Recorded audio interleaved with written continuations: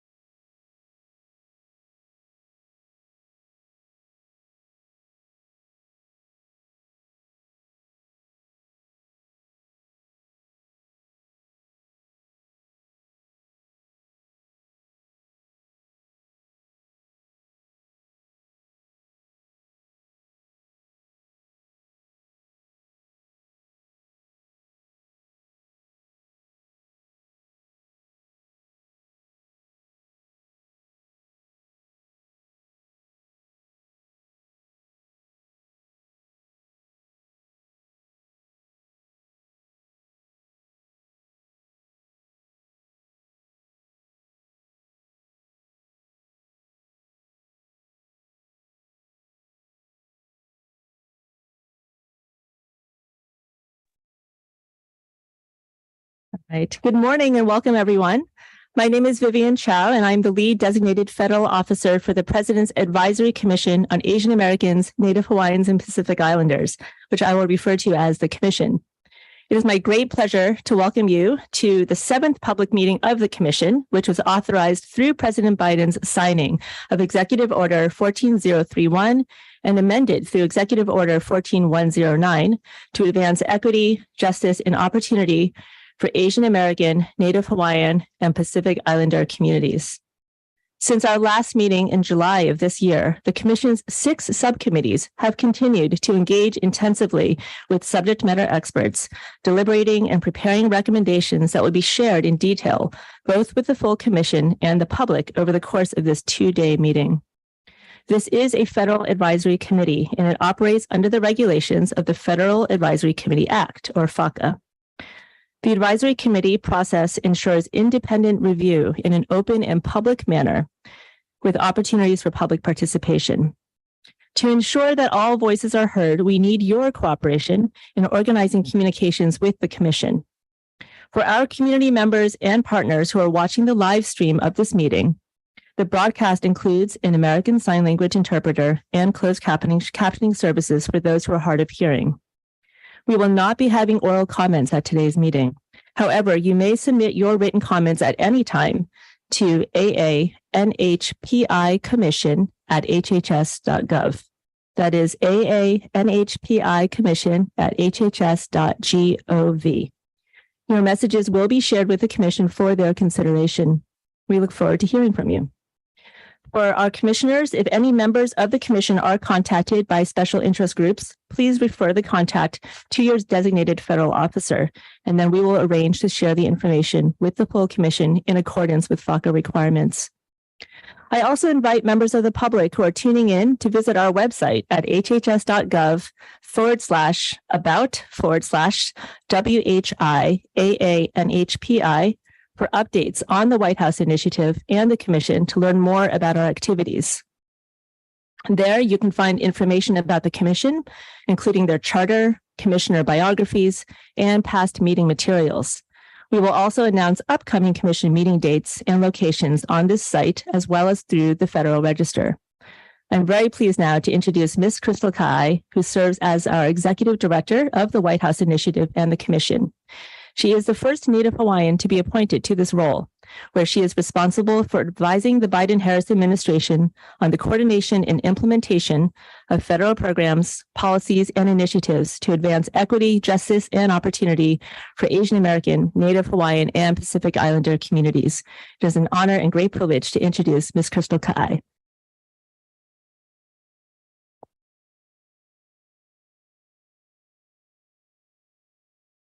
Thank you, Vivian, for that introduction. Aloha and good morning, everyone, and also happy Filipino American History Month. I want to begin by acknowledging the leadership of this commission and your commitment to elevating the voices of AA and NHPI communities. I also want to thank our co-chair, U.S. Trade Representative Ambassador Catherine Tai, who you'll be hearing from shortly, for hosting us here at the U.S. Trade Representative's office in Washington, D.C. And I also want to acknowledge our other co-chair, U.S. Secretary of Health and Human Services, Javier Becerra, who is unable to join us today, but sends his regards to the Commission. Both of them have been tremendous leaders for our commissioners over the past nearly 2 years of their existence. And since our commissioners last convened in Honolulu, Hawaii in July of 2023, we have had just a lot of things happening, and they have been working so hard over the past 3 months to advance additional recommendations that you'll be hearing today, but also to work on their broader strategic planning. And as Vivian mentioned, just recently, actually last month, the commission was reauthorized for 2 additional years. And so we're really excited. The majority of the commissioners have chosen to stay on for the remainder of the term. We will, though, have 3 commissioners departing, and I want to acknowledge their leadership and their tremendous work. Dr. Amy Agbayani, Michelle Ka'uhane, and Aijen Poo will be departing the commission, so this will be their last meeting, but we are, again, so grateful for their tremendous leadership and service. And we look forward to seeing the great work that they will continue to do on behalf of our communities. Now, since this commission was sworn in by Vice President Harris last February, there has been so much progress on a number of priorities that AA and NHPI communities care deeply about. And that includes everything from data disaggregation to language access to combating anti-Asian hate, promoting health equity, economic equity, and more. And in less than 2 years, this commission has held 7 public meetings. This is the 7th public meeting of the commission. They've had dozens and dozens of subcommittee meetings. Their 6 subcommittees meet in some cases every other week, and then have been just really robustly working to provide recommendations that they plan to submit to the president. And to date, the commission has approved 66 recommendations. So they have been very hard at work, and it's been really incredible to see the work that has been accomplished in less than 2 years. These recommendations have been crafted with such thoughtfulness and attention to detail, and we're looking forward to seeing several of these recommendations implemented in the coming months. The priority of the administration from day one has been to advance equity and ensure that it is centered throughout the entirety of the federal government, as well as to address longstanding barriers and ensure that traditionally underrepresented communities have a seat at the table. And I can say that we have no stronger champions than all of our commissioners sitting here who have, again, been tireless advocates for our diverse Asian American, Native Hawaiian, and Pacific Islander communities at the highest levels of government. And I want to give a couple of examples of some of the work we have been able to see this commission recommend directly to the president that has been implemented in real time. To date, we have held 5 regional economic summits all across the country. The series launched earlier this year, and it was a recommendation of the commission to do this, to be able to connect federal resources and private dollars with our businesses, our entrepreneurs, and our community leaders all across the country. We also, in July of this year, held an inaugural AA and NHPI Mental Health Summit at the U.S. Department of Health and Human Services in conjunction with our partners within HHS, including SAMHSA, the Substance Abuse and Mental Health Services Administration. And we have been able to act on a number of other key priorities for the commission, including the commission's request to hire permanent staff and better resource the commission. So actually, I'm really proud to announce that for this meeting, we have 2 new staff that we hired just last month, Judith Taruya and Erica Ninoyu, who will be our permanent staff for this commission. And we're so thrilled for this, again, just to provide additional support to the tremendous work this commission has been doing. I'd also like to acknowledge the steadfast leadership of our Chief Commissioner, Sonal Shah, who will be joining us this afternoon, and also to acknowledge our newly appointed Deputy Chief Commissioner, Sarah Min, who will be chairing this morning's meeting. And I want to thank Erica Moritsugu, our colleague in the White House Chief of Staff's office, for her steadfast leadership and ensuring that our work is prioritized within the White House at the highest levels. And last but not least, I want to acknowledge our hardworking staff, our designated federal officers or DFOs.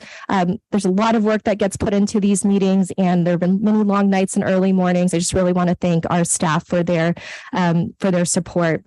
So thank you to the public who is tuning in today. We appreciate that for every meeting the commission has had, we have had thousands of viewers joining, both domestically as well as folks tuning in from abroad. And so we know that there's a lot of interest in this commission's work, and we look forward to a very fruitful discussion today. Now, I have the honor of introducing our commission's co-chair and fearless leader, Ambassador Katherine Tai. Ambassador Tai was sworn in as the 19th United States representative on March 18th, 2021, and she is a member of the President's Cabinet who serves as the principal trade advisor, negotiator, and spokesperson on U.S. trade policy. We are just so honored to have her with us today. And so with that, I'm going to turn it over to our co-chair, Ambassador Tai.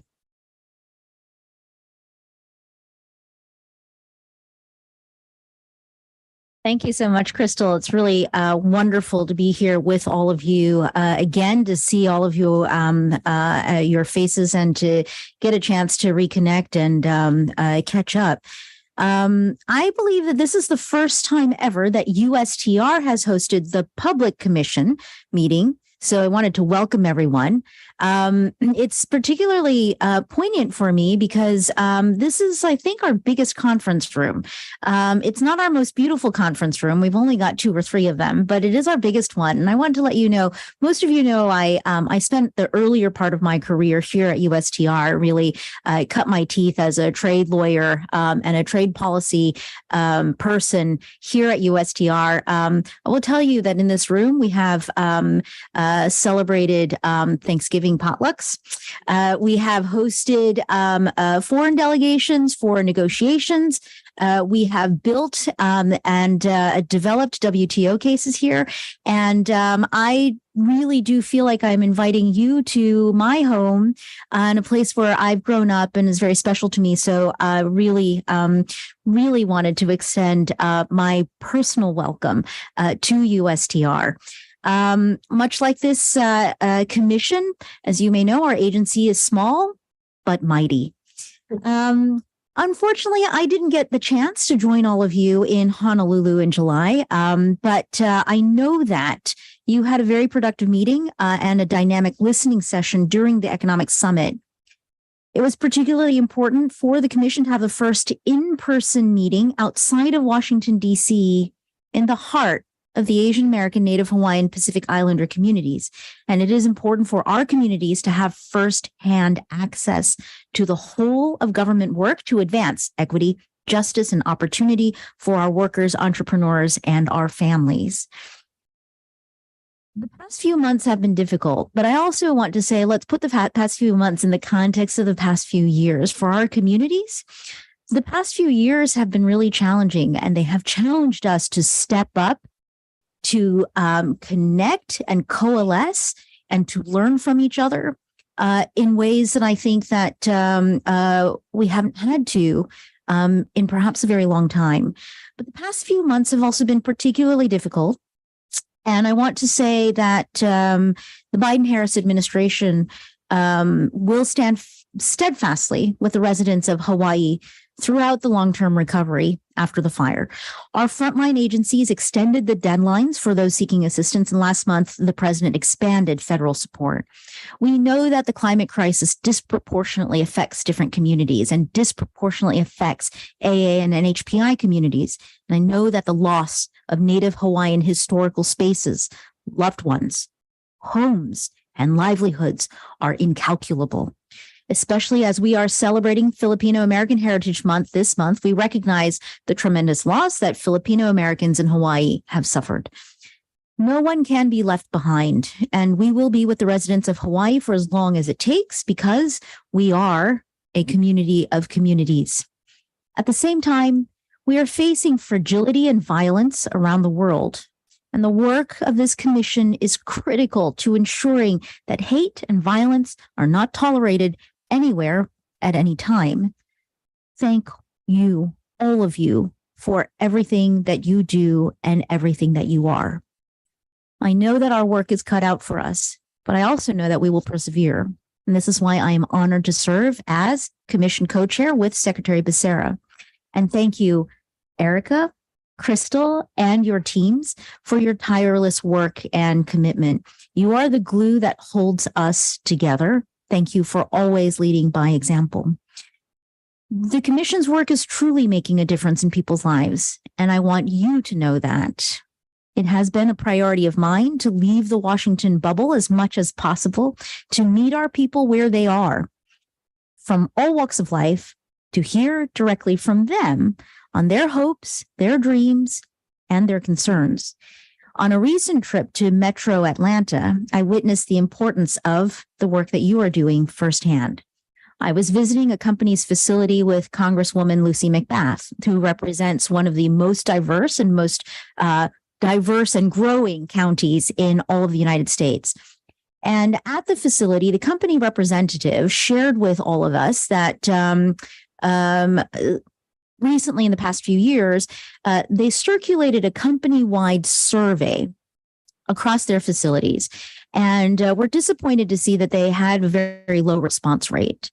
When they looked into it more, they realized that in some of their facilities, up to 80% of their workers were Laotian or Vietnamese.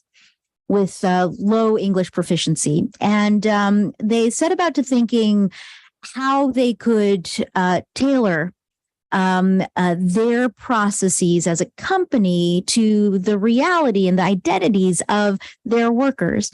And so what they ended up doing was translating the 2-page survey and recirculating it. This time they saw the response rate increase significantly.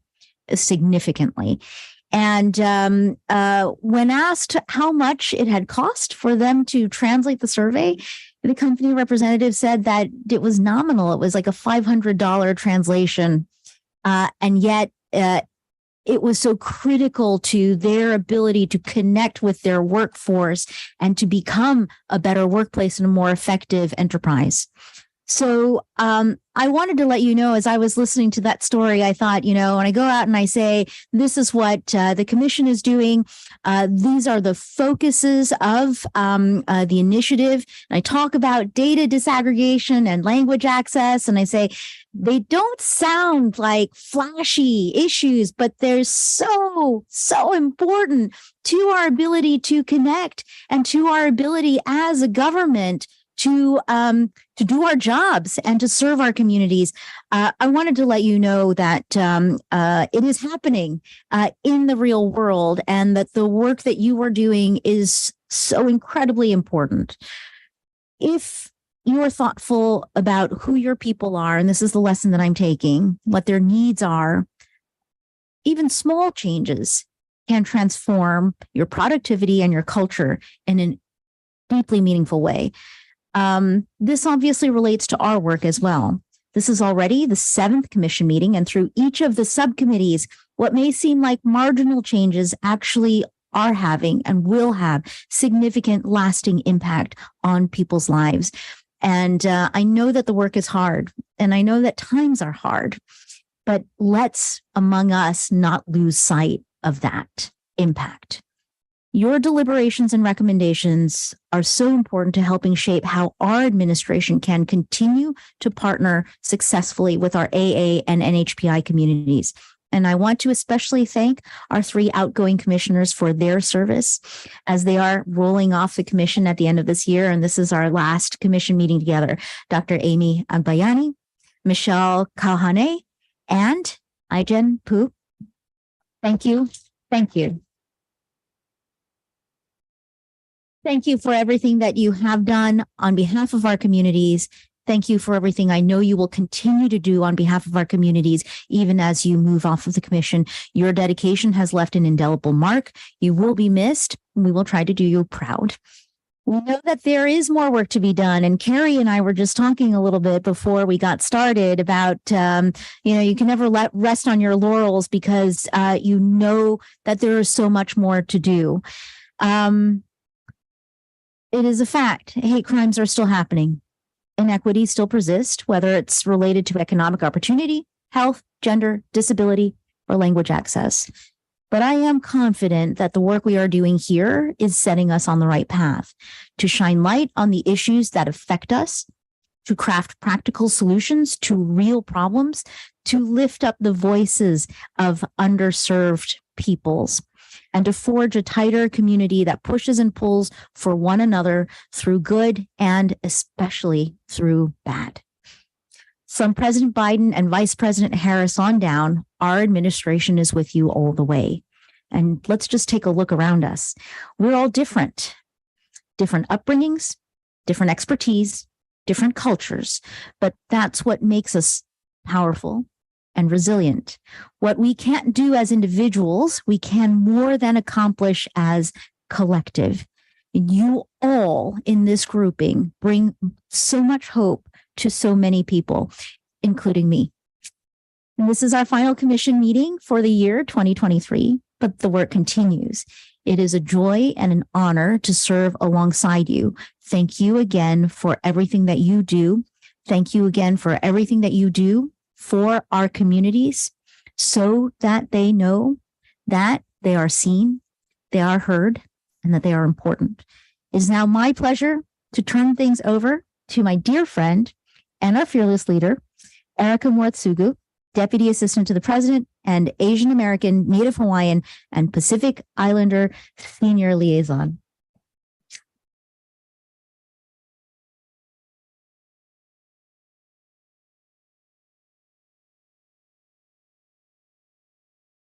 Madam Ambassador and Co-Chair, you are our inspiration, unflagging leader, friend, and our hostess today. So thank you. Aloha, y'all.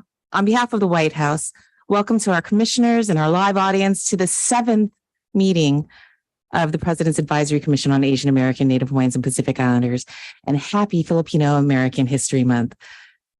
I do want to begin by thanking the President's commissioners for their tireless work over the past 20 months. It feels like a day, it feels like years. It's been 20 months.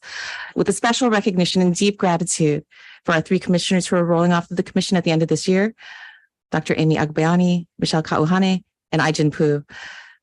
Your service to the community and our president will have a lasting impact, and we are indebted to you for your commitment of time, energy, wisdom, muscle, and tolerance for Zoom calls across time zones. And Commissioner Sarah Min, welcome and thank you for stepping up to serve as our Deputy Chief. We're grateful for that. Now, I would normally spend this time at the top with you, updating you on the accomplishments and efforts of the White House since we last convened in July. So I hope you've seen the historic first ever presidential proclamation celebrating Asian American, Native American, Pacific Islander serving institutions. These MSIs provide a critical pathway to higher education and to secure safety and security for the middle class, for our underserved and underrepresented community members. We'll also be hearing later from the inimitable Summer Silva. Ambassador Tai referenced our all of government work in the ongoing Maui wildfire response and recovery efforts, in keeping with the president's commitment to be on the ground, working on healing and recovery for as long as it takes for the people of Maui and in the way that works for the people of Maui. But now for the remainder of my time here at the podium with you, I'd like to focus on the events in the Middle East and its impacts here at home. In the wake of the devastating terrorist attacks in Israel and the tragic loss of Palestinian lives and the humanitarian crisis in Gaza, we continue to mourn the horrific loss of life and join our allies in the fight to combat hate-fueled violence. Here at home, President Biden has been clear. There is no place for hate in America, not against Jews, not against Muslims, not against Arab Americans, not against anyone. In his Oval Office address last week, President Biden he reiterated his strong denouncement of Islamophobia, anti-Muslim, anti-Arab, anti-Palestinian hatred, and anti-Semitism, and made clear that we will not be silent in the face of hate. He spoke of the brutal murder of 6-year-old Wadea Al-Fayumi and the attack on his mother, Hanan Shaheen, who is still recovering from over a dozen stab wounds. Afterwards, the president and Dr. Biden spoke with Wadea's father and uncle. Dilawar Saeed, one of the administration's highest-ranking Muslim Americans, had flown to Plainfield, Illinois to represent the president at the vigil for Wadea earlier in the week. This administration has and will continue to work with community groups, law enforcement, and all necessary parties and across government on how best to combat hate-fueled violence. And here at the White House, this work is driven in part and at its center by my excellent colleagues, Mazen Paswari and Shelley Greenspan. President Biden has also directed Homeland Security Secretary Mayorkas and Attorney General Garland to prioritize the prevention and disruption of any emerging threats that could harm Jewish, Muslim, Arab American, Sikh, or any other communities during this time. And it's important to remember that as we work to turn back the forces of evil on the global stage, we don't let hate and revenge abound here at home. Anti-Semitism and Islamophobia or anti-Muslim, anti-Arab, anti-Sikh, or anti-Palestinian hate have no place here in our country. And that is some of what brings us to this work. A large percentage of Muslim and Sikh Americans are of Asian descent and living in fear and uncertainty in these wrought times. But this commission, the important role that this commission plays in addressing hate crimes and inequities is across communities, including the commission's efforts to ensure that traditionally underrepresented communities have a voice at the high levels of government. And it's moments like these that we need to remember the president's words. He says, our diversity is our strength, and we are all Americans. best way to be involved is to help us stay true to our values here at home. Extend a hand to your neighbor, volunteer with your local community service organization or house of worship or presidential advisory commission. Keep from building walls between you and our fellow Americans. It will take all of us to do so. So again, thank you for that. Thank you to our commissioners, our staff, and our colleagues, and those of you in our virtual audience. Mahalo nui loa. And with that, Madam Deputy Chief, I'll turn it back over to you.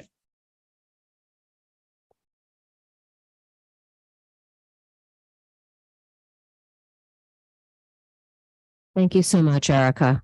I'm honored to be appointed as the new Deputy Chief Commissioner to serve alongside our Chief Commissioner, Sonal Shah, who will be joining us later.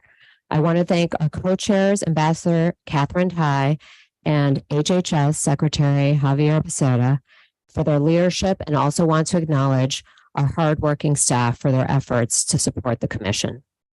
Before we get started, I'd like to acknowledge the viewers who are tuning in virtually to our two-day Commission meeting and share information about our Commission's history and charge.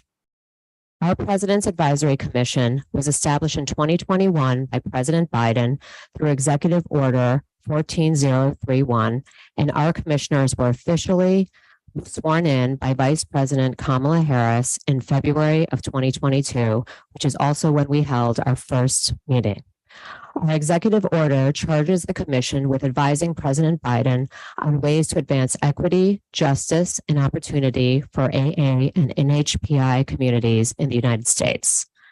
More specifically, it outlines key priorities for the Commission that range from advancing inclusion, belonging, and public awareness of the diversity and accomplishments of AA and NHPI people, culture, and histories to improving data disaggregation, language access, identifying strategies to increase public and private sector collaboration, and more. Last month, the President signed Executive Order 14109 to extend our Commission's term for 2 more years through September 2025. He also expanded our role to include the ability to serve as spokespersons on behalf of the Commission to better engage the public on our work. As we continue to think about our impact and legacy as a Commission, it is imperative that we keep the priority areas outlined in our executive orders in mind as we continue to submit our recommendations to the President. The role of the Commission and each of our subcommittees is to research, craft, and approve recommendations that we want to submit to the President. This preparation and research includes speaking to experts in government, academia, think tanks, nonprofit leaders, and more. It requires collecting data, verifying the best path forward to address our community's concerns, and creating recommendations to advise the President.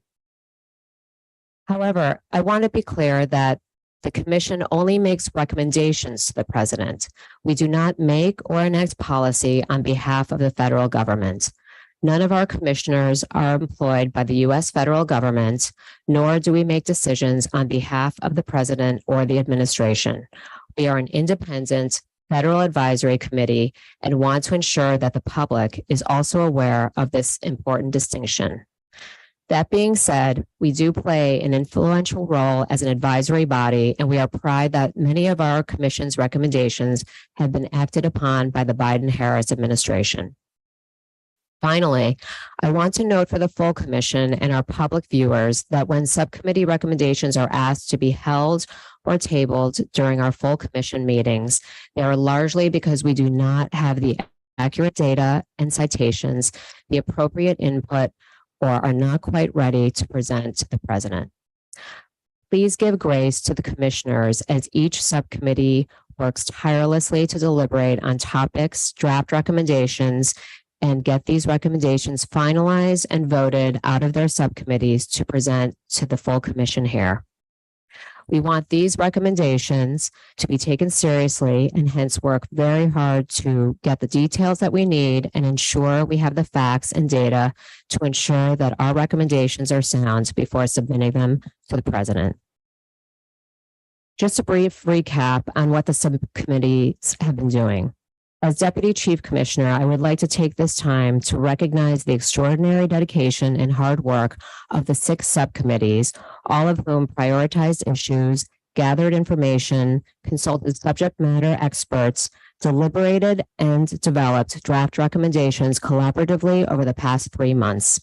Since our last full commission meeting on July 6, 2023, subcommittees have met at least once a month to gather information from subject matter experts to deliberate and identify priorities to be addressed.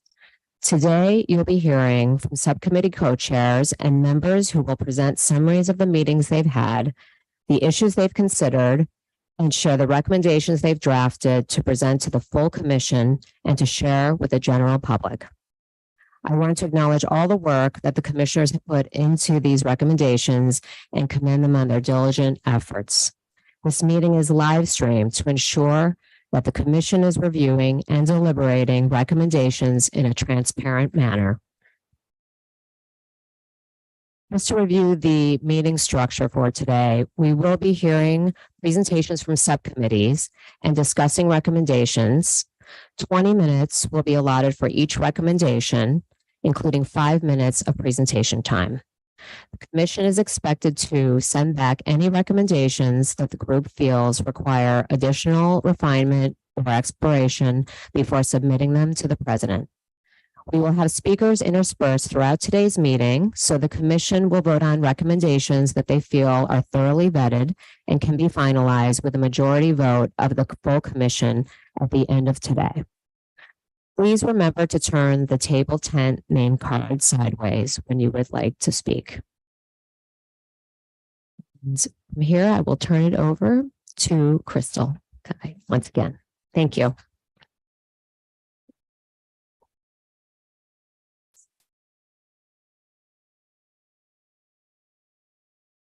Thank you so much, Sarah. So we are thrilled now for the next component of our meeting. We are actually having special discussion with our counterparts in the other White House initiatives and their corresponding federal advisory committees who will be joining us virtually by Zoom. And so wanted to just do a quick tech check. Do we have our panelists online? Great. Okay. Well, I'm going to start off. So we have with us, we're so thrilled to be joined by our counterparts in the White House Initiative on Advancing Educational Equity, Excellence, and Economic Opportunity for Black Americans. We also have the White House Initiative on Advancing Educational Equity, Excellence, and Economic Opportunity for Hispanics, as well as our White House Initiative on Historically Black Colleges and Universities. And so we have all of the executive directors for these respective initiatives who will be able to share some information. And we are tremendously honored to be joined by the chair of the White House Black Initiative, Representative Malcolm Kenyatta, who chairs, again, this really critical commission. And just to give a little bit of background on this panel, our commissioners had asked if there were ways that they could learn a little bit more about what their sister White House initiatives and commissions are doing in order to see how we can better work together collectively on opportunities to advance equity and opportunities for our diverse communities. And so I know that the that chair, Representative Malcolm Kenyatta, has a hard stop. So I would like to turn it over to him first, but just a little bit of background. He is a third-generation North Philadelphia native, a thought leader and legislator currently serving in the Pennsylvania General Assembly. And he earned his Bachelor's of Arts in Public Communications with a minor in Political Science from Temple University and his Master of Science in Strategic and Digital Communications from Drexel University. He's also completed Harvard Kennedy School's Executive in State and Local Government program. He has a very lengthy bio, but just in the interest of time, I just want to thank him for joining us today. And I will now turn it over to Chair Kenyatta for his remarks. Thank you. Good morning. See, let me get this video going here.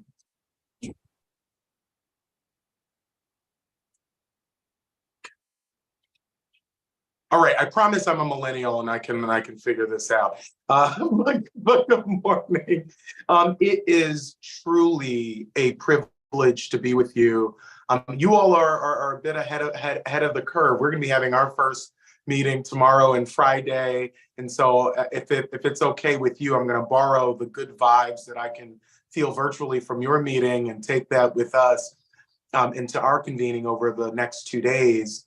But I will start just by making this note. I'm really heartened that you all are thinking through as well how we create more collaboration across the diasporic committees, because we know the need is so great, and we know that solidarity has always been critical to us making the United States the best place to live, work, and retire for everybody, no matter where you're from, what you look like, who you love, or how you worship or choose not to. That's what this has to be about. And I'm humbled to take on this responsibility and role, but to also do so in an administration that has been laser focused on lifting up the Black community, the Asian American Pacific Islander community. And I know that for us to best do this work, the model of collaboration is the only one that is sustainable and that works. And so I will leave it to the executive director of the initiative to talk more about what the initiative has done and the incredible Power Up series that just had its first installment in Georgia this past week, which I had the opportunity to be a part of, where we brought together parents and administrators and school leaders and others to talk and listen and share a whole host of ideas and priorities. And so I'll leave that to Alexis to talk about more. But I look forward really to learning from you, to bringing from what I like to say is the center of the universe here in Pennsylvania, second only to your state where you're from. But I think that there's so much that we have to learn and share with one another. And so I apologize that I have a hard stop, but I know folks from the team will be here listening intently as long as we're able to be, and on your public meeting, and trying to mirror the best practices that you all have. I really look forward to deepening this relationship and partnership, and to really looking at ways that we can, not just on Zooms like this, but maybe ways that we can partner in person in real time, because there are a lot of shared priorities that I'm sure that we share. How do we deal with the rise of hate crimes that we've seen? How do we deal with the book bans that we've seen? Just in Pennsylvania yesterday, the state Senate passed a very aggressive book ban. And so we're going to have a lot of work to do to make sure that we are creating for all young people mirrors, windows, and sliding doors where they see themselves, can engage across culture, across region. And then finally, where there's a real door to opportunity that's available. So I want to thank you all again for this incredible opportunity, for just a quick second to say hello. And I cannot wait to partner with you more thoroughly in person and as the years go on. So God bless you and thank you all. Thank you. Thank you so much, Chair Kenyatta. And I just really want to thank you for your time today. Next, we're going to do a panel. So we have the executive directors, I like to call them my sisters from the other White House initiatives. And for the first time in history, all of the executive directors for each of the White House initiatives are women. And so we have really been just so supportive of each other. I think that has been really great to see, just the need for greater collaboration, especially given so many of the challenges impacting our collective communities. And so I want to start off by introducing Alexis Holmes. She is the Executive Director of the White House Initiative on Advancing Educational Equity, Excellence, and Economic Opportunity for Black Americans. And as was mentioned by her chair, their first meeting will be tomorrow. So we are sending a ton of positive vibes and energy. We're so appreciative that Alexis took time out of her really busy schedule prepping for their inaugural meeting to join us today. Just really quickly too, I'm going to introduce others on the screen. We also have Melody Gonzalez, who is the Executive Director of the White House Initiative on Advancing Educational Equity, Excellence, and Economic Opportunity for Hispanics, as well as Dr. Diya Trent, who is the Executive Director of the White House Initiative on Historically Black Colleges and universities, and all of these initiatives and their respective commissions are housed at the U.S. Department of Education. And I also want to acknowledge our other colleague, Naomi Miguel, who was unable to join us, but there is also a White House initiative focused on the Native American community that we work very closely with. So I'm going to start off the panel. Like I said, I will first start with Alexis, so there's a little bit of continuity given that her chair just provided updates.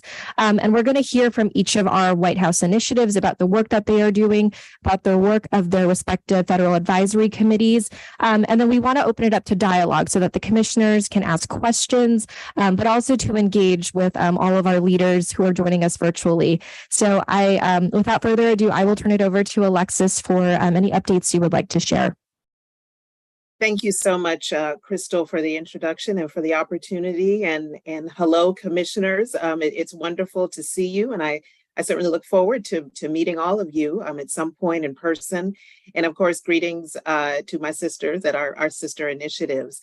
As you know, and as Malcolm shared, we are very excited about the next 2 days for our Presidential Advisory Commission on Black Americans to be sworn in and to begin their journey. We have a full complement of educators and business owners and academics and experts who are ready to hit the ground running and to explore the very critical issues and begin to formulate a series of recommendations that we believe will set the Black community on course, perhaps for the next 50 or 100 years from now. As Chair Kenyatta shared, we are very excited from the White House Black Initiative side about a series of programs that we have embarked on. Most recently, we have started a series of local events launched in Gwinnett a few weeks ago, in which we are directly going into the community and engaging with Black students and families and educators and business owners and local advocates around what are the issues that they are facing, and quite frankly, how we can meet those issues with the vast resources and talent and programs that are available from this administration. And so we are very excited to begin the journey and to begin those series of events that we call our Power Up series. Related to that, we continue to build our virtual community and make sure that we are forging partnerships that will be most beneficial in making sure that we are providing the voice and the reach most needed so that we can begin to build and diversify our federal workforce, make sure that we are answering the many calls around equity and ensuring that those general contracting opportunities are available, that we are working across all of our initiatives. And I think to Malcolm's point, really forging those beneficial, mutually beneficial and strategic conversations around research, around contracting, around ensuring that, again, we are providing as many opportunities as we can to build diverse opportunities across the board. And so with that, I would thank you again for your hospitality. Thank you for the opportunity to be here. Again, we are excited to begin our official launch tomorrow, but we certainly continue to look forward to partnering with you, being strategic partners. And I think as Malcolm mentioned in his opening comments, really being a model of what collaboration across all of our communities looks like. Thank you so much. Thank you so much, Alexis. Next, I'll turn to Melody, who is the head of the White House Initiative for the Hispanic community. Hello, commissioners. It is a pleasure to be with you. Buenos dias. My name is Melody Gonzalez, and as was mentioned, I lead our White House Hispanic Initiative. We have been really, truly enjoying the collaboration and partnership with Crystal, her team, and are glad to be able to take our collaboration to this next level, bringing together our commissions. I know this is just the start of what will be some great work together. In the case of our commission, Our executive order was reinstituted and President Biden expanded our scope in September of 2021. I began as executive director in December of 2021, and we've really hit the ground running. We're housed at the U.S. Department of Education, and the way I think about our work is under 5 buckets. So we have 12 cradle to career policy goals that we work on advancing with the White House, our Department of Education, and our federal colleagues. All of the issues that I know you all care about as well are synced and overlapped with that. We also have stood up an interagency work group, and following the learnings from WIONP, we too have asked every agency to stand up a team, not just a liaison, to work in support of our interagency group and the policy goals. We have over 35 agencies that have been building teams, and it's been really exciting to see the work and the ripple effect of this structure. I think in my first year, we were able to partner through a memorandum of understanding with the Aspen Institute to do 6 White House Latino economic summits. Now, what's really excited is our interagency group members are hosting Latino summits of their own, many of them actually for the first time in their agency's history. And there's a lot of policy and systemic work behind the scenes happening as well. We lead a lot of public engagement work, as WIONP does, and our sister initiatives do as well, whether virtually or in person. We just finished a whole multi-state swing of Hispanic Heritage Month outreach events, making sure the community knows about our accomplishments and resources.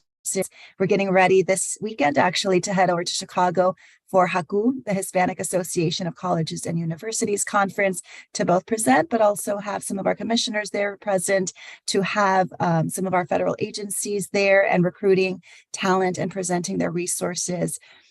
We spent a lot of time as well focused on advancing our administration and Department of Education priorities, like Secretary Miguel Cardona's Raise the Bar priorities, thinking about public service loan forgiveness work. I've heard of somebody who actually in Minnesota on one of our trips recently shared that she had $265,000 of her law school student loans forgiven thanks to PSLF.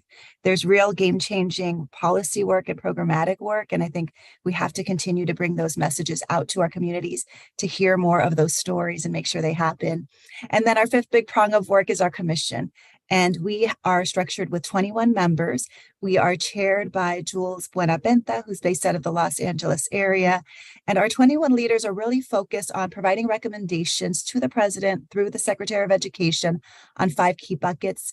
So one is how to better leverage federal programs and initiatives to improve educational and equity outcomes for Latinos, how to better promote career pathways for in-demand jobs for Hispanic students and workers.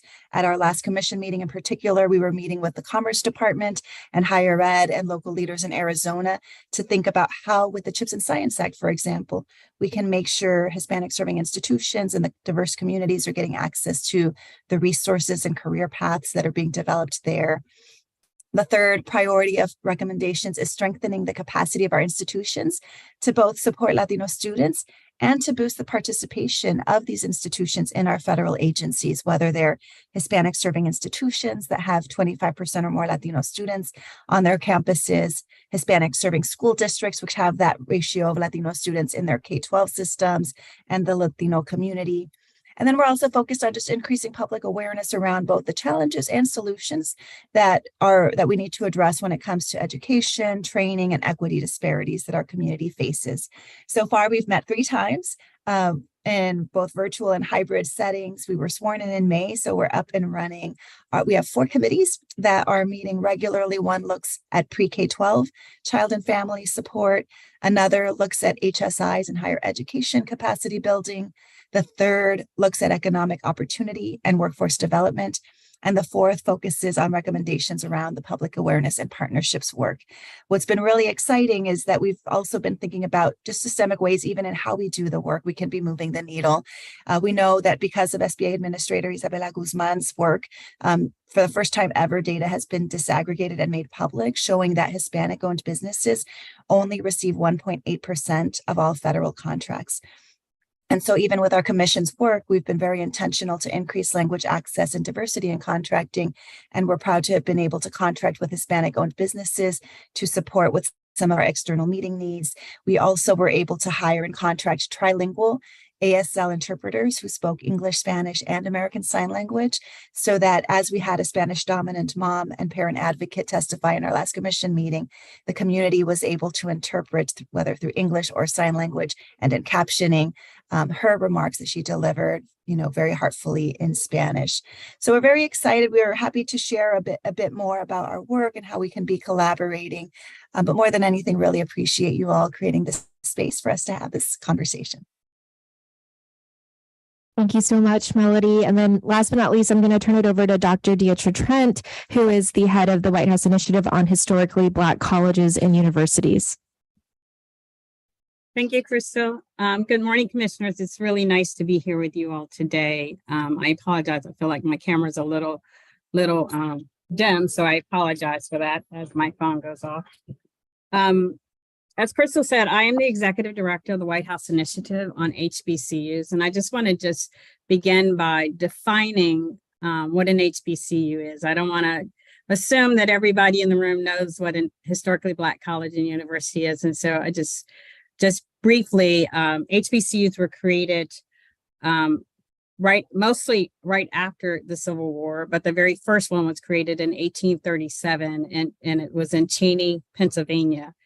In 1837, that was 28 years before the end of slavery. At that time, it was actually illegal by death to educate Blacks in America. Not only to would the slave actually be put to death, but also the slave owner would be put to death. And so to think about the journey of HBCUs since that time it's always just amazing to me to just understand that history. The majority of our universities, however, were established after the Civil War. So after the Civil War, America was struggling with the notion of how are we going to now educate former slaves and their descendants. And so they created, the government did not, but there was created over 180 HBCUs. Today, there are 102 accredited HBCUs across 19 states, the District of Columbia, and the U.S. Virgin Islands. An HBCU, or Historically Black College and University, is defined in the Higher Education Act, and it's those that were created prior to 1964 with the sole mission of educating African Americans. I think we all know what the history of education and African Americans and our inability to attend many colleges, most American colleges up until probably after, I would say in the 70s and in the 1970s was quite a task for us. And so these schools came in and they really were the lifeblood of the Black community, creating the middle class, creating a strong force for government workers, and has really been a significant part of the American educational landscape for now almost 200 years. Just a little bit about our mission. Our mission is very much like our sister agencies, our sister initiatives, which is to advance equity and excellence. Ours is a little bit more narrowly focused because we're focused on 102 HBCUs, but I work closely with Melanie, I work closely with Crystal and Alexis and Naomi. We all work together because we also understand that what is good for one of us is good for all of us. And as we lift each other up, as we strive to work for ourselves, we have to lift each other up. And so it's been a really great partnership to work across these initiatives and with these individuals. But like them, we work, our mission is to advance equity, excellence, and opportunity for HBCUs. We work closely with the Executive Office of the President, and our primary goal is to work within our federal agencies to ensure that we are eliminating barriers as well as creating opportunities within the federal government. Some would say, I like to give the statistics to help folks understand why this initiative continues to be important today. In 2019, the federal government did over $44 billion in research and development with higher education. And that same year, less than half, or 400 million, went to the 102 HBCUs combined. So we got less than 0.5% of R&D in 2019. That same year, Johns Hopkins got $2.6 billion in R&D funding from the federal government. The reason that is so critically important is because when you're doing federal grants, especially in higher ed, institutions are allowed to keep 10, 20, 30, 40, sometimes 50% of the grant for overhead costs. And if you do the math, 10% of 2.6 billion buys you the best labs, it buys you the best faculty, it buys you the best infrastructure, it buys you the best of everything. It buys you the best buildings, right? 10% of 400 million really divided by 102 really may buy you books. I don't know, but it doesn't get you very far in today's market. And so these initiatives, not just HBCU, but all of our initiatives are extremely important when it comes to advancing equity and advancing opportunity for minority communities. And then I'll tell you a little bit about our PBA. Our PBA was appointed in March 2022. I was appointed in February of 2022. We have since had, we've had a really robust, very engaged President's Board of Advisors. We have met, I think, about 7 times. The first meeting, we discussed the priorities they discussed the priorities that they would focus on. Our board has to annually provide a written report to the president on their recommendations on how we can strengthen HBCUs across America. We met our first report was provided to the president in September at our this past September board meeting. We had an opportunity to meet with him and present that report, and we will be working with the president in the White House to develop some priorities from or some opportunities from the priorities that they established. The board actually broke down into 4 subcommittees. One was for infrastructure. If you look at our HBCUs, and if you've ever been on our campuses, many of our buildings are old. The majority of them are old and in need of great repair. And so we had a committee who really looked into the infrastructure needs on our campuses. And when we talk about infrastructure, we're talking about correcting the physical and the technological infrastructure needs, as well as just some human capital that's needed when we look at our agencies or our schools and how do we apply for these federal grants. A large part of our hindrance is the fact that we don't have the human capital infrastructure in place to actually support the grants and to actually write the grants. And so recommendations were made around those in that area. The other area is in research. That is, how do we increase federal and private research and contracting opportunities for our HBCUs? As I mentioned, we do a lot of money. I think last year was 46 billion. So it just keeps going up.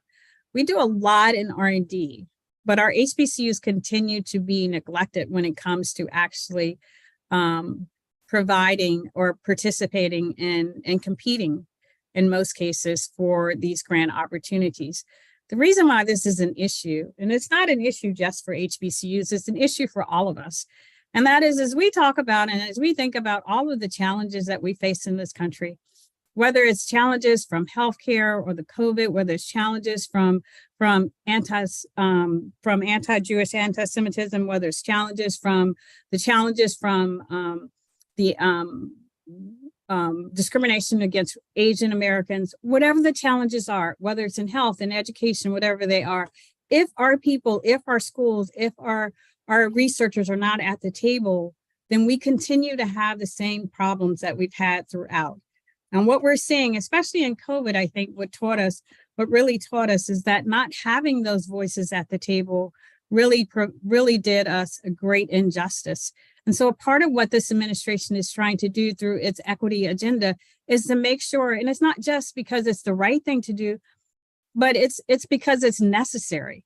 If we're going to really hone in and really be able to rectify some of these challenges that our country face, we need to have as many voices, as many experiences, as many innovations at the table as possible. And this administration really recognizes it, that this is a matter of our competitiveness in the global world. If we want to continue to outcompete, if we want to continue to out-innovate, we have to have everybody at the table. So in as much as the Biden and Harris administration is doing the right thing by having this equity agenda, it's also a must if we're going to continue to thrive as a country and as a nation as we have in the past. And so the third bucket, or the third subcommittee, looked at career pathways and financial support, and that's basically how are we supporting our students and in terms of career pathways. About 75% of our students at HBCUs are on Pell Grants. That means they come from very low income families.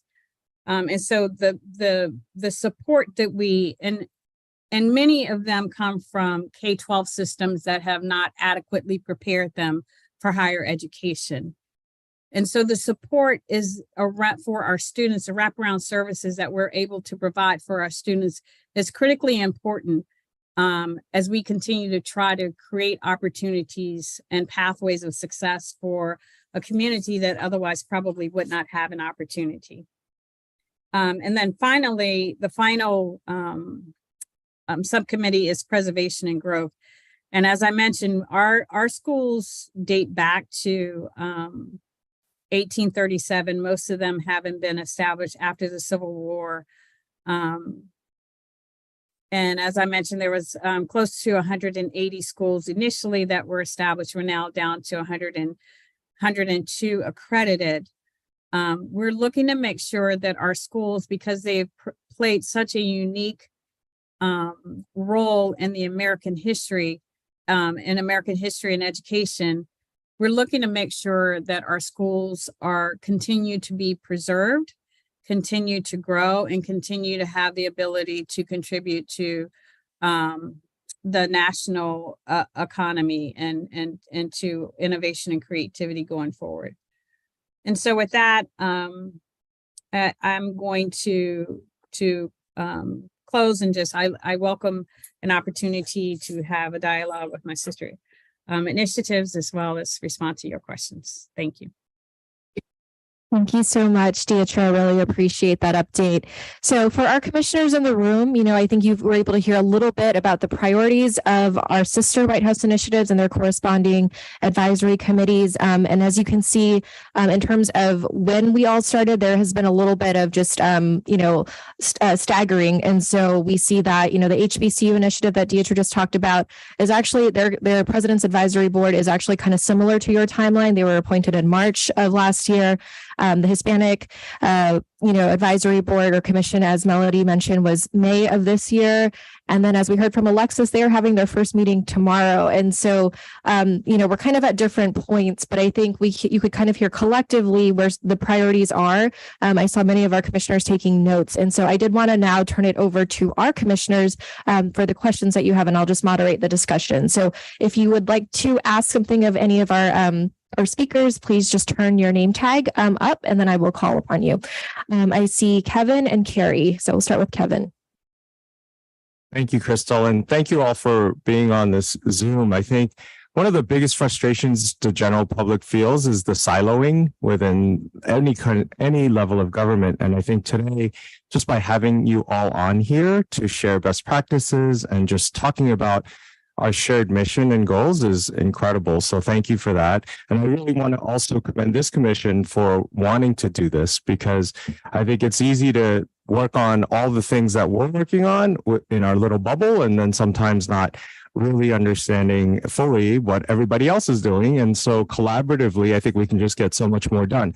So that leads me to my question/challenge. I think given that everyone's on a different timeline and where we are at this point and running out of time basically for us as a commission, that's how I feel. I feel like if there's one thing that we can all just collaborate on before we were to leave as commissioners from our perspective, and then for all your commissioners and also all of you as EDs, is there one thing that we can all just work on and agree to work on at some point together and have a collective recommendation that we make to the president? And if you know what that is, that'd be great. If you have an idea what that might be, that'd be great. But otherwise, it's just more of, especially for the Black initiative that's just starting to meet tomorrow, as you go into that meeting, you can also throw that out there as something to keep in mind if there's a desire to do that. But it would be nice to have one collaborative recommendation that we come up with before all of our terms are done. Thank you.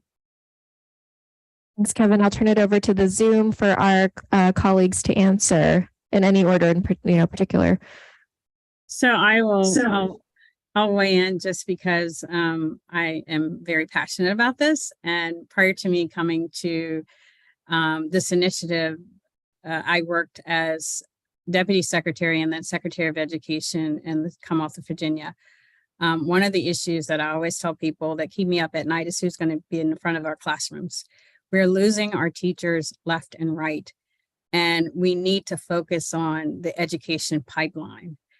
Our initiative, that is a big initiative of the secretary. And so we're all working on that in our own way, trying to figure out from an HBCU perspective, our goal, our legacy is educating educators, right? We were established to educate people, to teach former slaves. And so that is a part of our legacy. And so that's a big part of where we are focusing our attention in terms of the initiative, not just in HBCUs, but all of our initiatives. And so if there's one thing that I think that we should really hone in on is the whole teacher shortage and teacher pay and teacher respect. That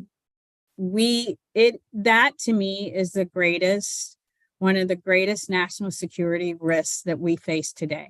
I probably would not have said that about 10 years ago, but today, it is no doubt one of the greatest national security risks that I think that this country faces, and that is who will be teaching our students, who will be teaching our children in the future, and what they will be teaching. And so we've got to get our hands around this with urgency. So that would be my recommendation, and then I'll let others. Yeah, thanks, Deetra. And I'll chime in as well with a few thoughts and reactions. I echo the importance of our teacher diversity work. There are a lot of different game-changing sort of things that are happening at the Department of Education through Raise the Bar, grants like the Augustus F. Hawkins program that we are awarding for the first time in history. Later this month, our team is actually hosting some convenings out of Colorado, national convenings on diversity and inclusion in education. And also I would emphasize too, Secretary Cardona is really focused on multilingualism and making sure that not only are we educating students to be English learners, but rather we're valuing the importance of being multilingual, multicultural, which I know is of importance to you and your communities as well. So I would also say, as we're thinking about teacher diversity and supporting our students, also thinking about that multilingual lens would be really important. And we've got a unique opportunity right now with Secretary Cardona making this a huge priority. And I think, this question is something that our commissioners and I have been thinking about. And it's hard because there is so much happening under this administration that we must be a part of. And so I don't think there's one thing that we could necessarily do together, but rather one of the things that we've been thinking about is how to actually layer up all of our commission's recommendations that are and priorities that are now starting to come out and be voted on, to see where can we also echo and amplify. For example, as you all are doing work, when it comes to immigration, data disaggregation, language access, a lot of those things are things that we care about as well. And so I think it's important for us to think about, as we're making recommendations, how can we also bring in and elevate and amplify that this too is a need of our other diverse initiatives, making sure that we're kind of uplifting it and intersecting them where it makes sense. And what I think is also really critical for us to be doing is focusing on implementation of the Biden-Harris accomplishments. We have this unique opportunity where there are historic federal dollars, historic federal resources, energy among staff like us from the top down, bottom out to make sure these programs and equity gaps are really addressing our community's needs. And I think it's on us to think about how can we really be deliberate and intentional about making sure our recommendations and our work help these historic investments truly reach our diverse communities and our minority serving institutions, as well as the federal grants that our agencies traditionally award. But if you think about it, I'll just run through a few of these lists of major accomplishments that mean real impact for our community. The American Rescue Plan, the bipartisan infrastructure law, which in addition to building our nation's infrastructure, also has a lot of direct higher job opportunities in the federal government. We have the Bipartisan Safer Communities Act to create safer communities. And out of our agency at the Department of Education, that includes money to help support students and communities' mental health needs, to help grow the pipeline of diverse mental health professionals on our student campuses. We have the recent announcement that there is, for the first time ever, a White House Office on Gun Violence Prevention that will be overseen by the Office of the Vice President. The CHIPS and Science Act is going to create a huge investment and opportunity for our minority serving institutions, our workers, our students to step into these career paths of semiconductors and microchips that are not just the jobs of tomorrow, they're the jobs of today. The Inflation Reduction Act, Justice 40, to make sure agencies are investing in diverse and impacted communities when it comes to their environmental funding. That we could go on, but those are just some examples. And I think it would be a huge missed opportunity if we do not come together to make sure that across those historic landmark pieces of legislation that we're really truly getting agencies to our communities with those. And agencies, I'll share, these staff, they're doing historic things that have never happened oftentimes in their agencies to help do this work. So the more that we can come together to support those staff and leaders in that, I think the better. And then I also have to say there's systemic issues that the president has also been working on that I know are important for all of our initiatives and for myself as well, having been an advocate for many years. One is around our representation in the federal workforce. From the internship level on to career jobs, presidential appointments, which have been, much more diverse in this administration, but also senior executive roles. On the Latino front, we have historically been less than 10% of all federal agencies, and we're as low as 3 or 4% in some agencies' workforce. We're just 5% of senior executives in federal agencies. There's a lot of work to do there, but also, like I said, a lot of opportunity because there are so many jobs right now as a result of the bipartisan infrastructure law and other historic pieces of legislation that are now law that we're acting on. And then the other big priority for us as well is federal procurement. Like I said, for the first time, data has been disaggregated and actually made public to show how our diverse minority-owned businesses are faring when it comes to federal contracts. President Biden and the White House Office of Management and Budget have a memoranda calling on all federal agencies to increase access to opportunities and diversity among their federal contracting processes. We all have offices of small and disadvantaged business utilization that are working to deliver on that presidential memoranda. And so I think that's also a really great opportunity for us to be intentional about thinking how we move the ball forward when it comes to creating more access. Dieter spoke, really well about the importance of making sure our minority serving institutions have the opportunity to apply, participate, and actually win these grant awards that they're eligible for on the research and development front. But there's also a lot of funding available on the contracting side. So I kind of flipped your question, did not say that there's just one thing, but rather if I had to say just one thing, I would say it is implementation of all of these laws and systemic opportunities that have never existed before. Thank you, Melody and Dietra. Alexis, I don't know if you wanted to add anything. I also want to be mindful. We have about 5 other commissioners who have questions, and I know you guys have a hard stop, I believe, around 10:30. So, but if you want to chime in really quickly, Alexis, and then I'll get to our next batch of questions. Yes, and quickly is the word. I agreed on everything that Dietra and Melody have shared. And I would also want to thank the commissioner for that question, because that is certainly something that we will be posing to our commissioners over the next 2 days. So I want to thank you for that. Clearly, I certainly do not want to speak for all of our commissioners and our chair right now, but, you know, as I think Deetra began, it does start in the classroom, and it starts with our educators. And as I was listening to my colleagues and thinking through this question, areas in which we can find and identify best practices are really key. I know that we've had conversations, you know, in terms of our individual initiatives, but what are some of those trends? How do we begin to actually identify what are those best practices that are happening at all of our institutions, and begin to have that conversation and be, as Melody said, intentional about that. You know, I think that as we look at what that priority, what that one recommendation, you know, we always want more. It might be like a 1.5, maybe 2 recommendations. But one of the areas that we are having some early conversation around, and something that I think that we all as initiatives and presidential advisory commissions may need to consider, is that how do we show up collectively as it relates to technology, what we're facing in terms of AI, the opportunities that are emerging and available in terms of space exploration, et cetera.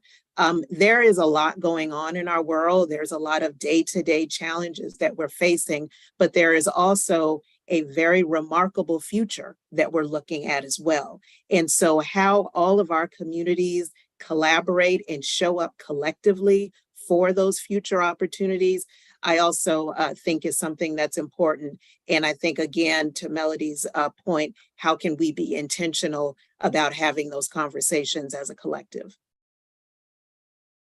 Thank you so much. So what I'm going to do, because we are limited on time, we have about 10 minutes and 5 commissioners who have questions. If we can have the questions first, and I apologize to my colleagues online, but if you can just kind of answer or try to, you know, batch together your answers at the end to these questions. But I'm going to start with Carrie, Ijen, Ajay, Dr. Underwood, and Mia. And then if there's anybody else, but just we'll go in that order. Thank you very much. It is such a pleasure to hear from our sister commissions, and it's music to my ears. I think the main theme is that collaboration puts meat into the theory of rising tides lifts all boats, and everything that you all have said have been right on the mark. Especially with regard to the startling figure of $46 billion in grants available, and HBCUs, in addition to the other minority serving institutions, get such a small part of that. And then on top of that, the 30, 40, 50% in admin that's allowed to these other universities. Let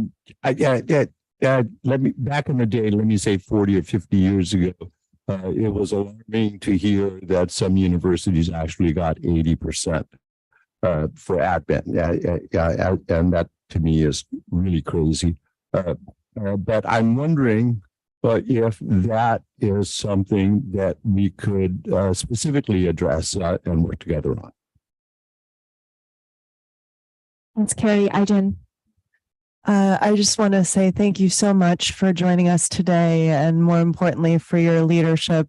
It is so inspiring to hear from you and to see this incredible women of color leadership in our federal government. And one thing that I think we are, as we enter the next phase of work for this commission, we are really going to be talking more about how to get the word out about the work that we have done as a commission, the work of the federal government, the opportunities, including those of implementation. And I think we've also talked a great deal about how oftentimes the people we most need to reach are the people who are the hardest to reach in our communities, right? Working class people, low income people.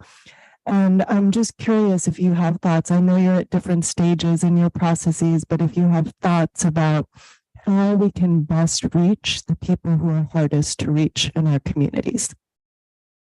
Thanks, Ajay. Thank you. It's so wonderful to learn all the great work you are doing. And I think there's a lot of opportunity to learn from each other. Just a quick point that on the grants and recommendation, this commission has already submitted few recommendations around that. So we could be happy to share and learn from each other. And also we have put a recommendation on increasing percentage of NHPIs in the federal workforce. One thing which I'm interested in learning about is your some key recommendations around advancing educational equity and excellence. Thank you. Thank you, Ajay, Dr. Underwood, and then Mia, and then we'll turn it over to our speakers. Thank you very much for those excellent presentations. I think your presentations point up a kind of a very different approach to our own work here, and some of that is reflected in the fact that we're associated. You're working through the U.S. Department of Education. We're working through HHS. Now, there's nothing wrong with working through HHS, and I want to make sure that people understand that. But the issue is that you're trying when you try to make change. When you try to make change over the long term, there's two issues that come across. One is the extension of opportunity through higher education. And so what is going on in this commission is, I think your examples point out that we need to consider establishing an education subcommittee of our own. And the two issues that come to mind directly. One is, yes, I understand the need for more teachers, but there's declining university and college enrollment across the country, and that's disproportionate. And that decline is kind of now noticeable since 2015. And the other is, I don't want to make this sound like too sore a point, but the distribution of MSI money. We all ANAPIs, which is the kind of the work that we're involved with in the community of the Asian American Pacific Islanders. ANAPIs are, in comparison, certainly to the kind of MSI money that's being made available and opportunities that are being extended to other communities, is woefully lacking. So I'm going to continue to raise that issue, and I certainly hope to solicit your support in making sure that ANAPIs are considered more equitably in the distribution of MSI funding. Thanks, Dr. Underwood and Mia. And then after that, I know we have like 4 minutes, but if we can do a quick summary from each of our initiatives. And I think what I've learned from this conversation is that we need to probably have another dialogue too. So maybe we can bring you back at a future meeting. But Mia, I'll turn it over to you. Okay. I'm so glad that you all are here. I was really, really excited to hear about the work that you all are either doing or planning to do. And am really, really interested in figuring out ways that we can work across commissions. We have been working, as you've heard, for quite a while now, submitting a lot of different recommendations. Would love it if you all could look over some of those and let us know if there's something that sticks out that you're like, oh, we really want to continue to work on this. That would be great to know, like if there's a place that you're like, this is a great place to collaborate. And then also, particularly since I'm one of the co-chairs for the health subcommittee, and hearing about child mental health, student mental health, we put some recommendations out on that, but would love to hear from you all on your thoughts on that, and ways to continue to push forward to address the mental health crisis for students. Awesome. Yeah. So if we can really quickly, and if you do have a little bit of extra time to our speakers online, we can go a little over, but I just wanted to, I'll go in this order. We'll start with Diya, go to Melody, and then Alexis to close out. Okay, I think I have them all, but I'm probably gonna save time and let my colleagues answer some. I do want to respond to the first one, which was directly related to the small pot of money that HBCUs receive in terms of research. That is 46 billion in research and development. It's not grants. So these are competitive opportunities for HBCUs or higher education to actually conduct research for the federal government. We are actually working on that now through our interagency working group. We have a team that's working directly on that, and our office is also working really hard on that, as Melanie talked about earlier, through the CHIPS and Science Act, through the BEADS, through BEADS, which is the Broadband Equity Access and Deployment Money program. We also are working with them on, there's a new program or a new agency that was developed right out of COVID called ARPA, ARPAH. It is healthcare disparities and healthcare research. We're working closely with them. And then we're also working with the infrastructure folks. And so we are working through our IWG as well as through our staff, working very closely with opportunities to make sure that HBCUs have access and at least are able to compete on a fair basis. You mentioned, I do want to just talk a little bit about the declining university and college enrollment. I think for that, we are doing what we can. Well, one, I will tell you that from an HBCU perspective, we're not seeing a decline in enrollment. In fact, we are seeing an increase in interest this year after the affirmative action ruling. Our universities on average saw an increase of 30% of applications. A lot of our universities have increased enrollment. Actually, most of our universities saw an increase in enrollment as a result, and that was even before the ruling came down. So this has been a trend that we've seen since George Floyd, and so we actually are not losing. But I will tell you that one of the things that this administration has really been keenly focused on is the cost of education, the cost of higher education, and that's why the president has done so much around debt forgiveness.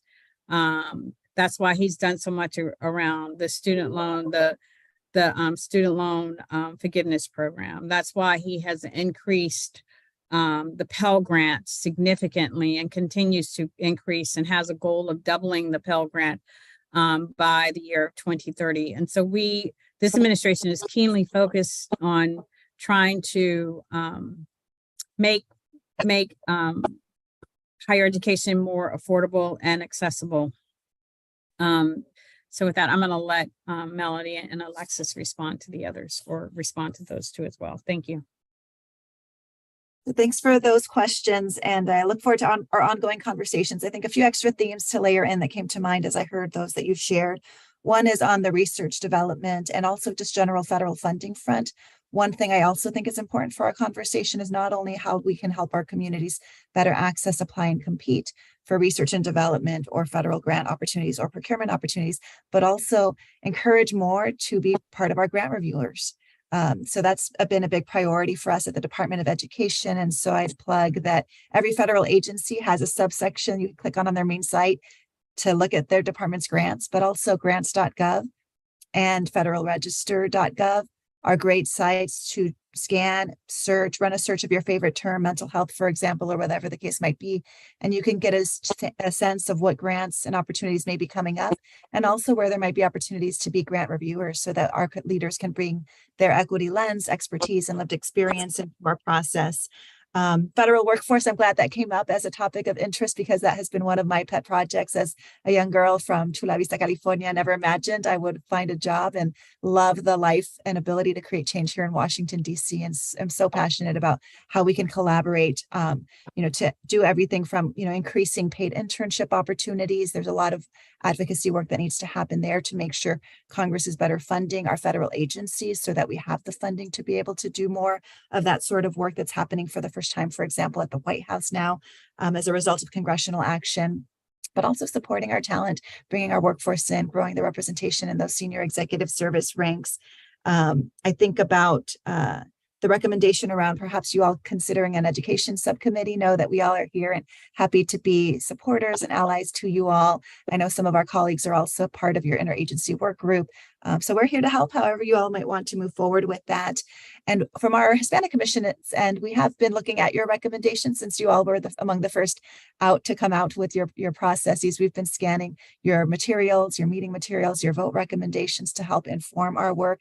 And I think there's, definitely opportunity for us to be more intentional moving forward about how we continue to elevate those recommendations that are of interest to all of our communities, and see what we can learn and contribute to support each other. And then I was also really intrigued by the point about how we can get the word out, especially knowing that those who need our services are often the hardest to reach. And so there, I think there's a huge opportunity for us to really be creative together. The fact that under this administration, we've been able to come out with our summits, that all of our initiatives have been able to come out with conferences, summits that our communities have never seen to this extent. And a lot of what I think about is how can we also build the capacity of those organizations and leaders who are most in touch with those that are the hardest to reach, so that we can make sure they're informed, they're armed with the resources they need, but also that we're hearing from them so that we can make sure we're bringing their experiences, those of the communities, into our processes. And so we try to kind of think about how do we balance both being directly in touch with those most vulnerable and hardest to reach communities directly, while also understanding we can't do that work everywhere. In our case, there are 3.5 of us on staff, and we've got to do this work through coalition. And so I think that's a really great question for us to be thinking about is, there are a lot of these coalitions that already exist in response to a number of other issues anyhow. How can we make sure that we really, truly are leveraging these diverse coalitions that already exist?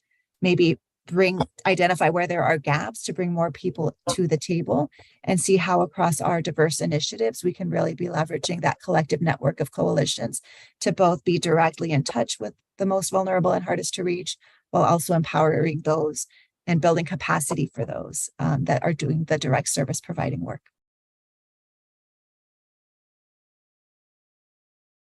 Thank you so much. Sorry. Oh, go ahead. Teacher. Oh, thank you, Crystal. I apologize. Again, I certainly agree with my colleagues, and I thank you commissioners for those questions, and certainly have identified some items for our new commissioners clearly to work through. I think I just want to amplify my support and alliance in alignment with the comments around working together around education, and as you consider what perhaps your work in that area may look like. Also, I would flag that in terms of the White House initiative on Black Americans, we are probably the only initiative that isn't directly tied to institutions per se, which is why we work so closely with DETRA. And we do have a great deal of flexibility in terms of what do supports look like for our Black students who attend a variety of institutions. And that's certainly an area that we would want to figure out a way to follow up with you on. And then lastly, I was definitely struck by the comments around how do we get to members of our community who need to see and hear from us the most. And I will say that as we launched our Power Up series, there is so much power in when we get out of DC and we go directly into the communities. There is a great deal of hunger for information. And when we work together and we bring our interagency working group partners directly into our communities to answer questions around small business, how do I get assistance to relieve my student debt relief? I may have a multitude of questions in terms of how can I support my students' mental health needs. When we bring that information and we provide safe space in our communities, there's a great deal of power and there's a great deal of appreciation for those efforts. I thank you so much for this opportunity, and I look forward to following up with each and every one of you. Thank you so much. Thank you, Alexis, Melody, Deatra. We are just extremely grateful for your leadership and taking time out of your busy days to be with us today. So just thank you to my sisters. We're so grateful to you all and look forward to continued opportunities to work together. So with that, we're going to conclude this panel. To our commissioners, we're going to be taking a short break, but if you can wait until we get the signal from our tech person, Gabe, up front, when we are officially offline, just to make sure that we know that we are no longer live streaming. So, but thank you. Let's give a round of applause to our panel.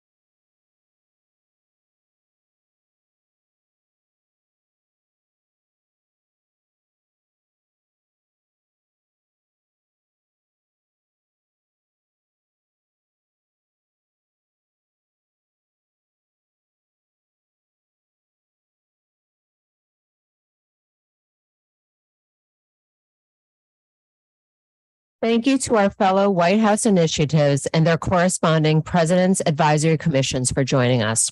We look forward to staying in touch and finding opportunities to work together more closely moving forward. Next, we will move into presentations of our subcommittee recommendations. Throughout the course of the day, we will be hearing from 3 subcommittees that have drafted recommendations that they would like our full commission to discuss and vote on during the course of our meeting. Please note that all voting will be reserved until the end of our meeting to allow for robust dialogue and any amended changes commissioners would like to make before voting on final recommendations to advance to the president. We will start first with the Belonging, Inclusion, Anti-Asian Hate, Anti-Discrimination Subcommittee, which will share an overview of their priorities, subcommittee meetings, and a recommendation they would like to present to the full commission here. I will now turn it over to Commissioner Louisa Blue to provide updates on behalf of the subcommittee. Hi, good morning, everybody. Might help if I turn on the mic. Okay, good morning, everybody. Good morning. So I wanted to introduce my co-chair, Kamal Kasi, on this, and then our members of the Subcommittee on Belonging, Inclusion, Anti-Asian Hate, and Anti-Discrimination, Emily Chen, Grace Wong, Daniel Day Kim, Nahid Kurishi, Smita Shah, and then our non-commissioned member, Madiha Hussein, and our DFO, Linda Chang. Our priority issues is supporting leadership, opportunities for AA and NHPI individuals in government, business, nonprofit, and media, education about the AA and NHPI communities, address educational equity and access to opportunity, standardizing hate crimes and hate incident definitions, increasing resources for victims, preventing gun violence targeting AA and NHPI communities, increasing federal transparency on data regarding domestic terrorism and white supremacist organizations, alternative means of reporting hate crimes or hate incidents, improving federal data collection of hate crimes and hate incidents, prevention of anti-Asian hate in all spheres of life, including media, business, education, government, and online forums. The presenters we had during this last part of the year for our committee has been Colonel Dale Marlowe, Armed Forces Chaplains Board, Office of the Deputy Assistant Secretary of Defense. He presented on current policies on religious accommodations in the uniformed services. And John Yang, President and Executive Director of Asian Americans Advancing Justice, Asian American Justice Center, presented on affirmative action after the Supreme Court decision in Students for a Fair Admissions, Inc. versus President and Fellows of Harvard College. I'll turn it over now to co-chair Dr. Kalsi. Thank you, Louisa. And good morning, everyone. So problem statement number 1 that we wish to present to you for your consideration. The Federal Bureau of Investigation collects data on hate crimes through its Uniform Crime Reporting, UCR program, which relies on reporting by local law enforcement agencies.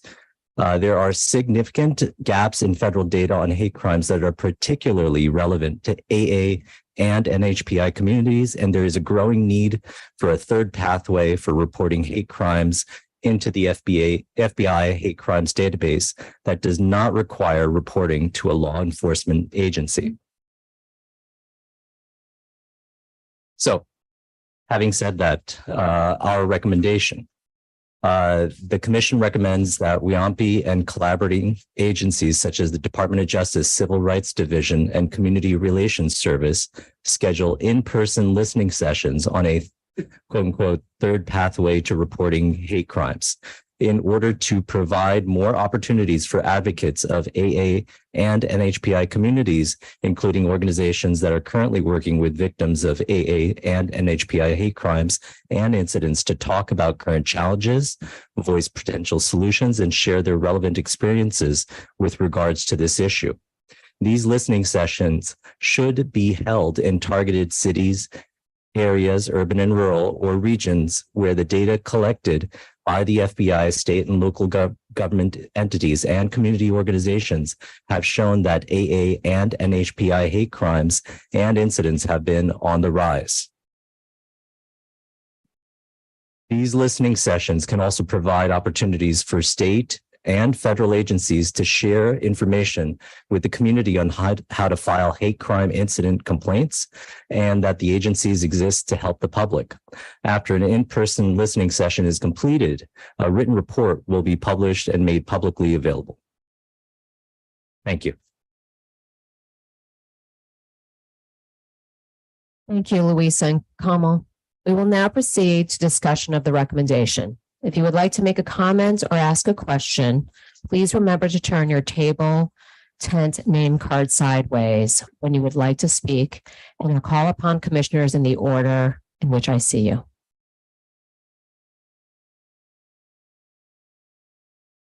Dr. Small? Thank you, Deputy Commissioner. I 100% support the recommendation as is. I did want to bring to the subcommittee's attention a couple points. One is the prison pipeline that Native Hawaiian and Pacific Islanders face. The data disaggregation information on there is very limited. And if you think about trying to intervene, these types of interventions are best done community specific, and without the actual data as to which communities require, which resources, that's a huge obstacle in trying to address the pipeline. I know that trying to get granular data to the point of subgroups in Native Hawaiian and Pacific Islanders is almost an impossibility, but I think using surrogates like language spoken can help us get around some of those logistical issues. The other thing I just wanted to bring real quickly was, the difference between living in the U.S. and belonging to the U.S. is that belonging means that we have agency in our living situation. Being able to engage in the political process, I think, is one of those things that gives us agency. And education is a huge, requirement for us to partake politically. And our college enrollment data shows that there's less Native Hawaiian and Pacific Islanders enrolled, continuously every year.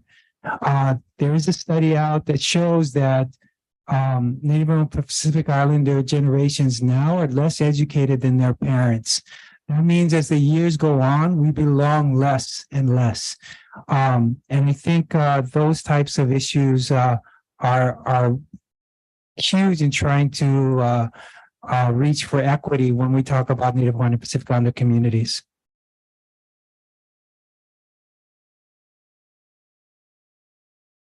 Thank you, Commissioner Small. Louisa Blue. Yeah, so thank you, Dr. Small, for bringing up those issues.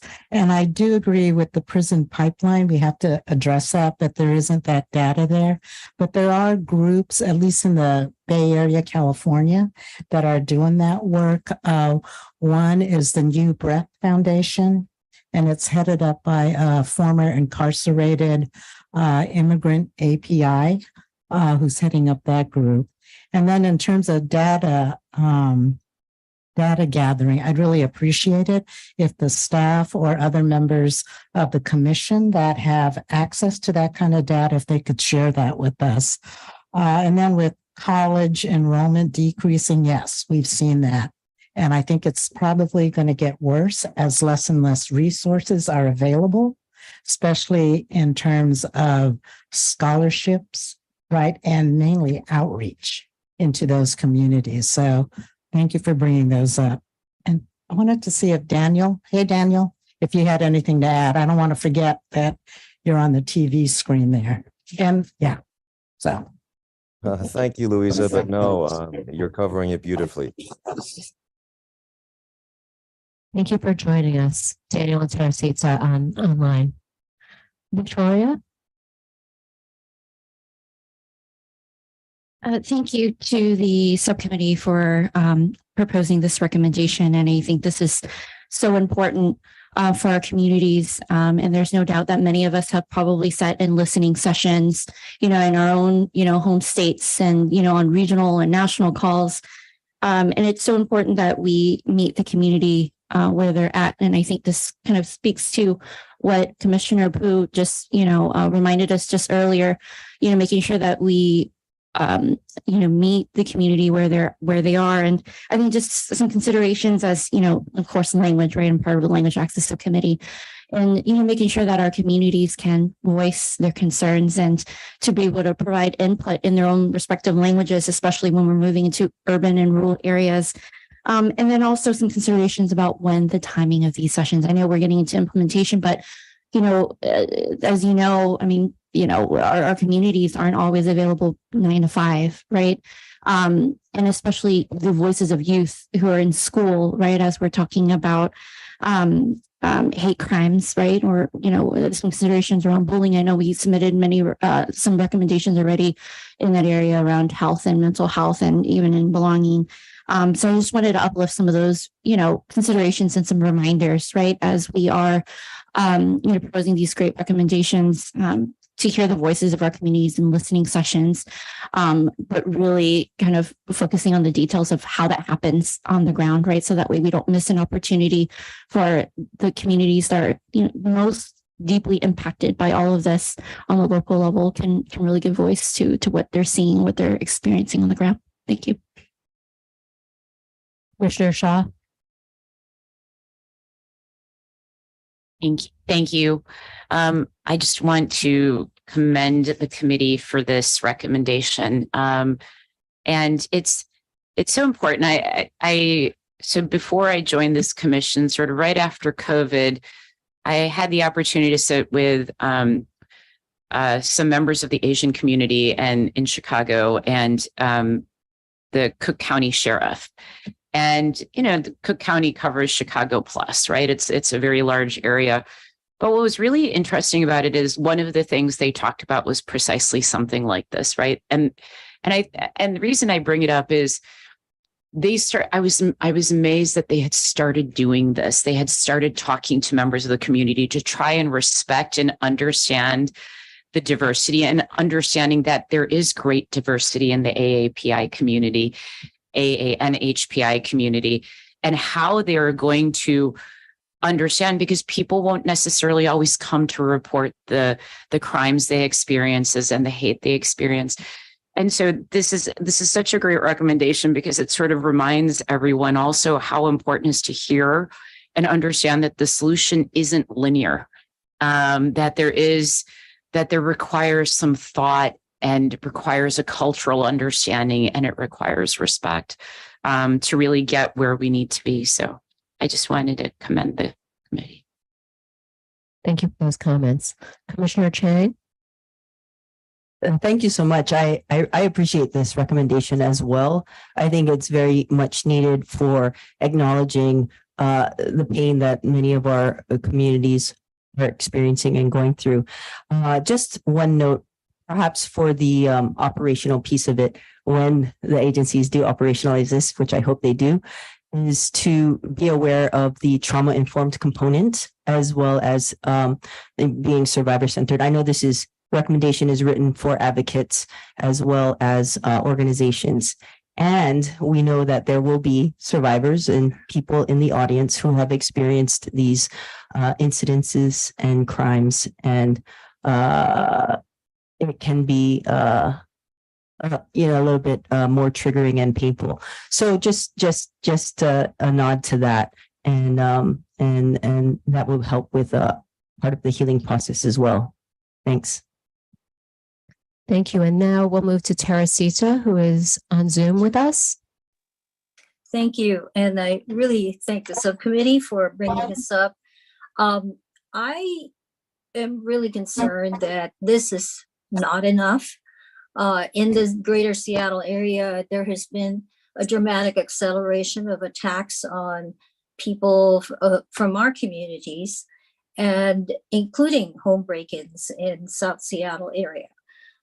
And even though we've done a lot of work in the communities to basically encourage reporting, what we're finding out is that the police response is just not there. If they call 911, they get asked if someone was harmed, and if not directly harmed or life-threatening, then the police response is just not coming. They're asked to file a report online. So I share this with you in the hopes that this recommendation can be made stronger, not just in the reporting aspect of it, but in terms of targeting police, sheriffs, all sorts of law enforcement agencies to make sure that they do respond when these hate crimes are reported. Thank you. So just to clarify, would you like to make a suggestion on the actual recommendation at this time? I'm not sure if the subcommittee is ready to write it up, but I definitely would like to be able to confer with somebody during a break or something, or for them to consider it at a future time. Because reporting is only one aspect of it, and the third pathway to reporting is great, as long as that third pathway also feeds into a national database. But unless the jurisdictions, the police jurisdictions, the sheriff, the law enforcement jurisdictions are responsive, reporting gets us nowhere.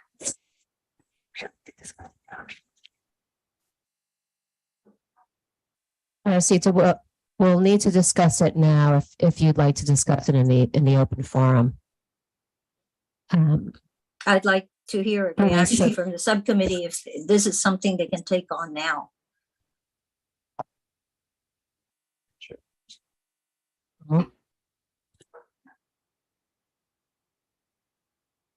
Teresita, you bring up wonderful and valid points.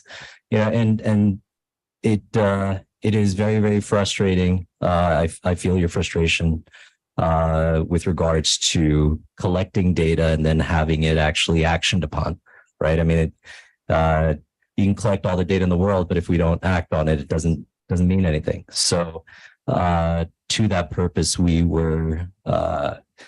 had submitted a prior recommendation on a third pathway last year.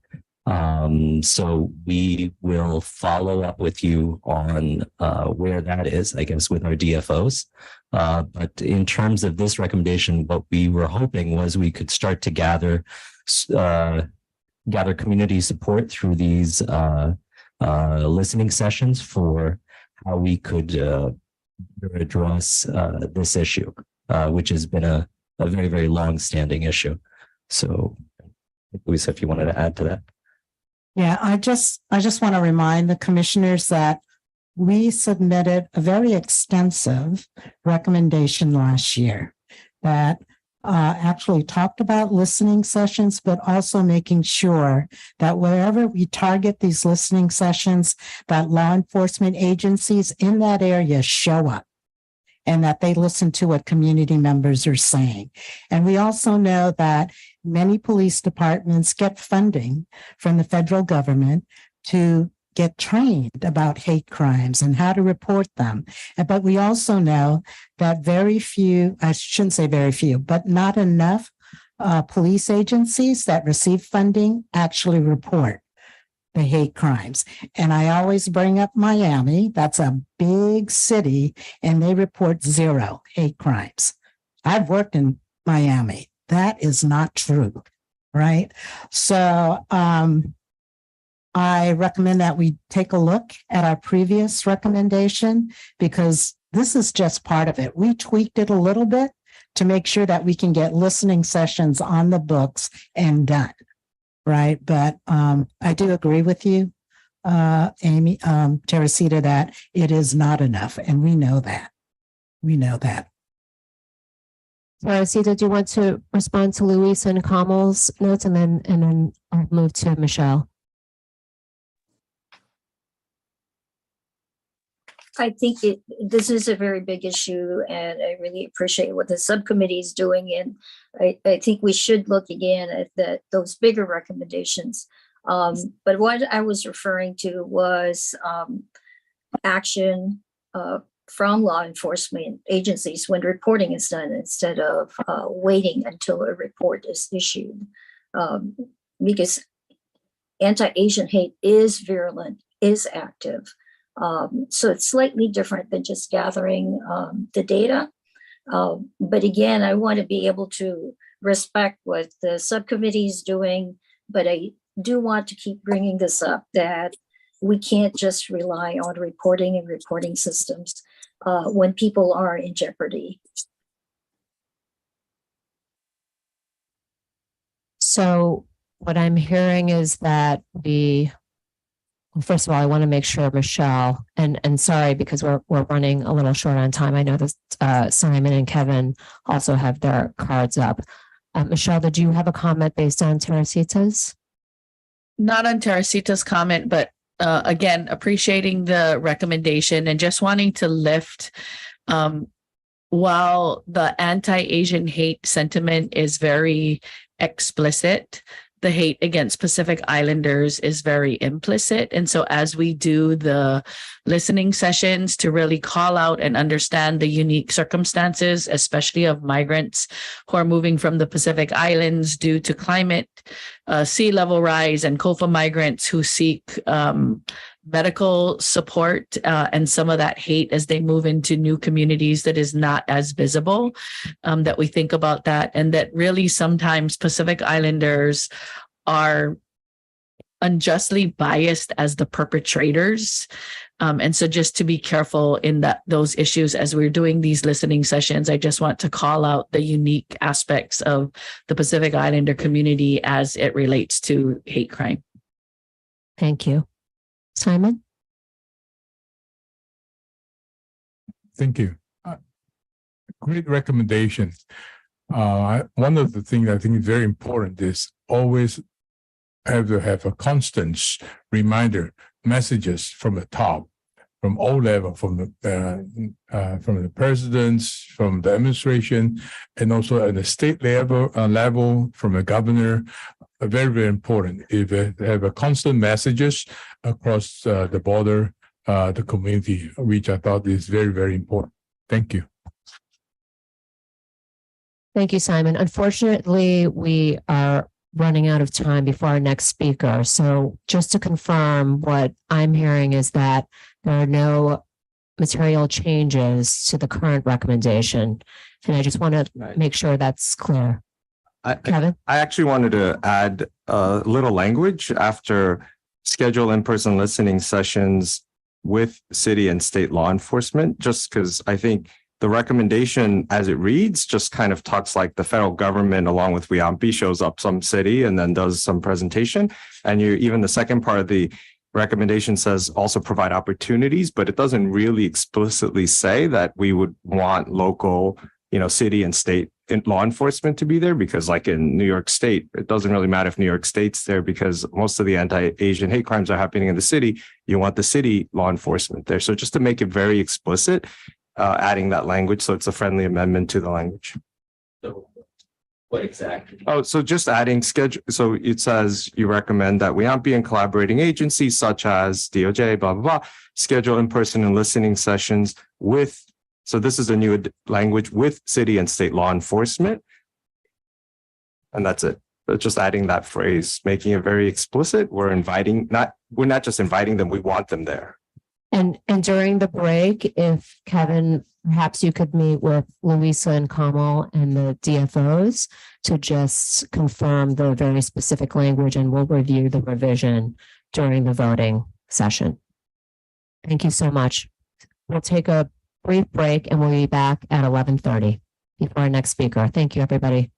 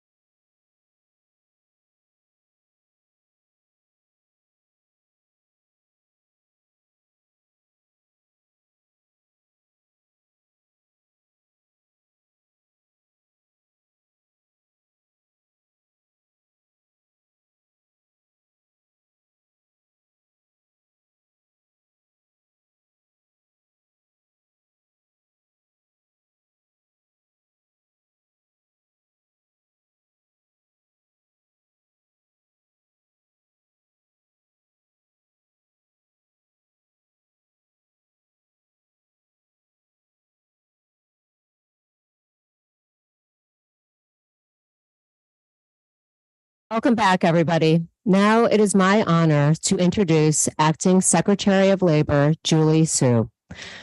She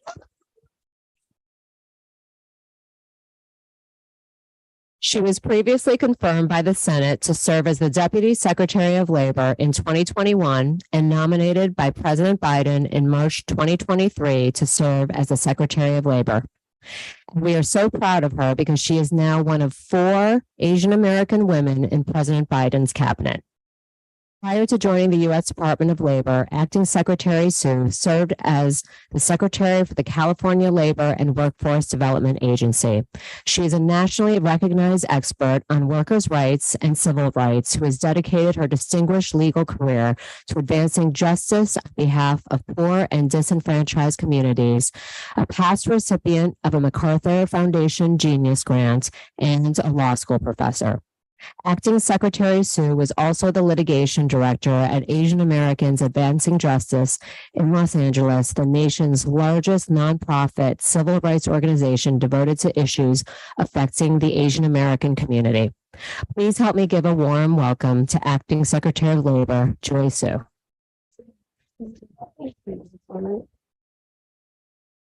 Good morning, everybody. Thank you so much for having me. And Sarah, thank you so much for that lovely introduction. It's so nice to meet some of you in person and to see some of you who are longtime friends too.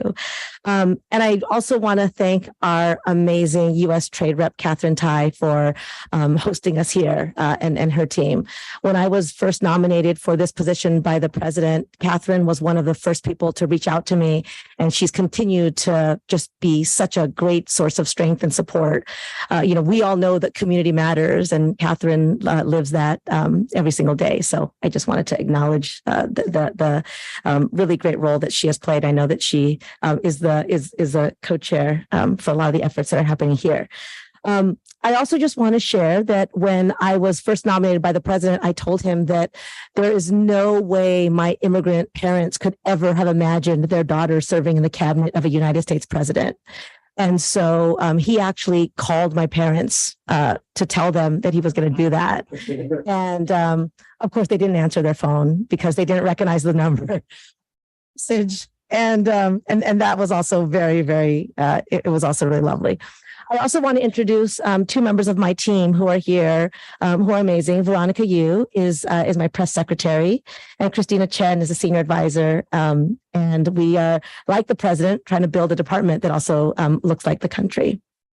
So I want to thank all of you for the work that you are doing. It's so important, right? This president has made completely clear that we cannot uplift the country if we do not uplift all communities. And so having the perspectives, the diverse experiences the communities you represent heard at the table is so important to all of us and important to me too as the acting labor secretary.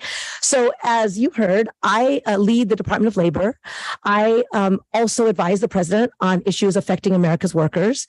And I want to talk a little bit about some of the work we're doing when it comes to AA and NHPI communities and workers. So first, a little bit about myself. Some of you know this already, but like probably all of you, my story begins with my mother. My mother braved a 30-day voyage on a cargo ship from China to come to the United States because she couldn't afford a passenger ticket. And then she met my dad, and they both worked minimum wage jobs for a while. And when I was about 6 years old, my mom got a job working for Los Angeles County, a union job that put us on a path to the middle class. And it also, gave us health benefits. It gave her predictable hours. It stopped the temp work that she was doing. And it provided us with what the president wants for everybody, which is this, a little bit of breathing room. And so that's why I believe that good jobs change lives, because I'm living proof of that. And then so I went to law school. I'll say a little bit more about that in a second. But I then first spent 17 years working at a nonprofit civil rights organization serving Asian Pacific Americans. So for me, this work is deeply personal, and I bring that history to my job. So President Biden has promised to lead the most pro-worker, pro-union administration in history. And the Department of Labor, we are laser focused on delivering on that promise. And so I'm going to talk about 3 things in very broad strokes that we are doing, and then talk about two specific things I know are of great importance to our community and to all of your work. So the three broad strokes are: we are making sure that we're creating good jobs in communities across the country, right? You've all heard, and if you've already talked about this, forgive me, but the president has helped lead roughly $2 trillion in investments in our nation's infrastructure, in clean energy, and in manufacturing. And he is intent on making sure that we not only build things, right? We not only repair roads and bridges, we not only manufacture electric vehicles, we not only ensure broadband is available in every home and clean drinking water out of every faucet, but that all of those things are opportunities to create good jobs in the communities that need them the most. At the Department of Labor, part of our role is to make sure that workforce training, that programs that connect people to those jobs are broadly accessible to all communities. So that's a big part of our focus. Another part of it is making sure that all that federal money is tied to job quality measures, right? Meaning if you're going to use federal money to incentivize things, you want to make sure that those things reflect our values. So for example, one of the things that we want to do is make sure that people who get that money are helping to build a care infrastructure in this country, right? Helping to make sure that workers have their care needs met so they can go to work. And also make sure, and this is something that Ai-jen Poo leads the way on for our entire country, that those care jobs themselves are also good jobs. So in President Biden's America, we don't believe that we have to choose between workers, one set of workers and another, right? We believe that no worker should have to live and work in poverty. And that includes our care workers and the need to build a care infrastructure. The second kind of big bucket thing I want to talk about is at the Department of Labor, we enforce labor laws, right? So what I often say is that creation of good jobs is the high road to the middle class. But we can't build that high road if we don't also combat the low road, meaning in places where exploitation, misclassification, wage theft, health and safety violations are the norm, we have to stop that from happening. So the Department of Labor, we enforce labor laws. We also have really focused on making sure that AA and NHPI workers are protected. So we recently had a case where we collected over $500,000 in back wages and damages for workers at Utah's largest Asian grocery store. But we also work with AA and NHPI businesses to make sure that they understand their obligations. And so over the last year, OSHA has conducted, that's our Occupational Safety and Health Administration, has conducted over 100 outreach events to Asian American, Native Hawaiian, and Pacific Islander workers and employers that have touched over 26,000 individuals. And our wage and hour division, which enforces basic minimum wage and overtime laws, has also worked closely with AA and NHPI community-based organizations on the ground, including in the space where human trafficking occurs, to make sure that we are putting a stop to that. And the third broad stroke thing, so we're building the high road, we're combating the low road, and we're also really focused on empowering workers, right? This is very fundamental to the president's vision and mine for how we build a better America. So making sure that workers have rights on the job, making sure they're protected from retaliation, making sure that they can organize and choose a union, making sure the good jobs we're creating are jobs where workers have a voice, and helping to support workers at the bargaining table. So we've been involved, and I'm sure seen and heard. There's a lot of union activity across the country right now. Unions are making demands that they have not been able to make for a few decades, and workers are also organizing in ways that they have not been able to organize for a long time. And the public opinion about unions is at an all-time high. So those are all things that we believe don't happen by accident. They happen because of a combination of workers, coming out of a pandemic, supported by organizations that had fought for them, but also good policy and leadership from the top, and President Biden is providing that for us. Let me just say very quickly, the two other issues I wanted to mention are data disaggregation, right? I know everyone's going to nod at that because nobody understands that the way our AA and HPI community understands it, and language access. So on data disaggregation, again, this is where leadership matters, right? You have representation, you're going to address issues that affect that community. So part of the Department of Labor is our Bureau of Labor Statistics, right? That is it's the agency in the entire country that puts out reliable statistical data about the workforce that is used for a whole host of things, including economic policy decisions. And so as of last September, BLS started to disaggregate NH and PI data on a monthly basis, which we know is important because the aggregate data obscures what's really happening for many of our communities. So that started happening in September of 2022 for the first time. Last month, BLS, under the Department of Labor, started to disaggregate AA data also. And we now have monthly labor force data detailed for Asian Indian, Chinese, Filipino, Japanese, Korean, Vietnamese, and then an other Asian category. So we provide the unemployment rate, we provide the employment population ratio, we provide labor force participation data. And that's a really big deal. And we have a special spot on our website, a new web page devoted to this Asian and AA and NHPI data. So you can find that on the DOL website under BLS. And it's going to be provided every month going forward. So just as an example of why that's so important, right? As you know, thank you for that. During COVID, obviously the unemployment rate spiked everywhere, right? The pandemic-induced economic catastrophe affected every community. And in April of 2020, the national unemployment rate was 14.4%. For Asian Indians, it was 8.9%. So quite a bit significantly lower, which reflects a whole bunch of things that we know about our community, but not everybody will know. But the Vietnamese rate was 27.6%, so nearly double the national average. So it matters that we know what's happening in various communities because our community is not monolithic. And we know that we can't address issues facing every community without important data. And even though we know what's going on because we live it, policymakers need to know, and the data is really important for that. So that's just data disaggregation. I'm really proud that the Department of Labor is sort of leading what is possible in that space. Thank you. Thank you for that. I'll say one last thing about language access and then open up to hear what's on your minds. So language access is also an equity issue. And I don't need to say that here, but it will not surprise you that needs to be said in government, that oftentimes people will say, well, why do we need those things translated? Because those communities don't come to us anyway. Right. They don't come to you because you don't speak you don't have language access. So we're trying to, we're defeating that circular argument by really having a robust language access plan. So what we've done at the Department of Labor is evaluated our key documents to make sure that they're being translated. So one of those is a Know Your Rights document that's been translated now into 19 different languages. Yeah. We also have a website called worker.gov. And we are working on translating that also into 4 additional languages. It is in Spanish already, which of course we need to do, and we need to make sure we do regularly. But it's also being translated into Chinese, Vietnamese, and Korean for now.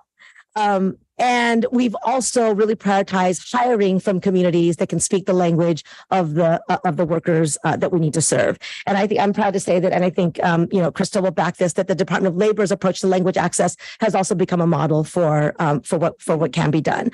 So I'm going to stop there and see what you are thinking about. But I do want to share with you all that I think that this is a really significant moment, both for workers in this country and for the AA and NHPI community, and especially for those industries and sectors where there's been a large number of AA and NHPI working people who are on the front lines doing the hard work.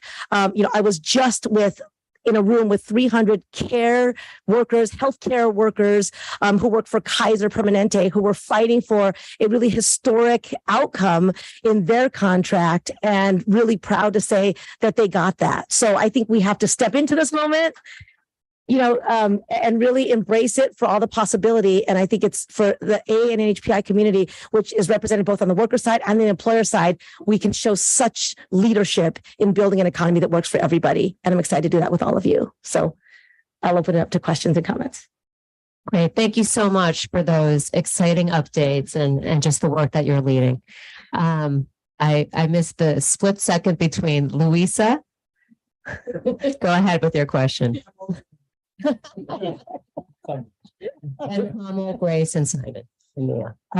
Thank you, Secretary Sue. It's nice seeing you again. But I was so glad to hear that there are going to be translated materials on workers' rights. Because being a long time organizer for the Service Employees International Union, one of the first things that I used to say to workers who were interested in organizing is you have rights, but they're not going to be adhered to.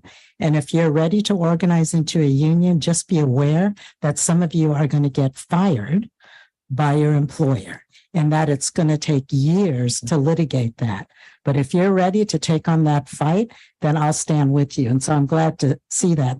Now it'll have to be employers like adhering to those rights. And so what kind of thoughts do you have there? Is there any consequences besides filing an unfair labor practice that kind of gets drawn out, for employers that don't recognize the rights? No, it's so important, which is why the enforcement piece of what we do matters, right? So obviously, I mean, you know this better than anybody, but for workers who are fired for organizing activity, the National Labor Relations Board, the unfair labor practice process exists at our sister agency, the National Labor Relations Board. But we also enforce anti-retaliation protections under, a number of different laws, including those that protect workers from wage theft and protect workers' right to a healthy and safe workplace. So we enforce those laws. We've also, in the last couple of years, taken a more aggressive approach for exactly the reason that you say, Lisa, which is that when employers fire their workers, they expect not only to get rid of the troublemaking worker, but they expect to send a message to other employees of the risks of standing up.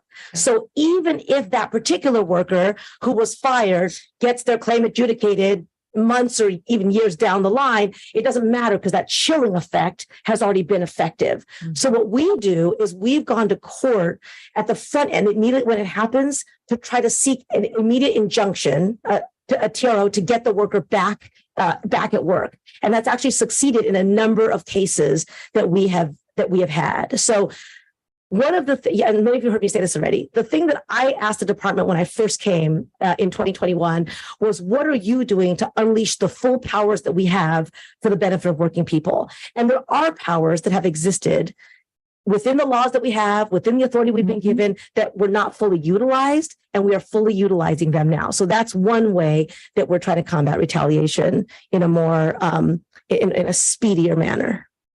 So much better. It's a lot better now. I'm glad to hear that. Yeah. I'm so glad to hear that.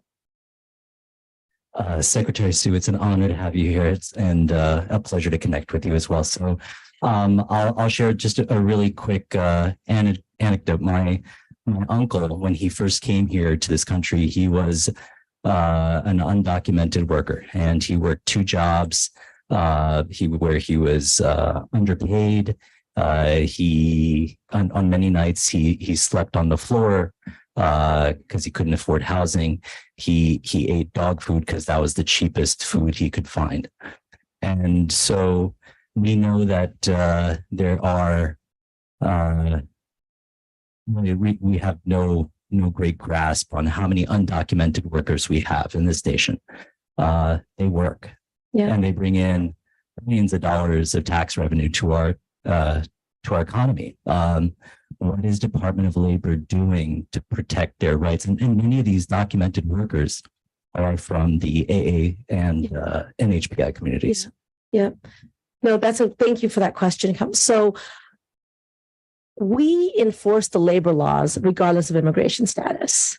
Part of what we need to do is be clear about that. And that's some of the things, one of the things I do when I travel is to make sure that workers understand that there is a floor beneath which nobody should be forced to live and work in this country.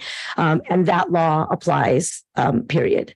I should also mention, this is not immigration related, but it's also another reason why I do this, is that there are some states in this country where the leadership of the state is telling workers that they're not protected at all because, there's local cities and counties have passed protections for workers, and they're saying you can't do that, and that's sending a message to mostly immigrant workers that they're unprotected and unwanted. And I've made it a point to go to those states to be very clear that federal law protects you regardless. So that is one of the messages that we have about immigration status. But there's no sugarcoating just how vulnerable those workers feel.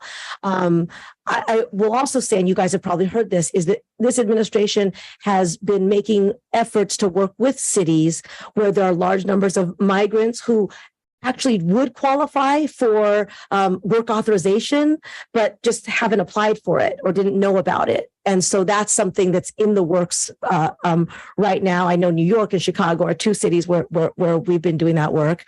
But there's a lot of work that needs to be done in that space. I will just tell you that this is something personal. Like I understand this issue very, very well from decades of this work in California. And I think making sure that workers understand that they have rights regardless of their status is a really important part of it. But also when we lift the floor for any worker, right, we lift the floor for all workers. So enforcement, focusing on good jobs is really, really key.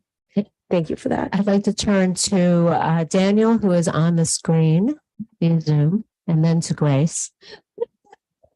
It's nice to meet you, Secretary Sue. Sorry I can't be there in person, but I wish I could be, because I was so excited when I heard about your nomination. And thank you for zooming in, so now I can see her a little bit better. When I first heard of the nomination, I'd heard of you before, and this is a bit of a change of pace question, but from what I know of your history and your background, this is a long-awaited and well-deserved appointment. My question, though, to you is, can you give us any updates and insight as to when the word acting will be removed from your title? Was that a pun also coming from you? I hadn't thought of that, but it wasn't intended, but I guess so. Thank you. And thank you for those very kind words.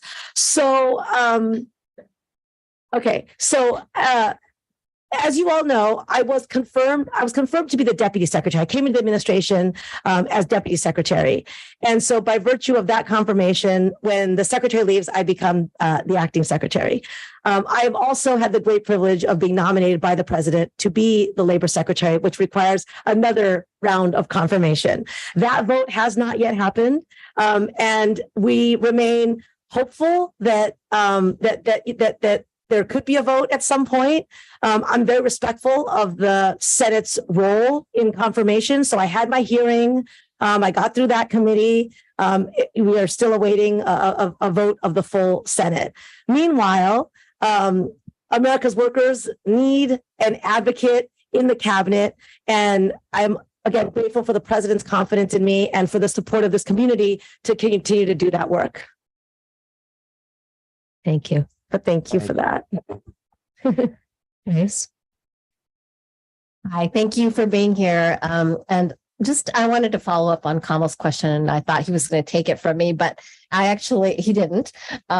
But I'm curious, one of the recommendations that we had put forth from the commission earlier was about, specific immigration related protections for undocumented workers who are organizing. And I know that you have done some work with USCIS on affording those protections to individuals. And I'm curious what, if any, information you have about how outreach about that is going and how much states and local communities know about these protections for engaging in organizing and labor enforcement. Grace, thank you so much for raising that. I actually should have brought that up with Kamal's question, so I really appreciate that. So what Grace is talking about is something called prosecutorial discretion. It's something that the Department of Labor, along with USCIS, came up with as a process for workers who make complaints about workplace abuse. So let's say a worker comes to us and says that their wages were stolen, or that they've been retaliated against and threatened with deportation for standing up for their rights.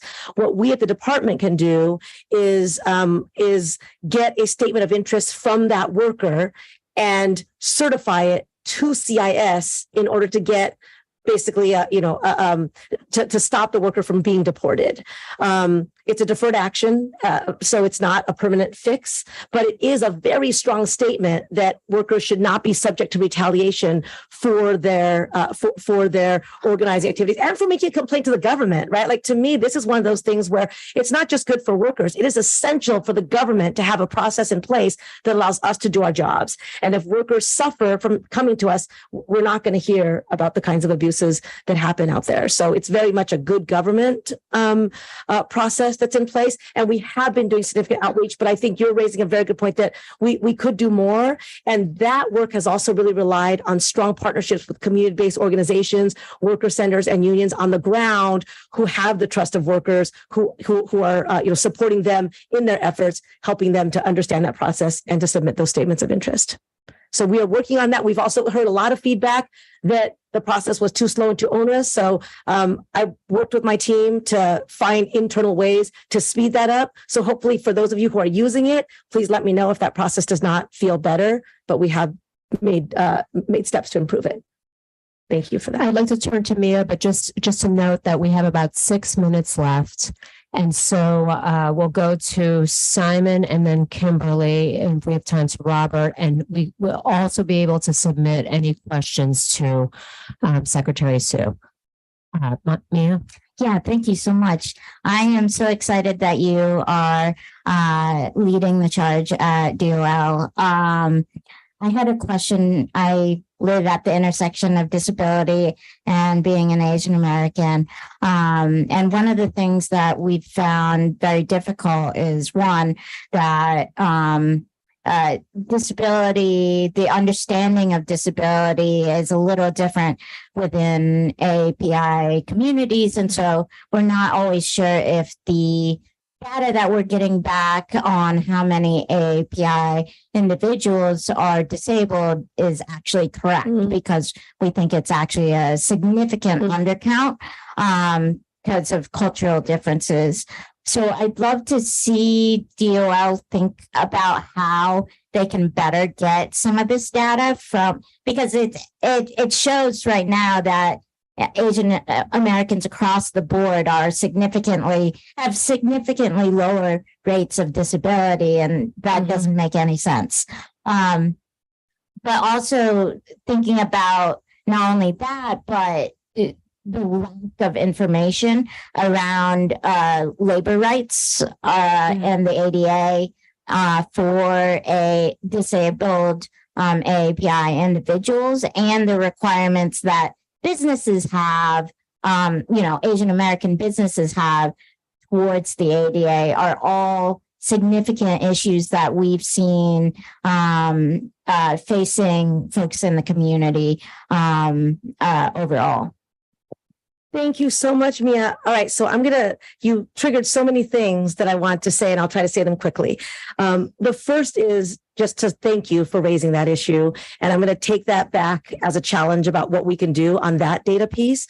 But as you may know, and as I hope all folks know, we have an Office of Disability Employment Policy within the Department of Labor, which is focused on making sure that individuals with disability have equal access to job opportunities and workplace protections as anybody else.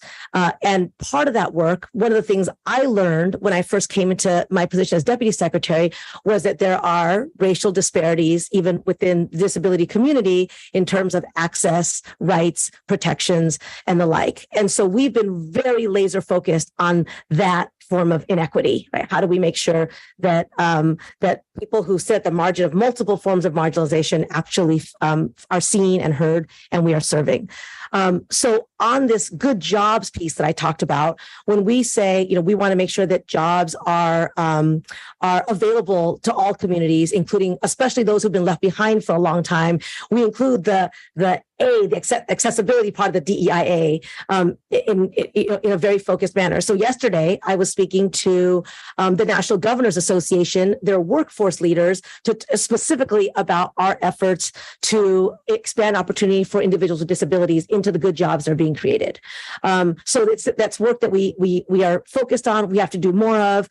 We also know that a lot of the best policies are coming out of states. So we are convening a learning collaborative in the spring of 2024 to bring together various states to talk about their best practices and what they're doing to expand opportunities to jobs for individuals with disabilities, and to do that in an intentionally equitable way also. Just two other very quick things I want to say about this is, as many of you know, right, the law currently allows 14C sub-minimum wages for individuals with disabilities. That is a program that was developed a long time ago, before we have things like competitive integrated employment, which, you know, the principle there is that individuals with disabilities should work for the same wages as other workers, should get the same benefits as other workers, and should be able to work in an integrated fashion, right, alongside workers without disabilities. And that is something that I've asked my team to take a look at whether 14C continues to be viable in light of those changes. Go ahead, Mia, I see you. Yeah, no, thank you so much on the 14C thing. I've been working on that issue for a while now, so I really appreciate that DOL is reviewing that. I'm so glad. And of course, we're going to welcome input and, comments from all communities. The last thing that, Mia, that you just made me think about is something that we've focused on the Department of Labor, which is mental health access, right? Making sure, and, you know, this is obviously something that affects all communities, but because of stigma, you know, in the AA and NHPI community, it may be that communities aren't accessing mental health services as much as they should. So one of our enforcement priorities is to make sure that employees who have health benefits that are supposed to cover both mental health and, you know, physical health issues are also getting the mental health services that they need. So that's another priority. There'll be more to come on that, but it's something that the president believes in very deeply also. So thank you, Mia, but I feel a challenge about data. We'll go to Simon for the last question. And just a reminder that for all those that weren't able to say their question out loud here, to submit them to the DFOs, and we will get answers back from the DOL. Simon? Secretary Su, good to see you here again. Anyway, knowing your background, what you have done in LA specifically, I'm sure that we all have confidence that you'll do a good job in the DOL. That's for sure. And also that I'd like to compliment you for, for the language access, that you guys have done a great job with multi-language beside the HSS. I just so excited to see you here. And, from LA, a lot of community are missing you, So hope to see you again. But anyway, thank you very much. Thank you for that. Thank you so much. I think we'll squeeze in one more question. Kimberly I had Kimberly next. Thank you so much, Secretary. I've been following her for a long time. I'm a family doctor and I work in the second Oh wow! How people show up in healthcare systems that work combat that. So thank you so much. Would be this slide, so feedback. So my question is about care pathways for medics. How do you treat? Have language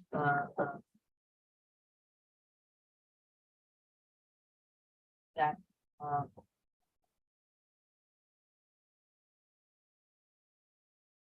and the population is that the healthcare workforce does provide some of those stable practices. Helps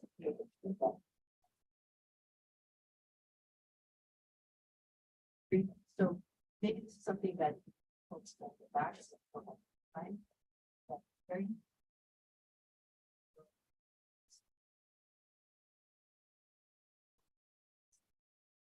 That's wonderful. Thank you so much, Kimberly, for that comment. I'm so sorry because I know that there were many other questions, but I just want to thank the secretary for her time.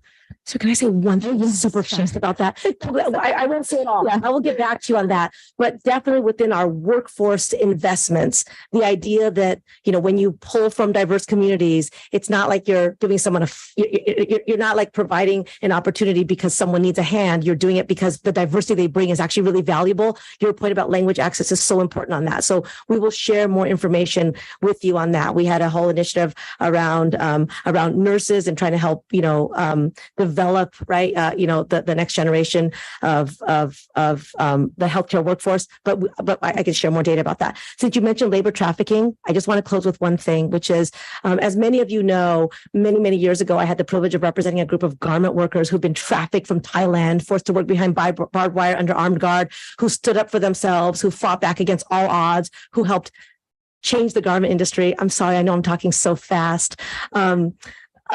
But a few weeks ago, I was able to induct them into the Department of Labor's Hall of Honor. And it was amazing. And I just share that to say, again, community matters and representation matters, and who we honor and who we see. And they spoke in Thai from the stage. And then Senator Duckworth got up and spoke in Thai to them from the stage. And I was crying. And it was so powerful, just, that like who is acknowledged for what they've done. And it is so important. And in this administration, we are making sure that our community is acknowledged and is seen and takes the rightful place in the long time, the history of people who have made a difference in this country. So thank you all for everything you do, and consider me a partner in all of it. Thank you so much. And thank you for all your leadership. Thank you. Thank you. Thank you so much, everybody. Thank you. Okay, everybody, we're actually rolling right into our next speaker. So if everyone can take their seats, please. Should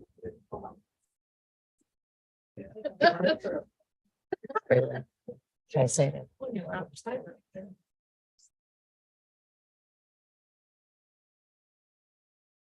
Everyone can take their seats. We're moving right into our next speaker since we're a little over time.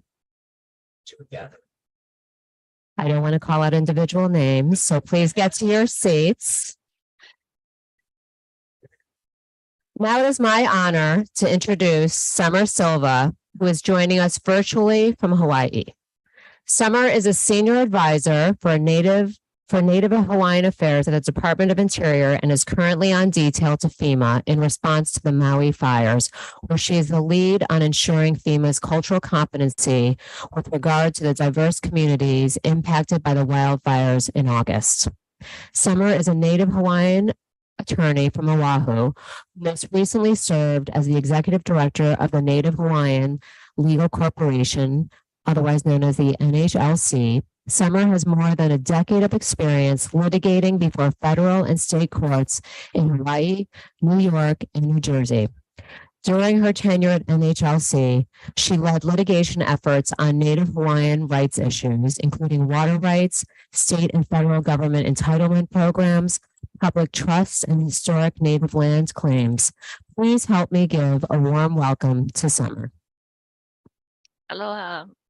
Thank you. Mahalo, everyone. And I was going to say, I'm not offended if anyone wants to stand up during this presentation. I can only imagine how long you've been sitting. So first of all, just thank you so much for inviting me to share about the administration's ongoing response and recovery effort to the Maui wildfire and the ways in which the federal government's participation and footprint while delivering disaster-related programs, funding, and services is actually furthering WIOMPI's commitment to advancing equity, justice, and opportunity for the Asian American, Native Hawaiian, and Pacific Islander communities in particular. Indeed, it's these multicultural communities that were most directly impacted by this disaster and whose, rich histories and values and practices and customs, generations, and in some instances, centuries old, have really long given Maui its unique and celebrated character all across the world. And so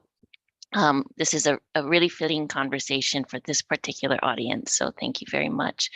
On August 8th of this year, the deadliest U.S. wildfire in recorded history, devastated West Maui, Lahaina, and Kula areas. And I will say that the response and recovery, both in the hours and then the days and now more than 2 months out from that disaster event, has been nothing short of inspiring. And it's a model for what a community-led and community-informed healing and restoration effort looks like, one that is county, state, and federally supported as well. And so the team that I was mission assigned from the Department of the Interior to FEMA to help stand up.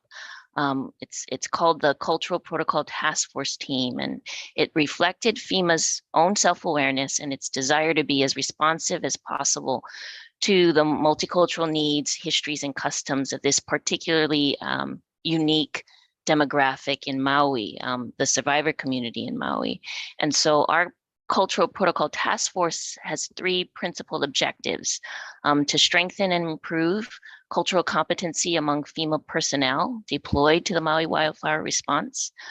Second, to increase the affected population's awareness of FEMA's assistance and processes so that any trust deficits that existed prior to the event get mitigated, and that the community understands that availing themselves of the resources that FEMA and its federal partners are on the ground to provide are something that, they, if and when ready, they should avail themselves of. And then the last piece of our objective is to integrate all those cultural protocols and considerations and learnings into the planning and execution of FEMA-funded and facilitated services, operations, and programs.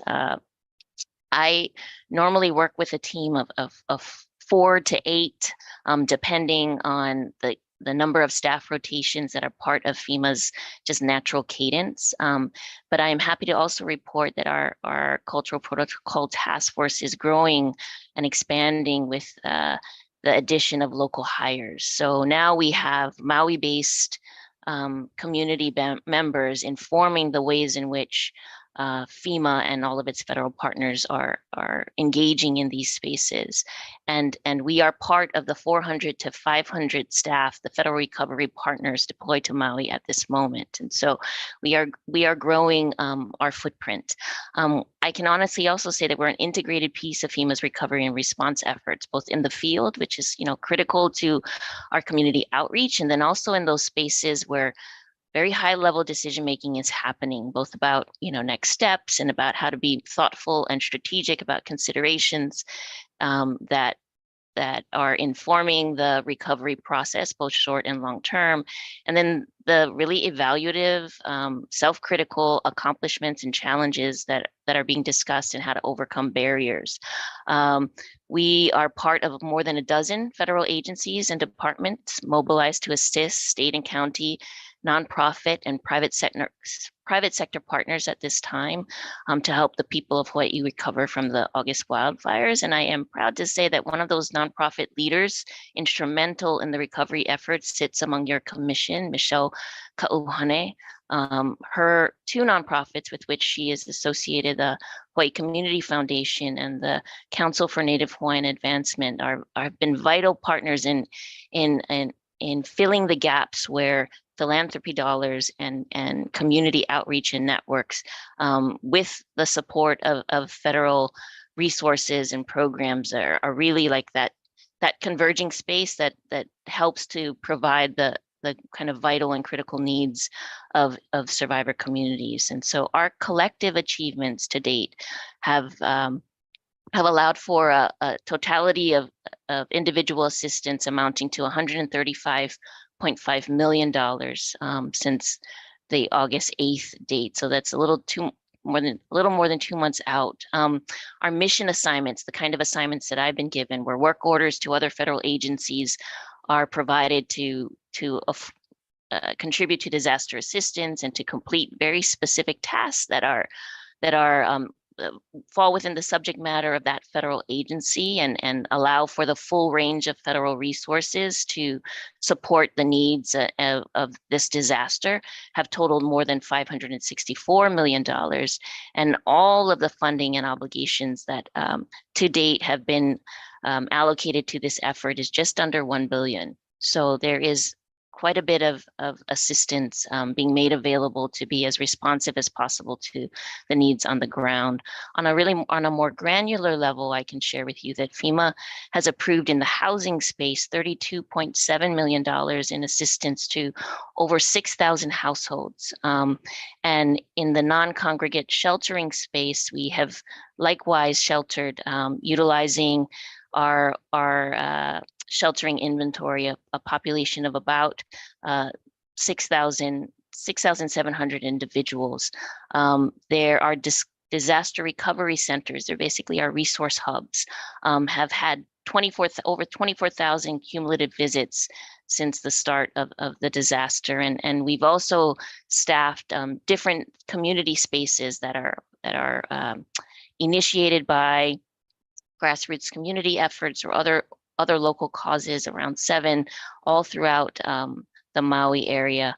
And I also wanted to speak to some of the particular initiatives that I was told your commission was interested in. Our language access efforts are growing. I'm happy to report that FEMA recognizes that the diverse languages spoken in the disaster area require a need to ensure communication access for those who have limited or no English proficiency. And so these services can be requested by any disaster assistance team member working with survivors. That includes FEMA specialists and case managers, home inspectors, government agencies, and nonprofits providing unmet disaster needs.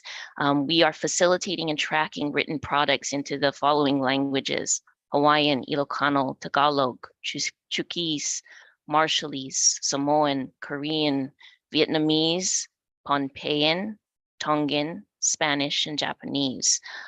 Language services are being coordinated with an on-island provider with respect to spoken language interpreters on Maui to assist survivors. One of the local providers has created a language bank that we're supporting by contributing products and translation projects to that database.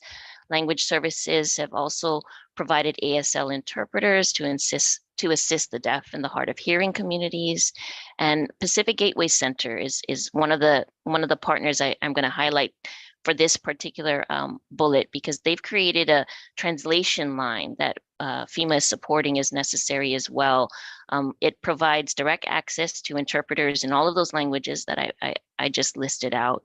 And they have designated community and statewide partners at different resource centers, including the Immigrant Resource Center for Maui, Lanai, Molokai, Kauai, and Oahu. And so this multilingual language access effort is extending beyond Maui itself, as we know that survivors have found housing alternatives with families and friends on other islands as well. Our LEP partners include the Hawaii Coalition for Immigrant Rights, the Legal Aid Society of Hawaii, the Legal Clinic, a group called Soul Empowerment Law Firm, Roots Reborn, which is another nonprofit doing really progressive work in this space, and a host of other community partners. We also have a bilingual Kokua Navigator, Kokua meaning help, resource that refers callers who call that hotline to over 130 plus organizations and services who have indicated that they want to be helpful in this space as well. And so there's a really robust effort to meet the language needs and be as responsive and sort of pivot where we need to pivot in order to maintain that access. We also, I wanted to highlight for those tracking our Pacific Islander equities, is particularly those with respect to citizenship status or non-citizenship status. Disaster survivors who fall within that category of population are eligible for mass care or emergency assistance. That's care related to medical, shelter, food, and water. They also qualify for crisis counseling and disaster case management, which is a time-limited collaboration between a trained case manager and a disaster survivor to develop a disaster recovery plan that meets their needs. These case management services are FEMA funded or funded through cooperative agreements, but those are existing. And this community also qualifies for disaster legal services, which is really critical and is done in partnership with American Bar Association, Hawaii State Bar Association, and again, the Legal Aid Society of Hawaii.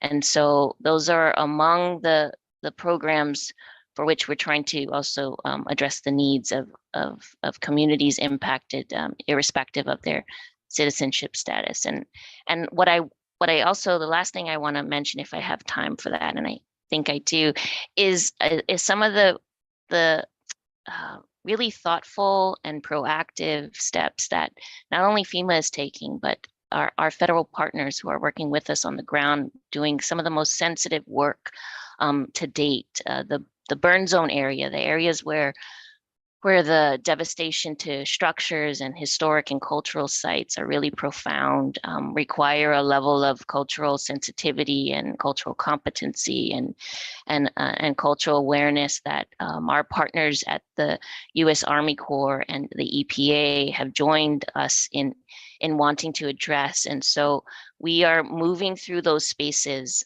with debris removal and hazardous material removal in partnership with community leaders, cultural practitioners, and archaeology professionals who were contracted specifically to support this debris removal mission in the most culturally sensitive way. And it reflects a shared and an integrated and a real commitment that you can see on the ground manifesting, not just in words, but in our actions, that our activities and our efforts to help support all of the healing that is ongoing and all of the restorative efforts that are ongoing and all of the ways in which we are trying to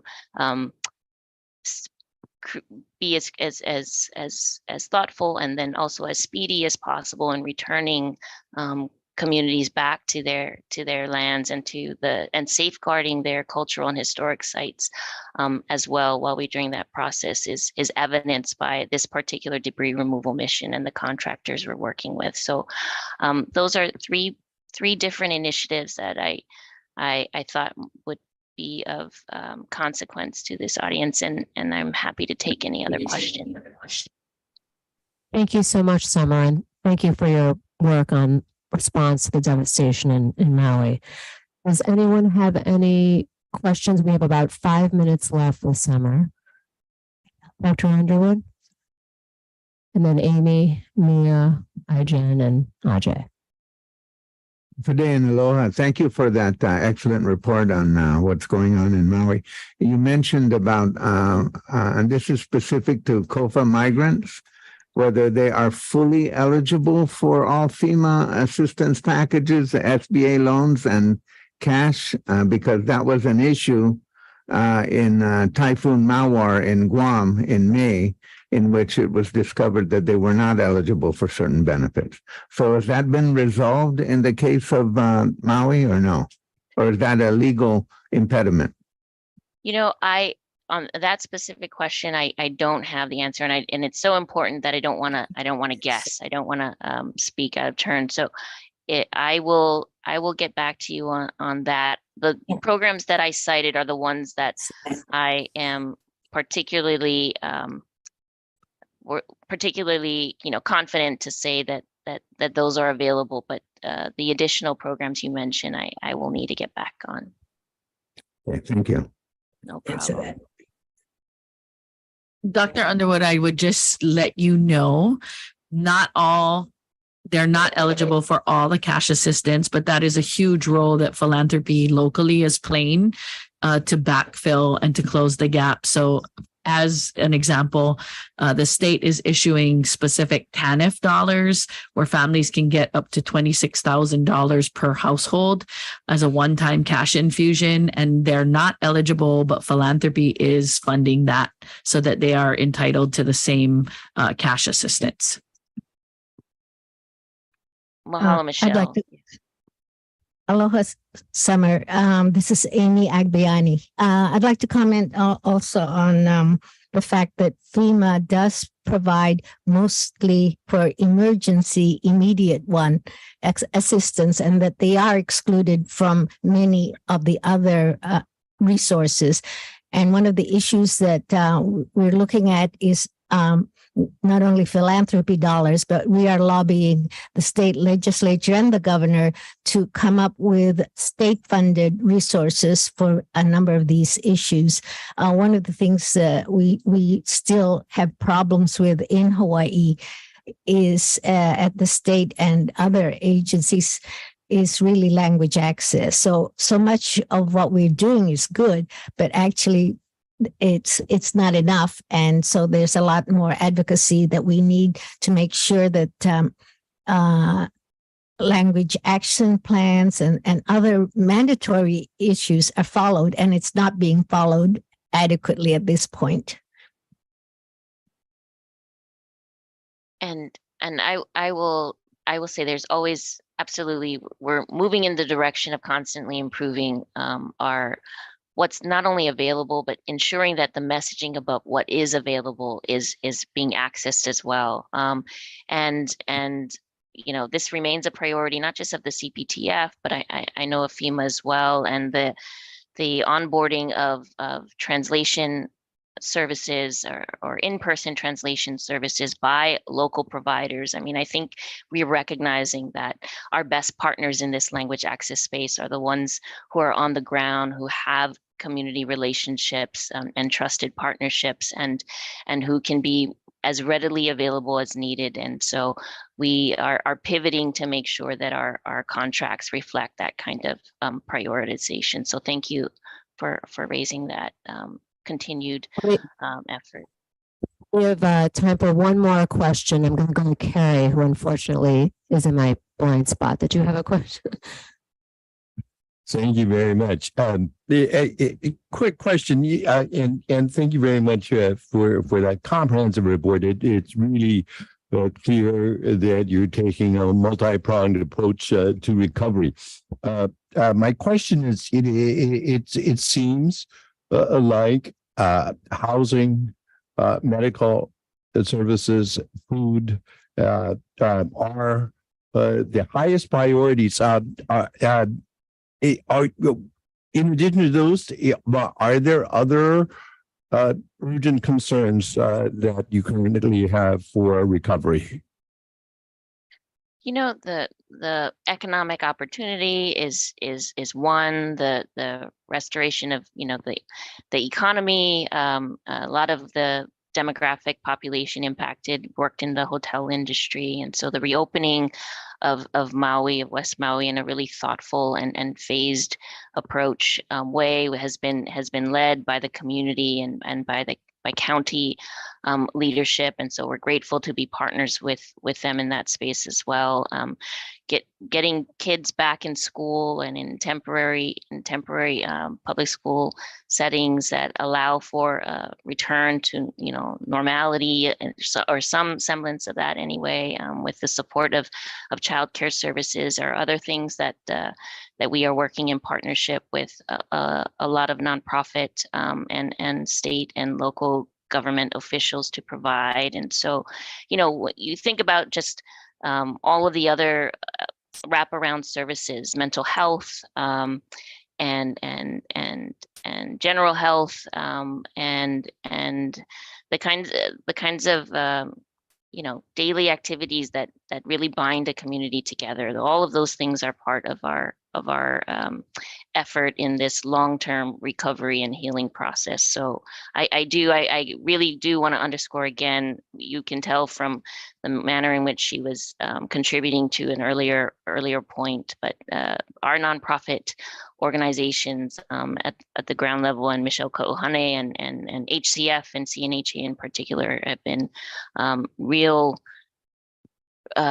community assets. And so we are going to continue to expand that network of community partners to ensure that Maui is restored in a way that is reflected by its local values. So mahalo. Thank you so much, Summer, for joining us and taking the time. Appreciate you.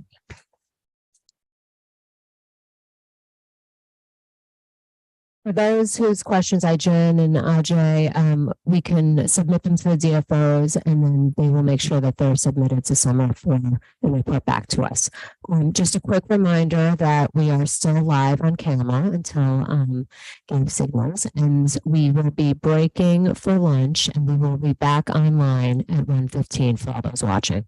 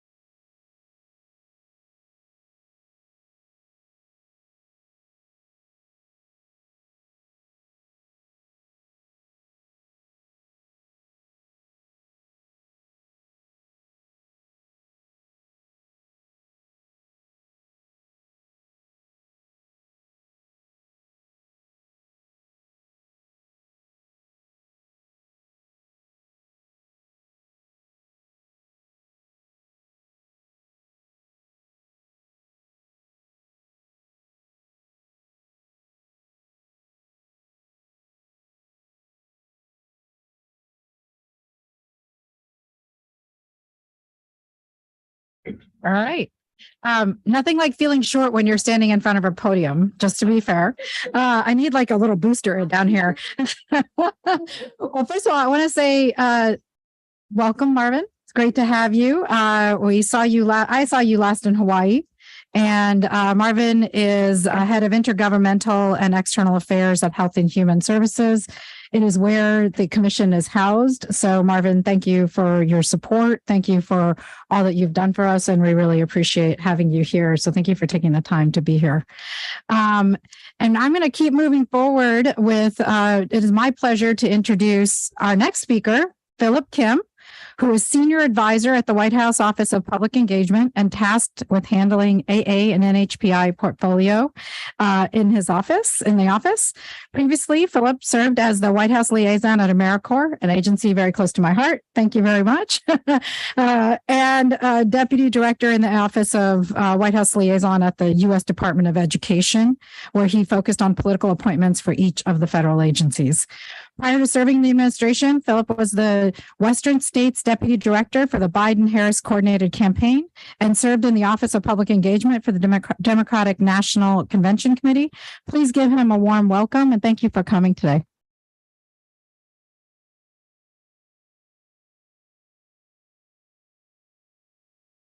Chief Commissioner.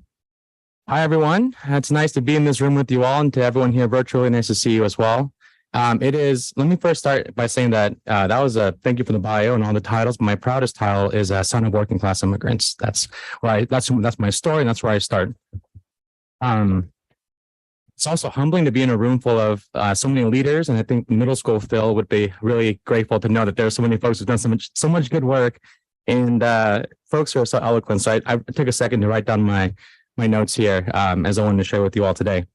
Really quickly, wanted to share about my mother and father. So my father is a working class immigrant, as I noted. He is a mechanic and a businessman. My mother is a special needs caretaker, and politics was not in our story at all, but there was a desire to help other people through the church and through loving one another. So that's how I got my start. And it is truly an honor to be serving in the White House and the Biden-Harris administration in particular as Senior Advisor of Public Engagement. There are many folks in this room as well who I've had a chance to grow up with or partner with on previous engagements, projects, and or jobs. And so it's I will say it is the best to get to work with people you love working with, and thank you for your support along the way. As the Chief Commissioner noted, I've been an OP for about a year, almost a year. I come by way of AmeriCorps through a Heart of Service, and then through the Department of Education, where I started day one. My background also includes community organizer and teacher, and those are some of the best jobs I've ever had, getting to interact with folks directly in local communities. And those are lessons I carry with me today, even here in DC and every project we take on.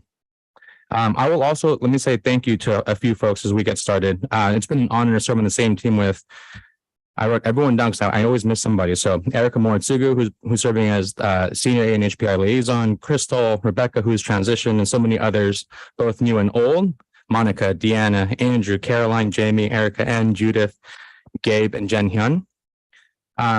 It's an honor to serve in the same team, this administration, and through all of the joys and obviously all the painful challenges as well, whether it's tackling anti-Asian discrimination incidents over the past 3 years together, or advocating successfully for safer communities, stronger representation, or more organizing.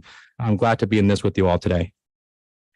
I know across our three components, we call ourselves the three pillars, as I'm sure you've heard many times. Also grateful for that partnership because we've been able to tackle widely and with depth, both inside the White House and USG across a number of issues. And I want to say thank you to the Commission directly for being instrumental in so many key projects. Where we've had a chance to overlap directly, I want to highlight a couple of those opportunities, including hosting the first ever Lunar New Year and the President's visit to Monterey Park to announce new actions to reduce gun violence, launching the first ever national strategy to advance equity, justice, and opportunity for our community, getting to support and participate in the Seattle White House Initiative Economic Summit. And this is one of my life highlights, partnering with you on the largest ever convening of ANHPIs in the history of America for the White House Forum on ANHPI in May during Heritage Month. And more recently, the first ever presidential proclamation for NHPIs to help dismantle the model minority myth and, of course, protect our most vulnerable students. So I know there are some commissioners who have been instrumental in that for a long time and want to say thank you. I don't know if Dr. Underwood is here, but I want to say thank you. Oh, sir, good to see you. OP has, I could name a number of other highlights that I've just been very proud of to be a part of with everyone here in 3 pillars, including shining, a spotlight on the culture during the U.S. Korea arrival state ceremony with the New Jersey Children's Choir. That was a new one for an arrival ceremony, or hosting the largest ever VESAC celebration with the second gentleman, Erica's team. These are celebrations of some of the holiest days in the Buddhist calendar and an opportunity that we get to lean into. So I don't want to bore you with a list of a number of things that we were able to accomplish, but all this to say, I think the through line is that the Office of Public Engagement sees itself as the front door for all of our communities, being able to work with everyone in this room and others to be a voice for those who don't have traditional access. How do we continue to open the doors of the White House more widely to our communities, to people like my mother and father, as we tackle issues like data desegregation or language access? So thank you for your leadership on those issues in particular as well. So all that to say, we'll continue to seek creative ways to bring our administration closer to all the different communities we serve. And, under the leadership of Mayor Benjamin and the president and the vice president in this commission, looking forward to continuing the good work in the years to come. Thank you.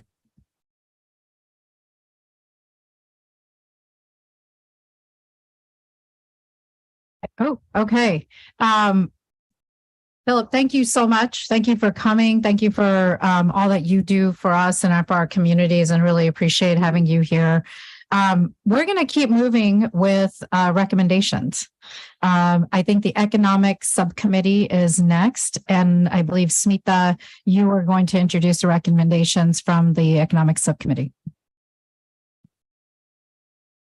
You, Commissioner.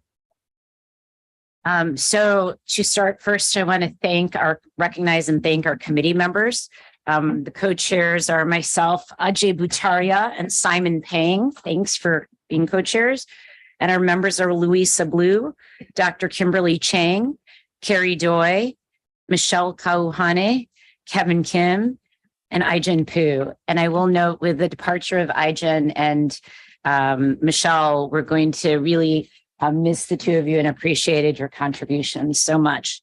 Our DFO is Vivian Chow. Thanks, Vivian, for all that you've done to help us move this forward. We're going to go just to recap briefly our priority issue areas. And again, these are issues that we have always sort of continually talked about as key for what does the Economic Equity Committee do. And so we've talked about opportunities for small business, increasing opportunities for small business, including exports, opportunities for small and community banks to participate in federal programs, thinking about access and awareness around grants, contracts, and loans. The other main topic is access to job training and workforce development, worker access to childcare, paid leave, long-term care across all industries, living wages, access to benefits, and training opportunities. We're grateful that Secretary Sue was able to join us to talk a little bit about some of these areas, jobs of the future, and workforce development. The third sort of broad area is opportunities for AA and NHPI workers, addressing income inequality and wage gaps, ensuring the rights of workers are respected, as well as the right to organize. And our final fourth area is compliance and regulations. Review compliance and regulations related to workforce development and apprenticeship programs. Thinking about compliance and regulations for small business, job opportunities, workforce development to be inclusive of our community. And all of these are just, again, sort of the catch-all because it's such a broad topic and we wanted to make sure we were as inclusive as possible. Our presenters include this time we're Mike Supko, Executive Director of the Wildland Fire Leadership Council, and Jennifer Kim, Associate Administrator, Office of Field Operations, Jerry Aglepe, Regional Administrator, Great Lakes Region, U.S. Small Business Administration. And both of them informed the two recommendations that we have today. So without further ado, I'm going to pass this to Ajay to talk about problem statement number 1. And then the second one will be presented jointly by Ajay and Michelle. Thank you, Smita. So this one on the small business, this recommendation on both the recommendations are a joint work for all the economic subcommittee members, and everybody has contributed heavily in getting this drafted, and especially Simon and Smita and Katie had been advocate of around small businesses and their great ideas, and I know Smita has a lot of other ideas on grants and loans coming up in next few commissions. So I'll get to this one. Small business owners are often busy running their business, trying to hire people, expand business, bring the equipment and machinery they need, and they need money to expand their businesses. But they don't know how to navigate through the federal agency websites in the different agencies, whether commerce or SBA or various other 32 agencies. They have different kinds of loans and grants available, but someone who is running a small business doesn't have the time, knowledge, experience to go through all these agencies and find out the loan which is suitable for his business and what he can get. So what this economic subcommittee recommends is that Small Business Administration take the initiative to centralize information on loans, grants, and resources which are available across federal agencies and put together a portal page on their website, SBA. This centralized website or page will serve as one-stop shop for NHPI small business owners who are seeking financial support. So they can go to this page and they can look at, oh, the Commerce Department offers this 5 different loans. HUD offers this 3 different loans. HHS offers this loans, and then there are links. They can click on it. If they find they're eligible, they apply it. So this basically the centralized information hub, which is created a dedicated section on its website of the SBA, compiles comprehensive information on small business loans, grant, and resources from various federal agencies, and also giving details of eligibility criteria, application process, and contact information for each program. What it does, and also the subcommittee is asking the recommendation that SBA ensures that the information on the centralized hub is regularly updated to reflect any changes in the program offering. Application deadlines or eligibility requirements are timely updated. The most important thing now, the website is created, but how it needs to get to the community. And so SBA collaborate with NHPI community organizations, Chamber of Commerce to promote this centralized information hub so that it reaches the people who could best benefit with it. Suggestion is that the interface should be user-friendly, intuitive, so anybody can go and click on it and be able to navigate through it. And lastly, multilingual support, recognizing that the linguistic diversity within the NHPI community and provide information in multiple languages to ensure accessibility and inclusivity. This is going to benefit the NHPI small businesses heavily. So this subcommittee recommends this recommendation. Any questions? Awesome. Let's open it up to questions or comments. Smita, I know I've been in multiple conversations where I've heard you talk about this before too, so I'm sure there's more too that you will be bringing in the next meetings. But I think it's a good first start. Other questions and comments on this recommendation? Daniel? Thanks very much for this. Just a question, really. You mentioned the need for multilingual services on a centralized hub like this, but are there any other ways where it's particularly injurious to the A and NHPI communities, or is there just a general need for a centralized hub for the entire population? It's once it's done, it will serve for entire population, but we are starting with NHPI, supporting the NHPI, but it will serve everyone. Right. So, but is there any data that says anything to the effect that NHPI people are, or the community is not using these resources because of the way it's structured? Yes, there is data, and in fact, in one of our last commission meeting, we presented a recommendation that out of around $80 billion federal contract money, only around 2 to 4% of that money goes to NHPI community. And I don't have exactly the number of the percentage of grant money on top of my head, but that's also very low. Ajay, let me modify. Daniel, do you mind if I modify your question a little bit? Sure. I think the question I would sort of ask is the reason people aren't accessing it because it's hard to find? Yes. Is the reason people are accessing it because it's not in the right language? What's the reason? And if we're asking the federal government to make a big change, what's the first order issue we're trying to resolve? The first order issue is difficult to find. If it's in 20 different agencies' websites, their programs, most of the people, they know Commerce Department or Health and Human Services or maybe SBA, but most of the API business owners, they may not know there are other federal agencies which also offers programs. So that's number one. Smita, you want to add anything? Yeah, no. So I think this, and Chief, you know this too, one of the things we've been looking at is just sort of the complexity, the overall complexity in navigating the federal government. The Small Business Administration has one small subset of, and you don't realize it, you think Small Business Administration, but if you think of places like the FDA, where we have a lot of Asian American businesses that are engaged in the food service industry that can seek grants and loans. If you look at HUD, where you have a lot of people on affordable housing in our community that are trying to build, it's hard to find both the loans, the grants, the opportunities. And so as we were trying to, so one of the things we've been trying to do as commissioners is see if we can get somebody to talk to us about it.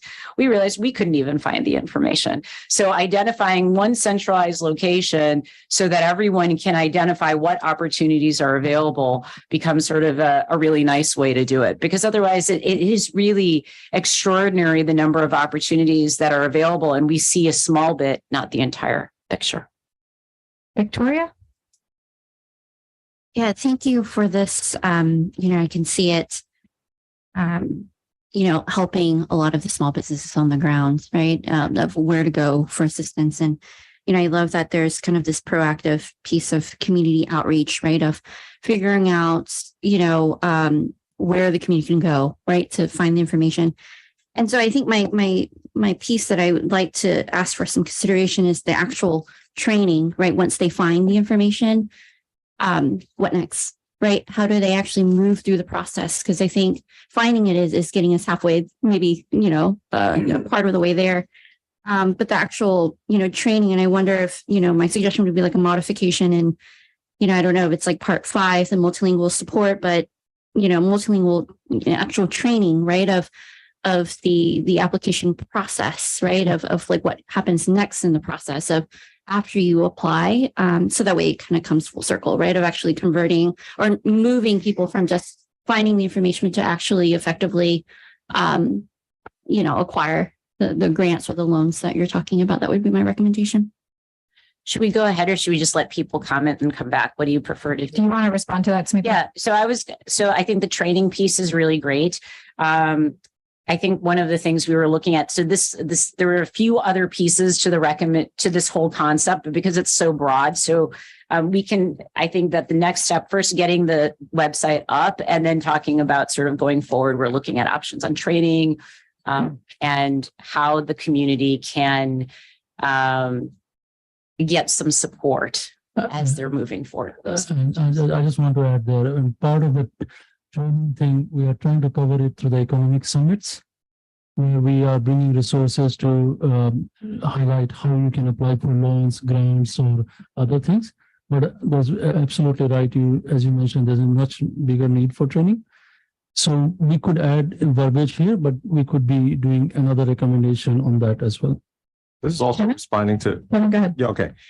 So, first, I think just a little bit of a background. I think the Biden-Harris administration has already set forth this process of understanding the challenges that small businesses have with just accessing data in general. So already about a year and a half ago, they launched a pilot program and they partnered up with New York City and Next Street and MasterCard. And so 2 weeks ago, we actually launched this site. It's focused on New York City only because the federal government and the Biden-Harris administration wanted to start with a pilot. And this one website now, you can get local, state, and federal loan information, but only for SBA. So that's where I think we're taking this recommendation and extending it out a little bit and saying the next step should be where you, as Smita rightfully pointed out, that there's so many other federal agencies that have so many other smaller programs, bigger programs around helping small business owners. So how can we take it to that next step? The pilot program answers your question, Victoria, in the sense that not only do they consolidate in one website all of the information, you can actually schedule one-on-one appointments with financial advisors that are locally based. And this is probably the model that'll work best because the SBA itself probably doesn't have the wherewithal, but almost every city has some small business service agency that can, or the network of CDFIs, community development financial institutions, that can directly do one-on-one assistance and actually help them get the loans and grants that they're looking for. Thank you, Kevin. Grace? Hi, thank you for this recommendation. As somebody who works for an organization that supports small nonprofits all around the country, one of the biggest challenges is like folks being aware of the available funding opportunities. And, we do our work to try to do that out, some of that outreach. But one thing I would suggest, and I don't know if it's part of this or as it's an implementation issue, but, we already have grants.gov as a start in terms of being able to get information at least about grants. And one of the things that I find frustrating about that site is that there's no way to sign up for them to, send you an affirmative alert when might be something in your search parameters, for example, that you are looking for, this type of funding. And so I would I don't know if that's a part of the recommendation or just an implementation piece, but that would make it a lot more useful because who knows, when you don't want to go there every day or every other day to be doing that search, right? So. Yeah, that's a good point. We can add it to the user interface criteria, or we can add it that way. Right? I echo. I just want to say thank you so much for centralizing resources so that our communities can advocate better. So I applaud the subcommittee for their hard work on this. My comment or question is in regard to some of the things that we didn't get answered with Acting Secretary Julie Sue's talk. And that was some of the labor statistics of Native Hawaiian and Pacific Islanders. The disaggregation that happens there wasn't, mind you, we can ask this by email to the DFOs, but the disaggregation on labor statistics is still not equal for Native Hawaiian and Pacific Islanders. The disaggregation that's happening for Asian communities, I applaud fully. No mention of Native Hawaiian and Pacific Islanders. The translation material, once again, no mention of Native Hawaiian and Pacific Islanders. It's not to say that I don't applaud the effort that's happening for our Asian communities, and by far there should be more, but in regards to sort of our commission and what we're meant to do, I feel like if we're going to share waters, that we need to make sure that the community that's watching knows that they're not forgotten when we're talking about labor. Thank you. Harry? Thank you. And all of the comments are right on, because all of these different federal agencies have a number of different programs, right? There's in SBA alone, there are at least 4 or 5 different programs, and they all have different kinds of requirements. And the general public small business owners don't know about all of those different kinds of requirements. Similarly, the Economic Development Administration has its own requirements. The CDFI program has its own requirements. And Dr. Samoa is right on the button in that Native Hawaiian and Pacific Islanders are usually not mentioned.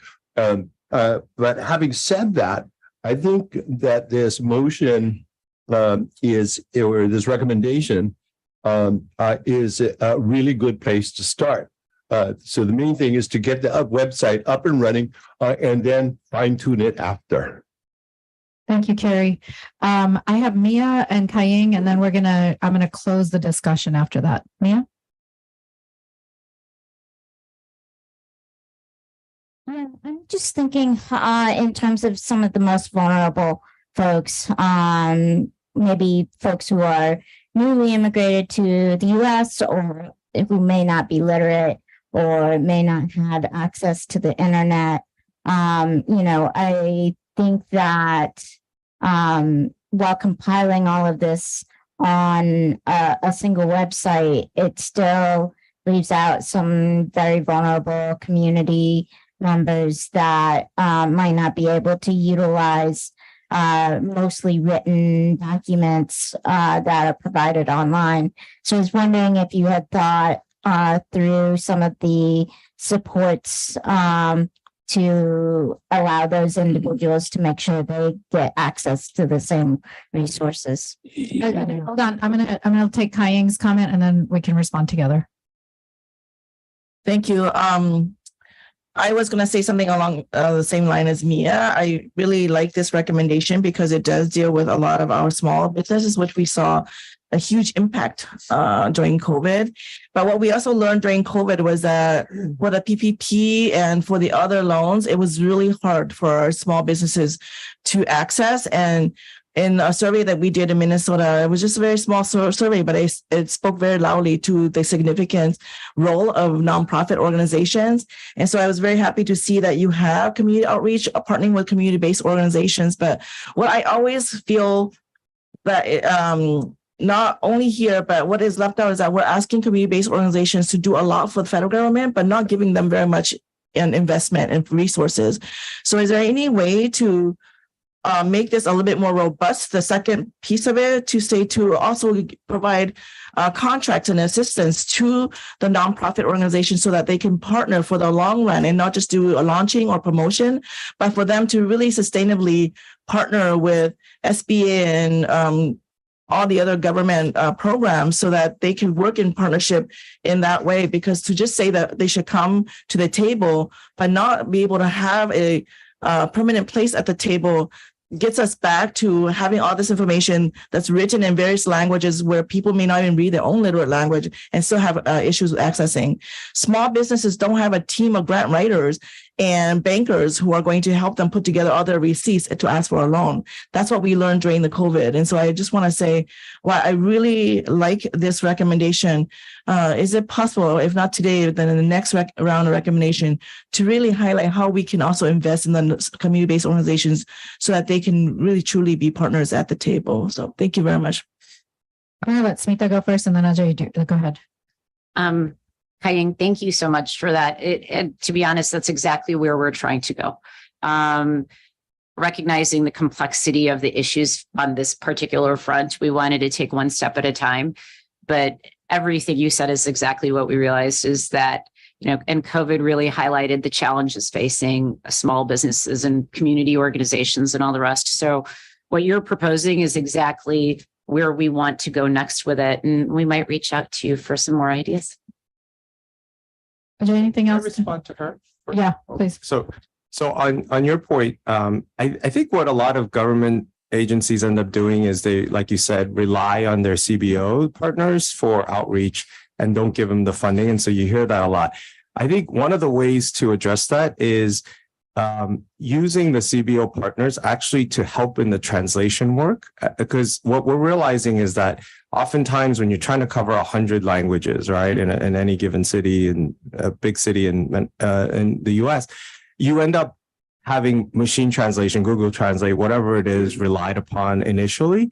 And then you realize that the translation is not very good. So then what governments have done, agencies have done, is use the CBOs and give them money to actually do the human translation part of it. And so in that way, I think you get over the hump of just like giving out money to CBOs to do this outreach versus like, yes, you're doing outreach, but here's money for actual translation work. Does that make sense to you? It's just that, I think a lot of entities, government entities, end up caught in this, like, how do you measure outreach versus when you say there's translation work and then you give appropriate money, then it. Can I suggest we not go on this conversation? I do think this is an important conversation, not because we shouldn't have it, but I feel like this is another recommendation here and it requires a bit more detail in this. And I think if there are some changes, I believe, that are required of this recommendation, and I believe maybe Mia and right now, I wasn't quite sure if you had a recommendation on what we needed to say, if we wanted to tweak anything here, or if you wanted to add anything more. I'm asking the subcommittee to see if they're planning to have a different recommendation down the road, or if not, then how can the recommendation number 2 on the community partnership be a little bit more action oriented by saying that then the SBA must invest financially in the partnership with the community-based organization so that it's an ongoing partnership rather than a one-time transactional relationship, whether it's translation and or those things. But really you need more than that, right? You really need a partner to sit there, and in addition to CDFIs too, because we find that CDFIs sometimes have a lot of challenges because small businesses don't have banking experience and so forth. So there's so many other challenges that I think needs like long-term robust recommendation. So if not today, then when? So this will be a future recommendation we'll work on. And going back to Mia's question, people who cannot access it through internet or website, our first discussion was that the community organizations are going to help them complete their loan applications, etc. And I hear your point that they need funding to be supported. So that will be a future recommendation. So let me put this here for a second. So one, on alerts, can you put that into the recommendation? Just work offline with Grace on making sure that that's part of the user interface conversation. I believe Victoria, Mia, and Kaying are all asking a very similar question in terms of support for organizations, for businesses that would need help. And maybe there's a nod you can put in here into the recommendation saying future recommendation we'll look at. So we at least can say that this is something we are going to do, or we just put it onto the record and just say there will be a following recommendation to really look at how we can support the organizations. It would be good for us to learn from what Kevin and team have done in New York and sort of applying that. Yeah, no, for sure. Let's unequivocally, there is going to be a future recommendation on how, and I would take it one step further, not necessarily the SBA, but any agency that has these funds or opportunities available will be providing support to future businesses and to how to not only obtain the funding, but to potentially support them as they have those funds going forward. Thank you, Smita. All right, let's keep moving. Michelle and Ajay, I'm going to move to the next recommendation. Sure. Thank you. We all have been witnessing and experiencing wildfires, whether it's in Sonoma County in California or other parts of California, or recently unfortunate incidents in Lahaina. The increasing frequency and severity of wildfire pose a significant threat to NHPI communities and the wider population. Recent wildfires in areas such as Hawaii and California have resulted in loss of life, extensive property damage, economic losses. The existing emergency response and prevention systems are inadequate to address this escalating crisis, particularly in providing timely warnings and ensuring community are prepared to safeguard lives, property, and livelihoods. A coordinated effort from various federal agencies needed. So the economic subcommittee work, I mean, everybody had a great inputs in this, recommends that federal agencies to address the escalating wildfire crisis across the country through this following recommendations. Number one is to modernize the fire systems and technology, collaborate with FEMA, Small Business Administration Office of Disaster Resiliency and Recovery to secure funding and resources for development and deployment of advanced fire response systems and technology. This includes utilization of the satellite systems for real-time fire monitoring, early detection of dry land condition and temperature rises. There's already zoned out maps that these areas are certain which are very, easily they could be getting fires. So real-time monitoring using satellite systems and other new technology would help. The next one on very high level is fire safety education, where SBA, Small Business Administration, could collaborate with homeowners and business owners and run a campaign to disseminate crucial information about proper fire safety practices, including importance of smoke alarms and other usage of fire extinguishers. Number three, enhance fire safety measures. So these are basically, as we are building this, as we heard from one of the speakers today, as we are rebuilding Lahaina and we rebuild these communities, they need to look at the fire safety measures and enhance those measures to put the right standards and protocols with the development, so that more accurate, timely, and accessible fire warnings and improvements in public communication during fire emergency, including sirens and voice systems. There are a lot of media things that if the siren system had worked better in Maui Lahaina, things could have been different. A lot of lives could have been saved. So launching public awareness campaign to educate residents on various evacuation methods and technologies available, and ensuring they understand the significance of each system, how to respond appropriately. Support for small business preparedness, prevention, recovery, and resilience. This is very important that there is a full program to support and prevention of recovery and resiliency of the small business, and they should facilitate the acquisition of fire prevention tools, protective equipment, and comprehensive fire safety training for the employees. Clearing flammable grass and brush and grass in collaboration. So the local and state government should work to clear this brush and grass and keep this so that the high risk areas and clear flammable bush and vegetation around their properties regularly. Similarly, there's points around building codes to resist wildfires, and I will not go into details. And with that, I will hand it over to Michelle.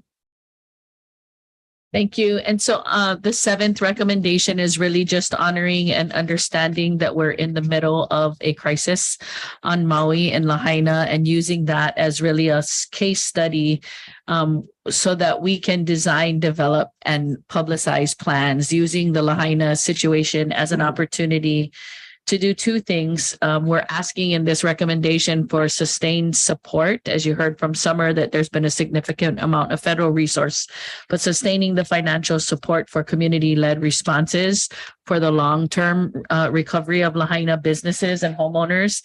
And then FEMA and Office of Disaster Resiliency and Recovery to ensure that there's a process so that we have clear response and recovery milestones that are published with a timeline. So I think the greatest uncertainty that we're seeing amongst businesses and homeowners is the uncertainty of where we are and how long it's going to get to the next phase and the next phase. And so this recommendation really uses the situation in Lahaina and Maui as a case study.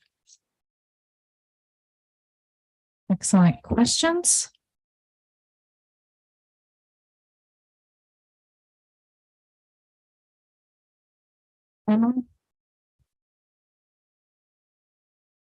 Thank you for this recommendation. Regarding your fire safety, have you thought about incorporating police, fire department chiefs, and also firemen who really have extensive experience in terms of the rescue? I know in New York City, which is FDNY, is the largest fire department in the nation. And they go around the country in advising, what they've seen in their experiences in helping other fire departments. I mean, this is different because it's land and brush and grass. But I think fire safety, if you're talking about fire safety, I think incorporating the experience of the firemen and the fire chiefs who are on the ground, I think is important. So we could add that point, I mean. We can add that point. Thank you. Teresita? Yes, thank you so much. This is a very important recommendation, but I do want to raise a couple of issues. One, we have had a lot of other natural disasters aside from wildfires, which have also been devastating to our communities. And I wonder if the subcommittee has considered similar recommendations to other climate change disasters, anywhere from, these hurricanes, droughts, etc., that are affecting our communities. So that's one. And the second thing is that this feels very general to me, that applies to everybody. How can this be more directed to our communities aside from using Lahaina as a case study?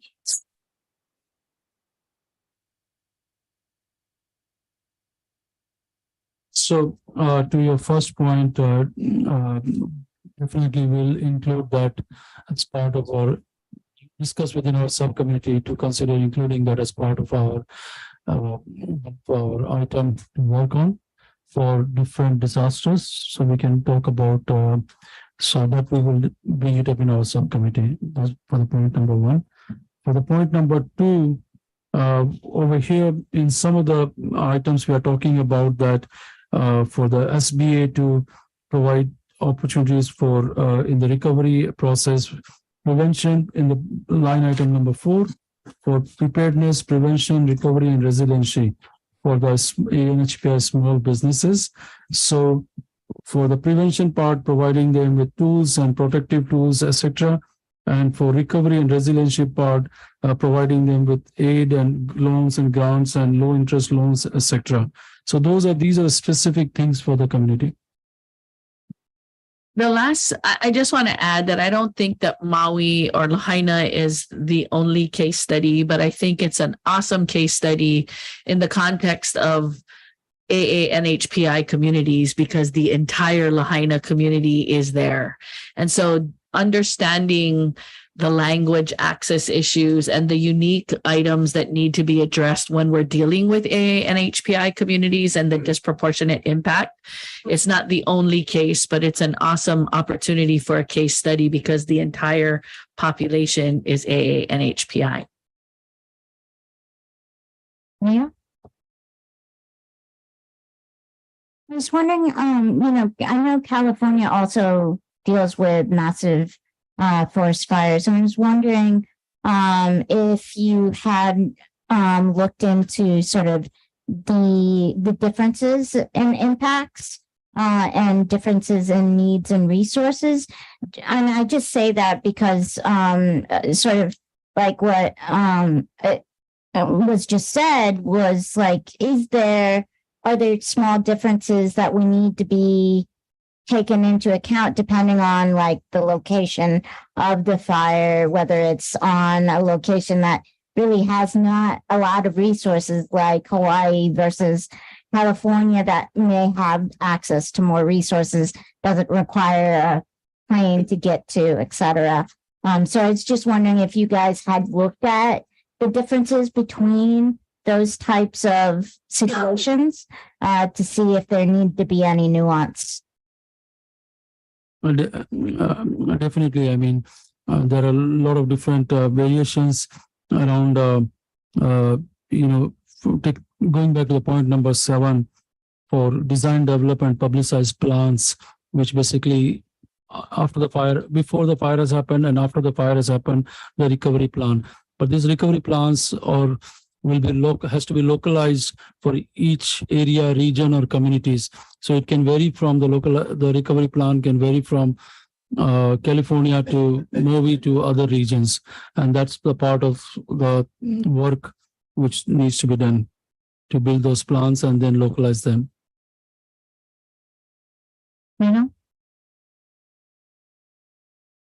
As a resident of California, I really appreciate the recommendation. My question more is like, who's this going to land on? A lot of the recommendations seem non-specific.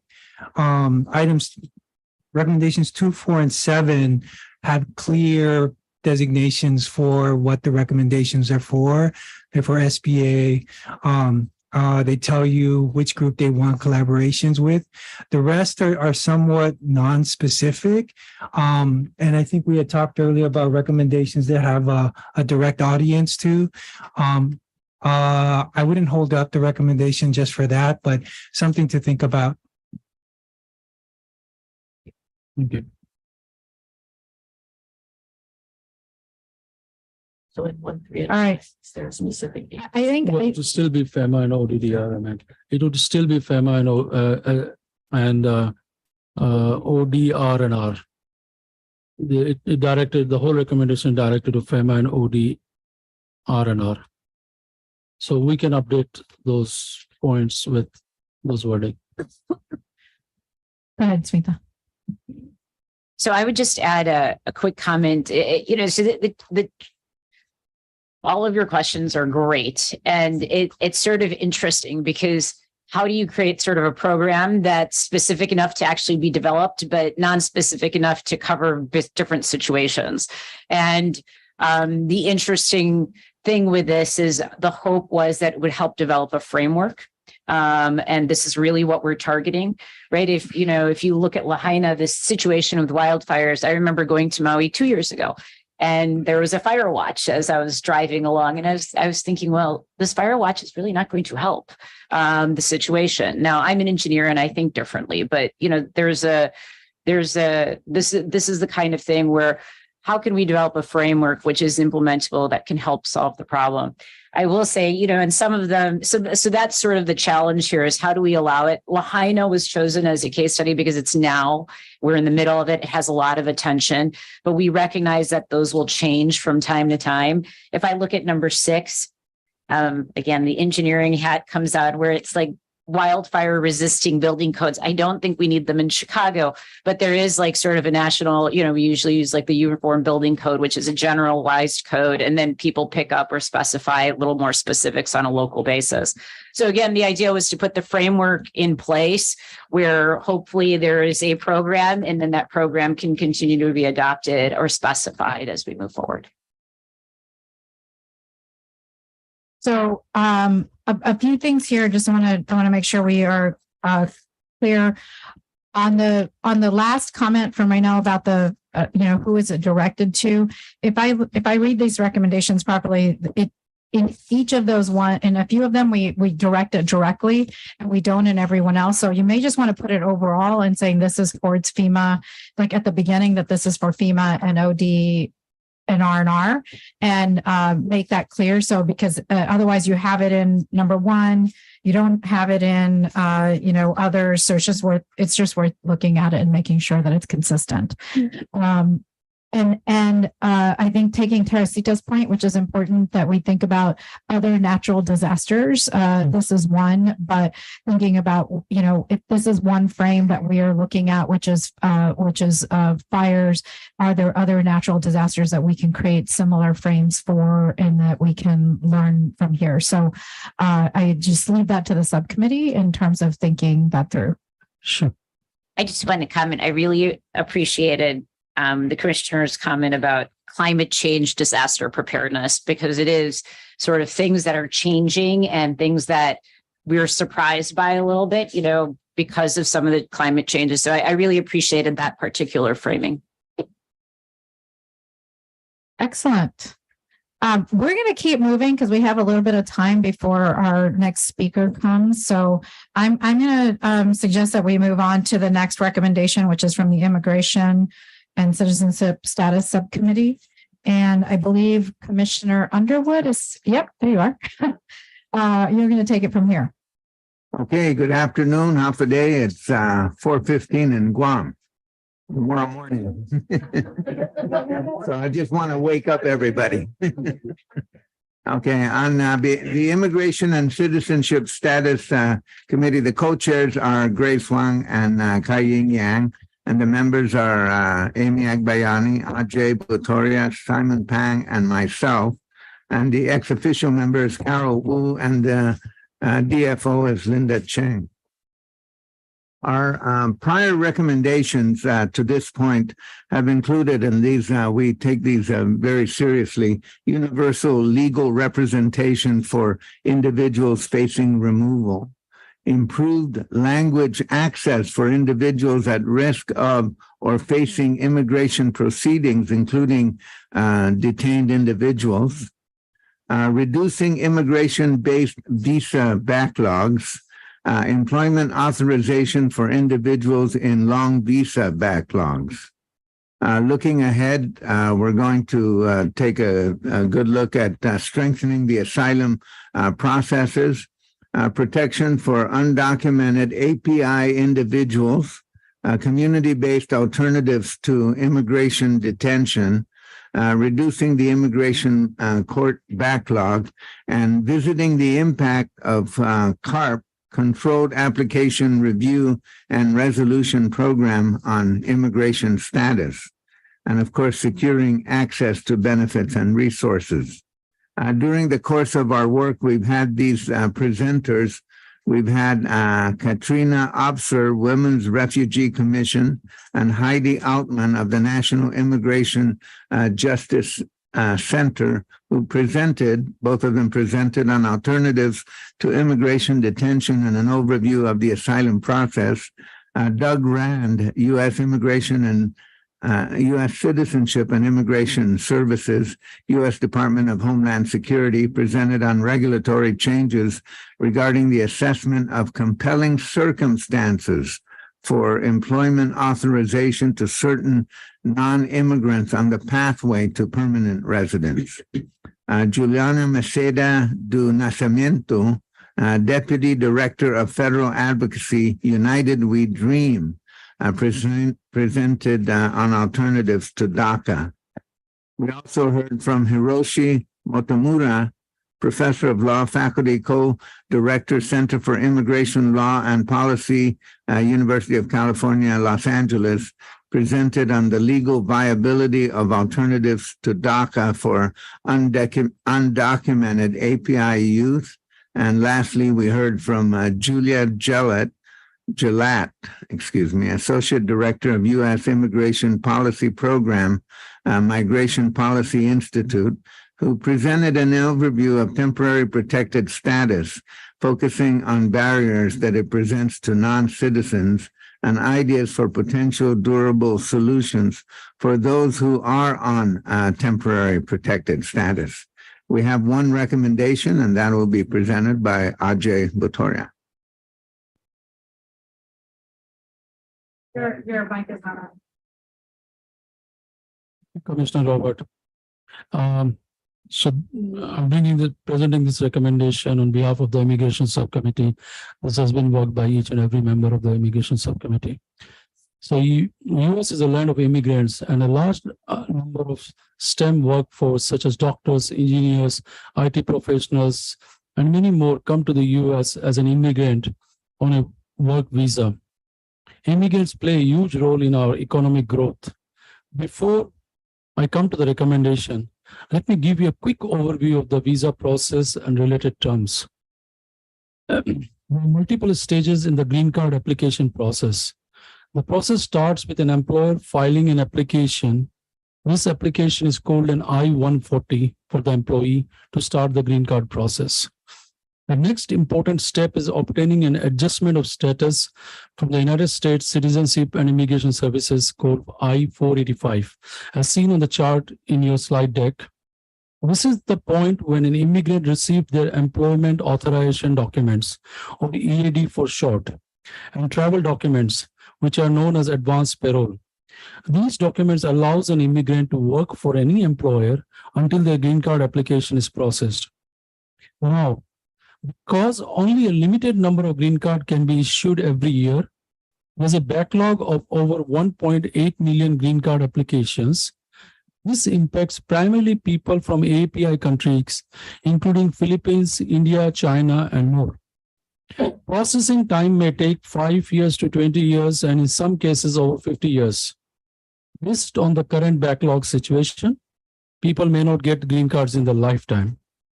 What it does, this causes the worker to stay with the same employer, often in the same position for many years, even if that means facing discrimination and exploitation in that position. Job portability is very low, and one cannot easily switch from one employer to another employer. This creates pressure, dissatisfaction, and causes economic stagnation for individuals and their families. To address this issue, the Immigration Subcommittee proposes this recommendation, and we met with the USCIS and discussed this recommendation. The recommendation is the Department of Homeland Security, USCIS, should grant employment authorization documents, EAD, and travel documents to individuals who have approved I-140 employment-based visa petitions in the EB1, EB2, EB3 categories. And what these categories means is on the slide. Waiting in the visa backlog for 5 or more years, regardless of whether they file application for adjustment of status. The validity of EAD and travel documents should be till their green card application final stage is processed. What this recommendation does, this recommendation would enable immigrants to freely move between employers, which would remove the ceiling on benefits to currently exist for both workers and the economy. This recommendation would also help facilitate travel and avoid visa backlogs at US embassies by providing advance payroll. In conclusion, this recommendation has the potential to bring about great changes in the US immigration system. This would benefit both our country and foreign-born workers eager to contribute to the United States by encouraging entrepreneurship, addressing workforce gaps, and promoting innovation. Thank you. Thanks, Ajay.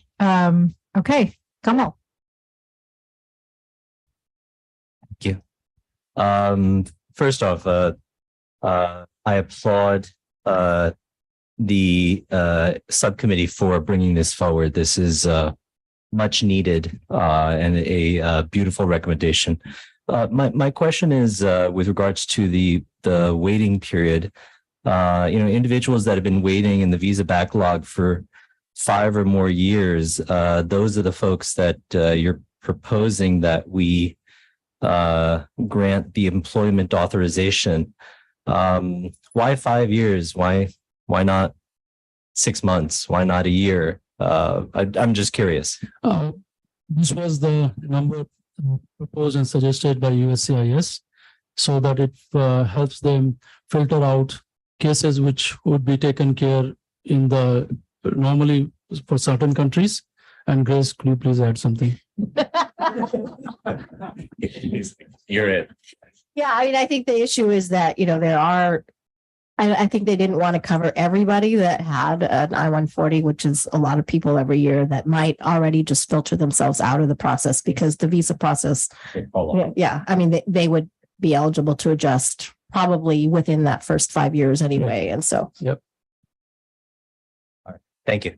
Mia? I have a question. I know you said that you spoke to USCIS, is that right? Did they say that this could actually be done administratively versus actually having to do it through Congress? Yeah, this can be done administratively, but it will require a rulemaking. So they said this will require a rulemaking, which is an administrative process. This does not need Congress approval. Teresita? Thank you. I really like this recommendation, but I was also hoping it would fill a gap that we've identified in terms of healthcare workforce shortages. And so I think they might belong under E4, AJ, or Grace. These are the workers who are not the high-level professionals, but they're caregivers. They're the ones who are medical assistant types. They're filling gaps in the workforce, and the pipeline is really virtually empty, at least very slim, if not empty, for people who are culturally and linguistically appropriate for our populations.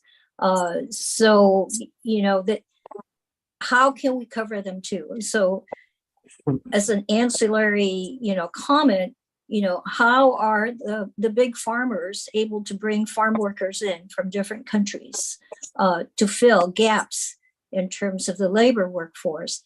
They're certainly not in the 5-year waiting pool because they need those workers right away. So I'm just wondering how we can address some of those other shortages. Sure.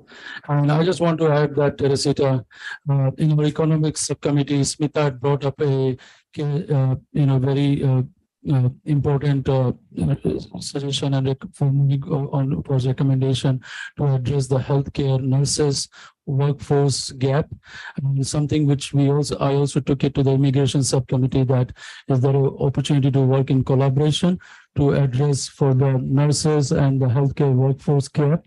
So that would be a separate recommendation to put together in working in collaboration with economic subcommittee, immigration, and maybe health subcommittee. Yeah. So nurses are considered high-level workers. So I'm talking about the next level. The next level. So caregivers, they're more support workers. They don't necessarily have the professional credentials that will qualify them for the categories that you highlighted. Sure. We need to do a little bit more study on that and research, and probably we can come up with a recommendation in a future commission meeting on that. Thank you. Jen, and then Louisa. Just to say a word about the last point, I do think it would be good to discuss a study of industries where there are labor shortages, especially low-wage industries that often aren't included in these conversations, and where there might be a role for either pathways to citizenship or future flow strategies. And, most of these matters are matters of legislation, not administrative or regulatory matters, but there is the opportunity to do some studies and some understanding, some research of the challenges, the opportunities, and the problems we need to address. So perhaps the committee could take that up in the next round. So bringing it back again and again in the commission as a strength. You help us, guide us, and navigate through this. So great recommendation. Thank you, Jen. Louisa? I was just wondering if the committee had thought about employment in the public sector, like there's short staffing at the state level in certain states that I've heard about. And I think we need to take a look at that. And I think they're mainly in, skilled workforce, like accountants and that. But I've heard stories that they actually have to recruit from other countries because there's not enough. Not enough resources. Yeah. And that's a very good point. We'll add it to our agenda to work on.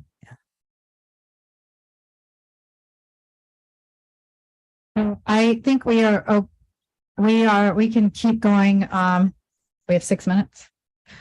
Okay. Well, I don't think we have any more questions or comments.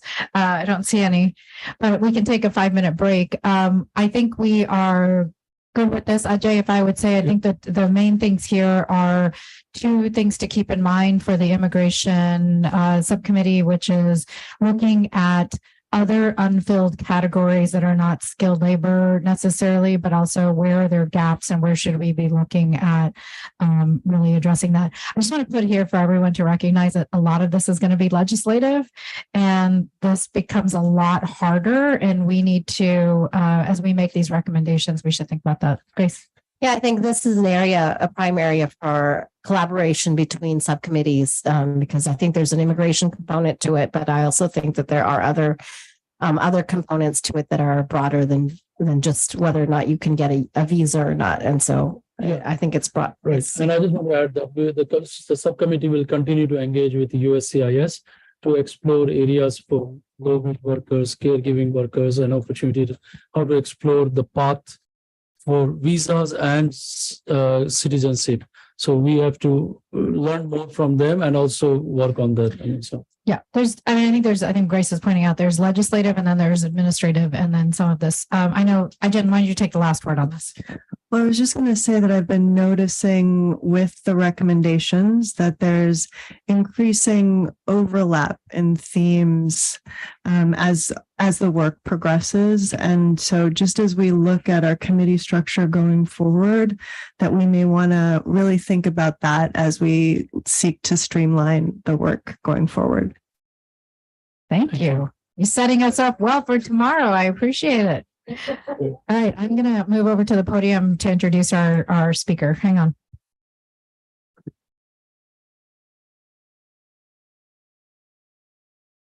I am super excited and honored to introduce Amber Green. She is a special assistant to the president for racial and economic justice with the White House Domestic Policy Council and leads the implementation of the president's executive orders on racial equity and support for underserved communities. Prior to joining the Biden-Harris administration, Amber worked in state and local government in New York. She served as director of policy in New York City's Office of Public Advocate under Letitia James, where she led efforts to close the gender wage gap through introduction of the New York City salary history ban law, led citywide advocacy campaigns to equip police officers with body-worn cameras, and worked to investigate and improve voting access for people with disabilities. Amber is a graduate of the State University of New York at New Paltz and holds a master's in public policy from Princeton University's School of Public and International Affairs. To say the least, you have way more experience in all of these issues, and you're working in a city and a state that is very important. So where you with the experience that you bring here. So we are excited to have you here, and thank you for being here. We'd love for you to come up to this podium.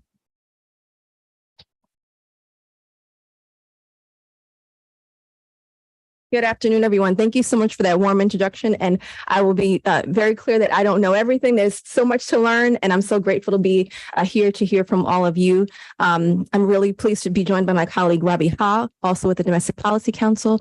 And we're here representing Jenny Yang, who's my boss, who unfortunately had a conflict. So I'm going to share some remarks.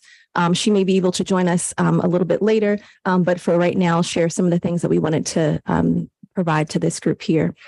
So first off, just wanted to again express our gratitude to the entire WIAMPI team. I've had a chance to work with everyone for quite a while now and learned so much about what we could do to advance equity specifically for the AA and NHPI community across the federal government. In my role, I have the privilege of working to drive the president's implementation of the executive orders on equity, which is our whole of government charge to ensure fairness and more opportunity for people that have not always had access to. The first thing that I wanted to talk a little bit about was related to our response on affirmative action. And so a lot of the work that we've done, as reflected in their statements on the decision, on the day of the decision, President Biden and Vice President Harris are unyielding in their commitment to expand educational opportunity for all, including Asian American and Native Hawaiian and Pacific Islander communities. As the president noted in his first ever proclamation recognizing NPC's week last month, AA and NHPI communities encompass more than 50 ethnicities with a variety of identities, cultures, histories, and backgrounds. Many with the community come from lower income backgrounds or are the first in their families to graduate college, indigenous or recent immigrants, or have faced a legacy of discrimination in our country.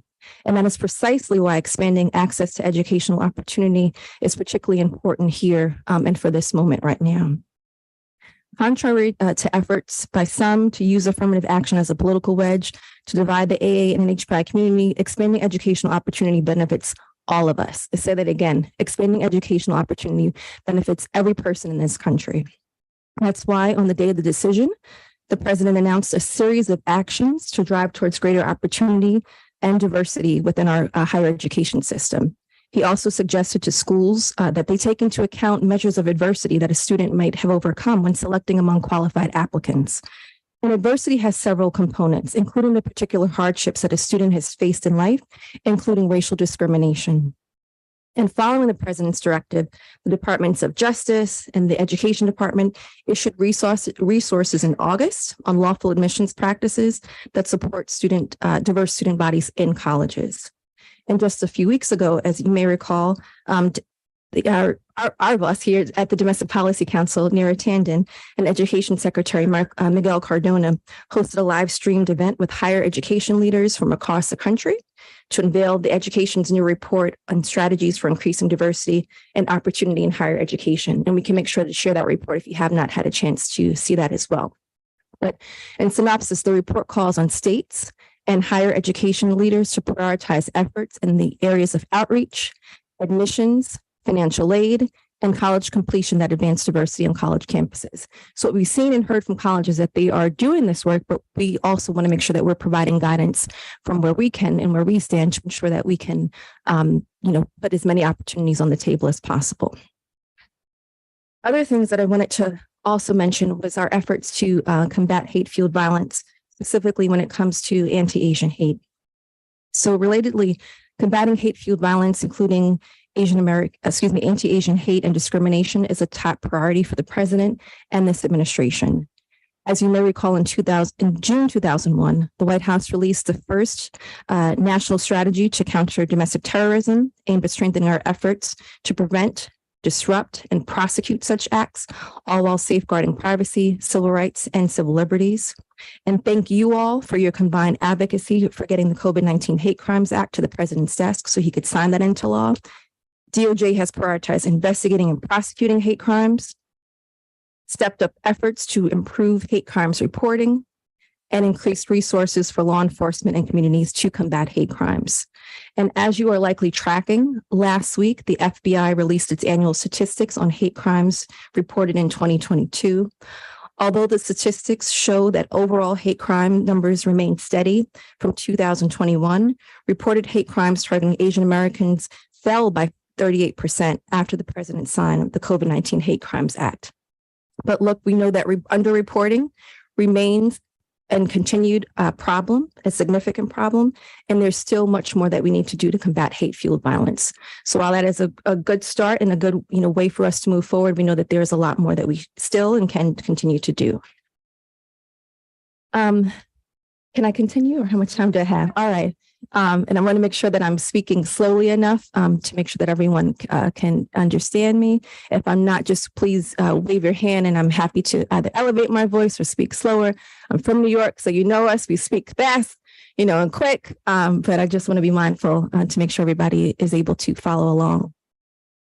The next thing that I would like to share is a little bit about our efforts regarding data disaggregation. So as you well know, in order to serve all of America and develop policy that considers and meets the needs of different communities, we need data. We need good data. We need data that reflects everyone, and not just aggregate data on people served or those filing complaints or applying for benefits, but disaggregated data that helps us understand who we are serving and who we are not. That's a lot of what Robbie and I at DPC are responsible for doing through our equity work, is to understand who is still not being served and how do we address and implement programs and work with agencies so they can develop better policies and better opportunities so that everybody has a chance. The president has made it clear on day one of this administration to advance racial justice and equity more broadly to serve all of America. And that is what we've been doing to work to strengthen equitable data practices across the government. So improving data disaggregation is the key to making evidence-informed policy decisions, things that advance equity, and making the case for why investments in underserved communities are good for our entire nation as a whole. Simply put, we cannot serve communities unless we can see them, unless we can count them, unless we can see who is not being served. For example, aggregated data for the Asian American and Native Hawaiian Pacific Islander communities often obscure significant disparities between subgroups. So, for instance, while total cancer rates for AA and NHPI communities are on average lower than non-Hispanic whites, When we look at disaggregated data, that shows that the rate of liver cancer for low-Asian women is more than 9 times higher than that of non-Hispanic white women. So those are the types of things that we need to think about when we're trying to uncover what that means and why it's so important that we see people reflected in all of the data that we're collecting. Only by disaggregating data can we begin to uncover and work on solving these challenges facing communities, but also working together with communities. I think it's great that we can have government push things out, but it's really important to ensure that we are making the decisions that are not only data informed, but community informed too. It's very important to have community voice at the table so we can understand where it is that we need to provide better access, resources, and opportunities. As you all probably know, because I'm looking at all these folks that are responsible for leading equity in their own rights. You know, the president signed a day one executive order on racial equity, signed a second executive order in February of this year. But among many of those actions, included in that executive order, was the Equitable Data Working Group. And that's co-chaired by the Office of Science and Technology Policy, known as OSTP, and the Office of Management and Budget. The Equitable Data Working Group developed a vision for equitable data along with practices that allow for rigorous assessment of the extent to which government programs and policies yield consistent, fair, just, and impartial treatment of all individuals. So what that sounds like in practice is that, for example, a key practice within the Equitable Data Working Group's vision is to make disaggregated data the norm, while also protecting privacy. OMB recognized that updating the Statistical Policy Directive, which many of you know as SPD 15, and its associated guidance is a fundamental part of that process. As you all are probably tracking, SPD 15 sets the federal standards for race and ethnicity data across all of our federal agencies. And that hasn't been updated in about 25 years. When we think about the growth of our nation, the beautiful diversity of all its people, we need to make sure that that information shows and reflects who we are. So these standards, earlier this year, OMB published a draft proposal that included recommendations informed by community input. Over the coming months, the working group will consider the public comments submitted to that draft. They'll conduct additional research and continue to work with stakeholders to help inform the final standard. I think you all are tracking that this should be done by sometime next year. Hopefully by the summer is what we shared publicly. If we can get that done sooner, we will, but it is an independent process, and we want to give them an opportunity to make sure that they're taking in consideration all of the comments and information that they've received. So a little bit about the equity EOs, because I think that would be helpful in the context of this conversation. So as you all may recall, back in 2022, we released about 90 federal agencies released about 300 strategies and actions for their equity action plan. That included waves of new strategies, commitments, thinking about systemic barriers, all of this in terms of helping to bolster what we put in the first executive order. These strategies and commitments represent how the entire federal government has made equity the new approach to governing and how interconnected we need to ensure that data equity is in that process. Where we are right now is we're implementing the second executive order on equity. And explicitly with that order, it's responding to ensure that agencies are really taking a deeper commitment into that work. So it isn't just a, 1-year process. This is stuff that we're trying to embed into agencies to ensure that this is a continued process, looking at programs, figuring out where things need to be corrected, and then putting a plan to move that forward. So Robbie and I are looking forward to reviewing all of the agency plans that have been submitted. We are combing through that. Those will be released publicly, so everybody will have a chance to see, what has my agency been up to over the past year and a half? How have they been advancing equity? What could they be doing more of? And all of these plans were informed by community input, which is something that we were really intentional about driving, so that it wasn't just, us saying, here's what we think you should be doing, but community folks, here's how we're not being served. Here's how our program implemented at the community and the state and local level, how we can make things a little bit better for folks. Other things that are really important. Third, I wanted to talk about the president's executive order on LGBTQI plus equality. That includes new mandates to strengthen the collection of data on sexual orientation and gender identity, also called SOGI data, and directing the creation of a first of its kind federal data and evidence agenda to promote equity for LGBTQI plus communities.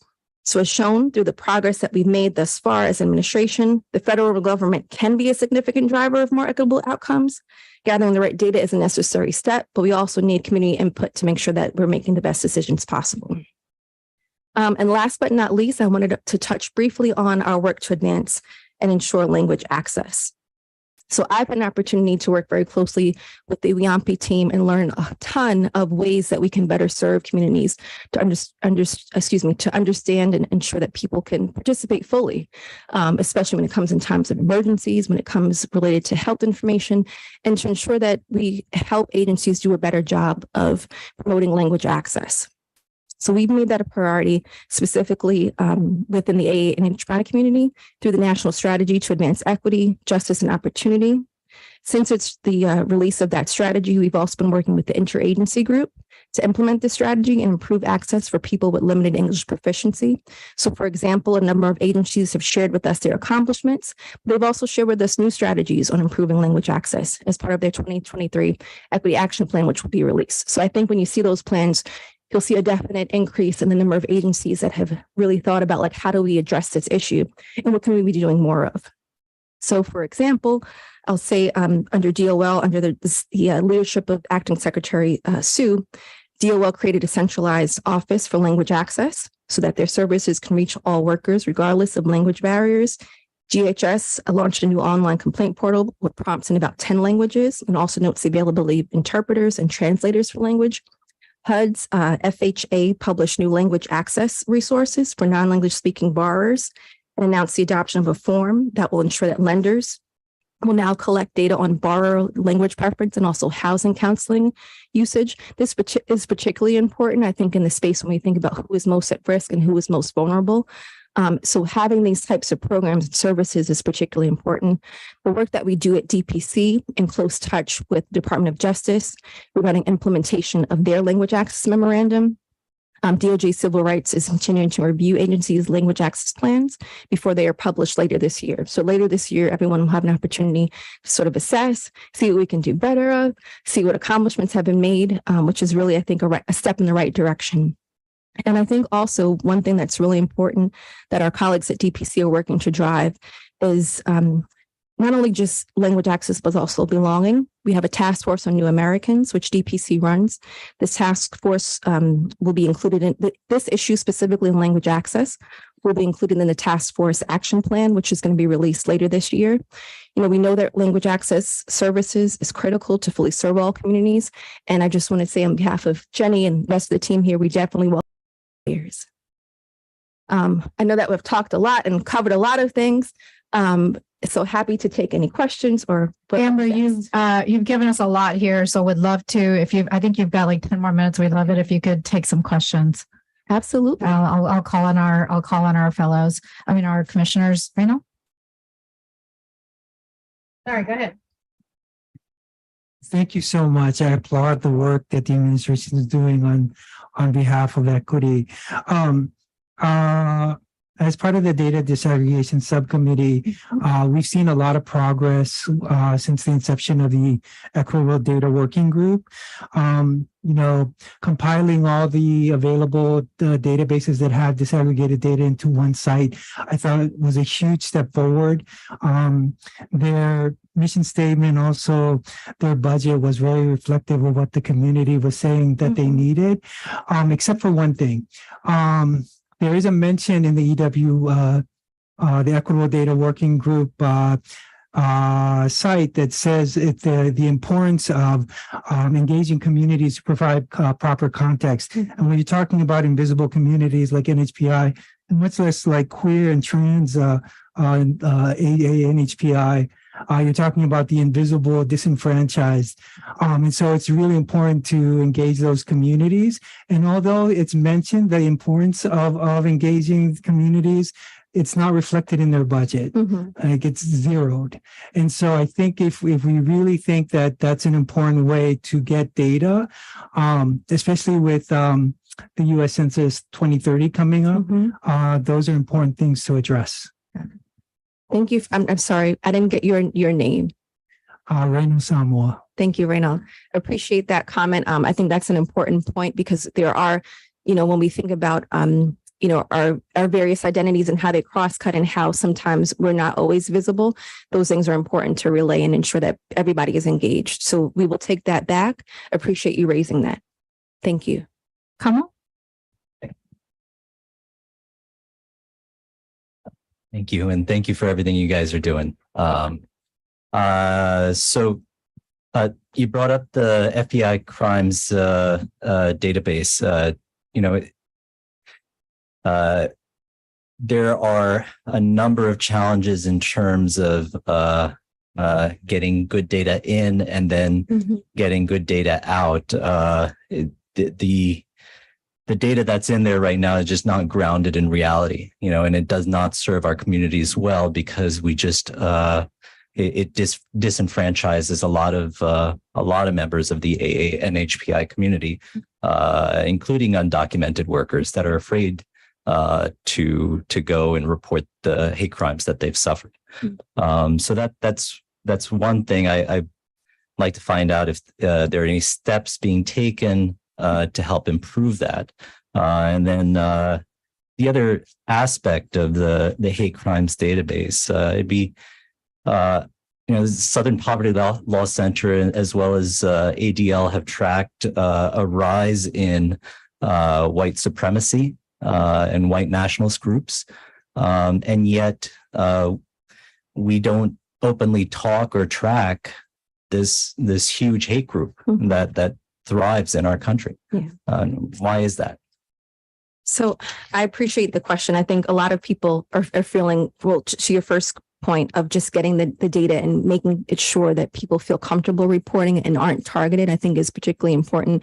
And that I think comes with working not only at the federal level, but with state and local partners to ensure that there's access, not only from a language perspective, but also just the targeting of people's personal information too when they do report that. I'm from New York, so very familiar with like the various hate crimes and how communities are able to report them, but it doesn't always necessarily trickle up into those numbers. So those are some of the things that I think through these new efforts in terms of establishing a baseline of where we are will only improve, so that we can get more people to do so. In regards to your second question, which was related to combating hate and specifically white supremacy. I mean, that was why the president ran in the first place, was on that issue. I think there's a lot more that we should continue to do to combat hate in that space. And so point taken, point heard. I think, having the work that DOJ is doing is great. I think they can't do it alone in terms of, again, the state and local connections and making sure that there's like interagency task forces that work together in that space. But I will again relay that information as well in terms of what we can do more of, because as we see this happening globally and the rise of hate, that affects us here. And we don't want to, promote that. Quick, you're from Jersey, so I already love you. I'm from the Bronx, but I went to school in Jersey, but yes. I will take that. Okay. But walking it back, Colin. She's walking it back. Yeah. You're from Pennsylvania, so I wouldn't talk. But I would love to continue dialogue, especially with our anti-hate and belonging subcommittee, if you would allow us. Absolutely. I think that's particularly important. Our Office of Public Engagement has been heavily involved with working with communities, especially in light of all that's going on, but it's things that we do often. We may not always publicize them as much as we probably could. So I think that's an opportunity for us to just reach out to more communities. We are open door if there's opportunities for us to work with communities that need more engagement, that need a touch point, that need information on what we're doing. The entire administration is happy to do so. And I appreciate you bringing that up, because I think more people want to hear, that sentiment in terms of what we can do more of. So thank you. Thank you, Kamala. Aijen?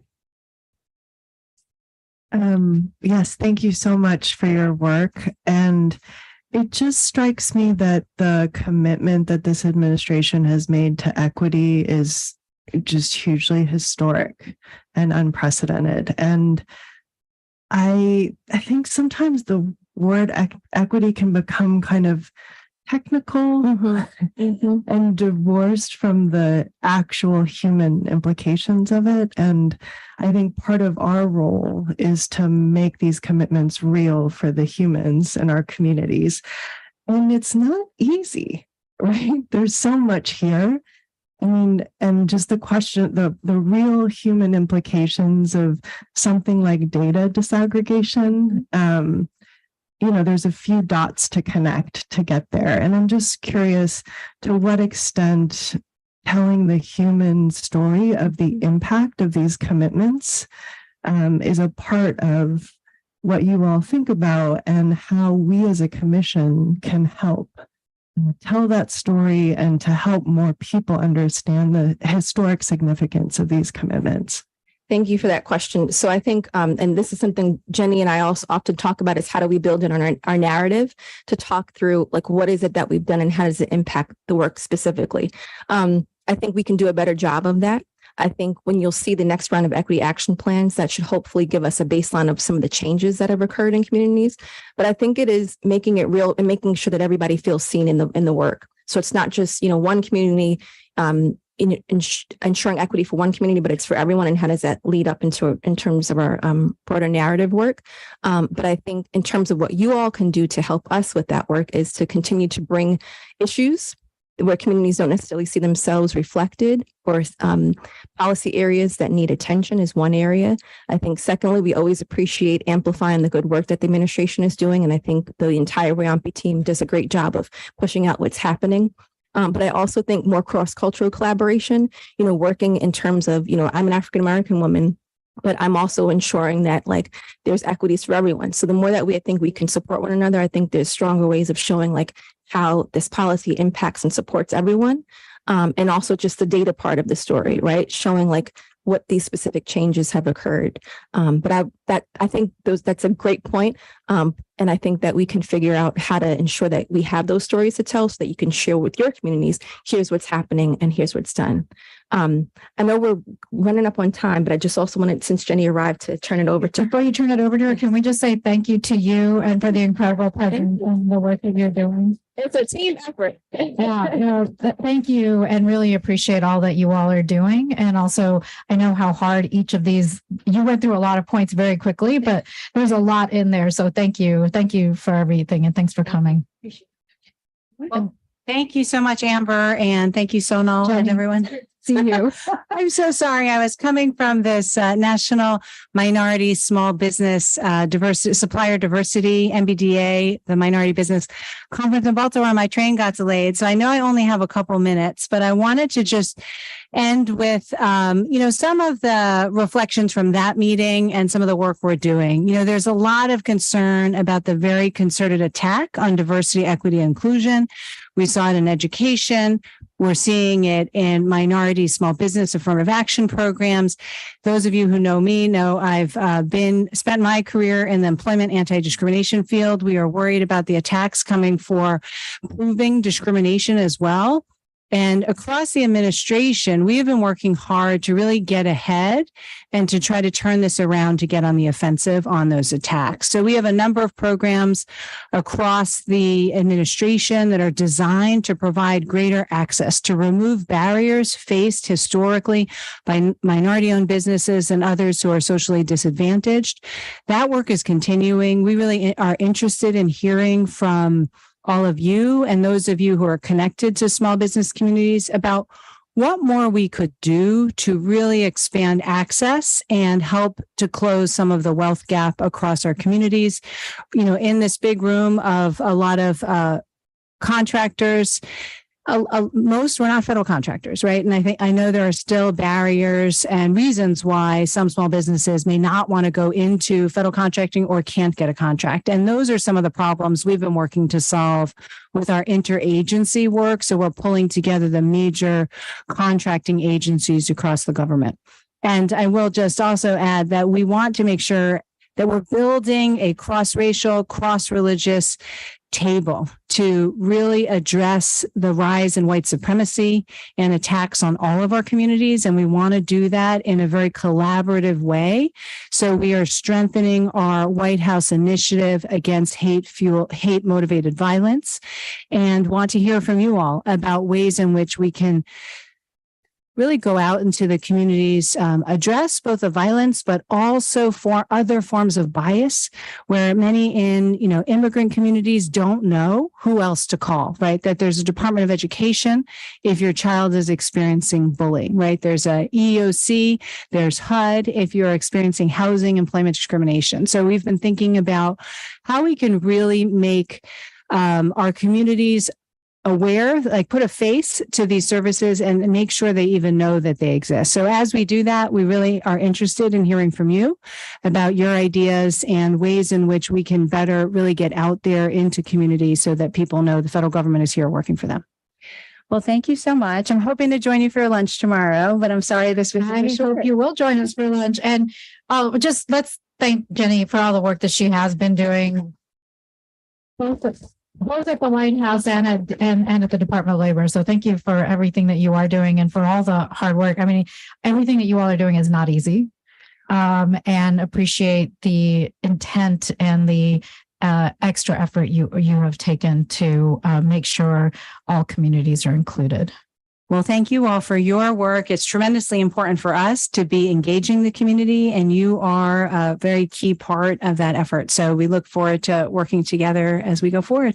Thank you all so much. We're going to take a break for 15 minutes. 15 minutes, I think. Yeah, 15 minutes. So we're going to cut the video in just a second.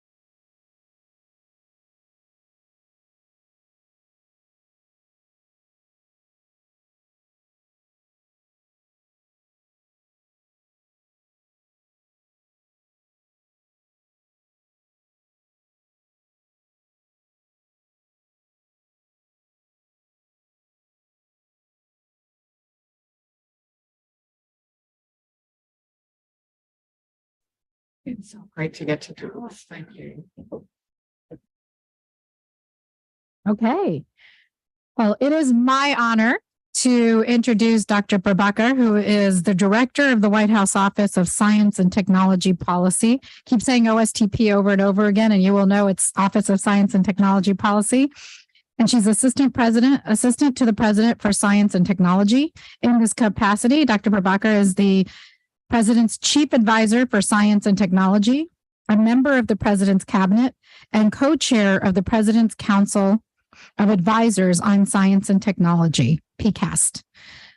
An engineer and applied physicist with broad management and leadership experience, Dr. Prabhakar has led 2 different federal R&D agencies and has worked with startups, large companies, universities, government labs, and nonprofits across a wide variety of sectors to create new solutions for critical challenges. She has served as director of DARPA, the Defense Advanced Research Projects Agency, from 2012 to 2017. In 1993, she was confirmed by the U.S. Senate as director of the National Institutes of Standards and Technology, NIST, becoming the first woman to lead the agency. Between these federal leadership roles, Dr. Prabhakar spent 15 years in Silicon Valley as a company executive and as a venture capitalist. In 2019, she founded Actuate, a nonprofit organization to develop new approaches to innovation for society's essential challenges. Please give her a warm welcome, and I am personally very excited that you are here. Thank you so much, Sonal. And it's just really great to be here with all of you. I was sitting, because we're public, I won't say the last time you introduced me, but you remember. She was more colorful the last time she introduced me.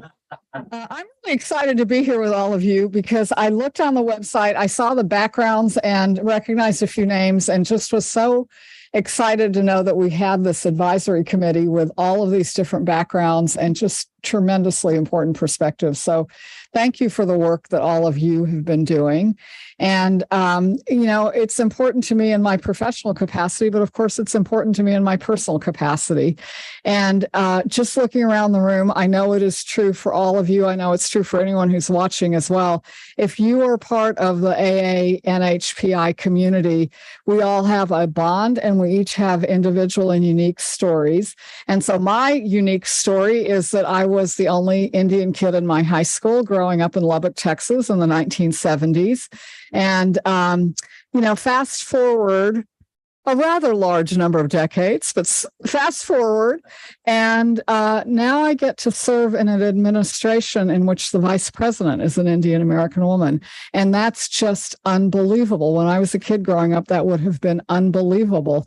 I recently had the opportunity to go to the state luncheon that the vice president and the secretary of state hosted for Prime Minister Modi when he was here. And my South Asian colleagues will know what I'm talking about when I tell you that they had pani puri over there as an appetizer. This is like the ultimate Indian street food. It was being served at the State Department for lunch. And this is what the world is. We are in a very different place and it's a much better place. And by the way, if you don't know what pani puri is, I highly recommend. So please go out and find yourself some.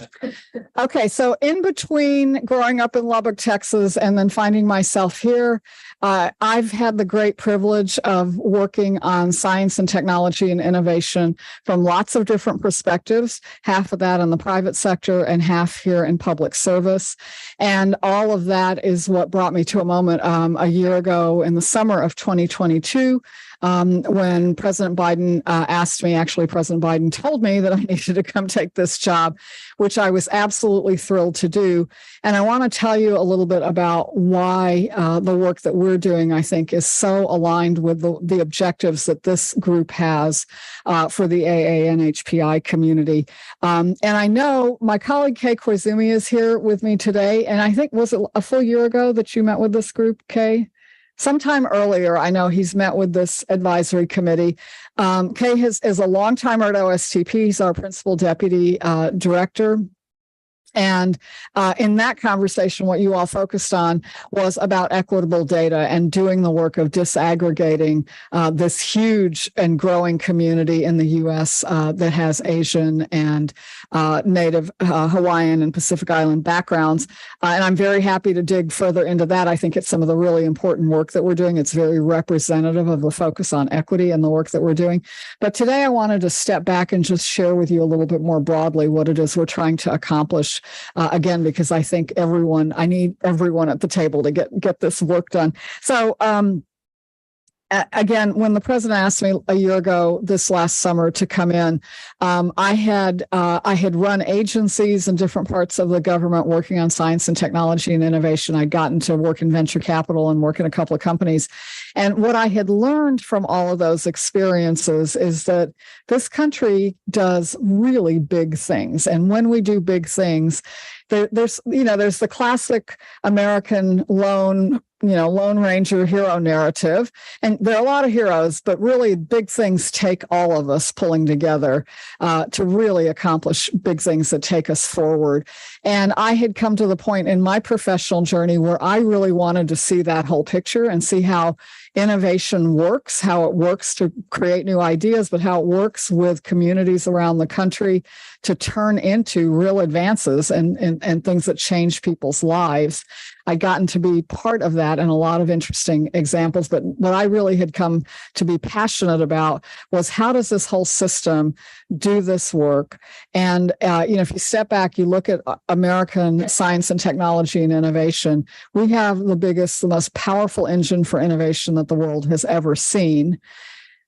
But it was built in the last century. It's still largely aimed at last century's challenges, and the aspirations that we have as a country today, they are enormous, and they require innovation, new technologies, but very thoughtful application and very thoughtful choices about how we're going to use these advances. And that's the work that really is the center of what our office, the Office of Science and Technology Policy, does. It's very much how I think about my role advising the president. So I want to just tell you about some of the things that are priorities for us.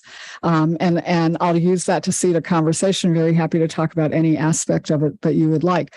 So one area of focus for us has been artificial intelligence. So I knew coming back into public service a year ago that was going to be an important part because of the growth in AI generally. And then, of course, I started and we had this explosion and everyone became aware of the advances in AI because of chatbots and image generators that have really captured the imagination.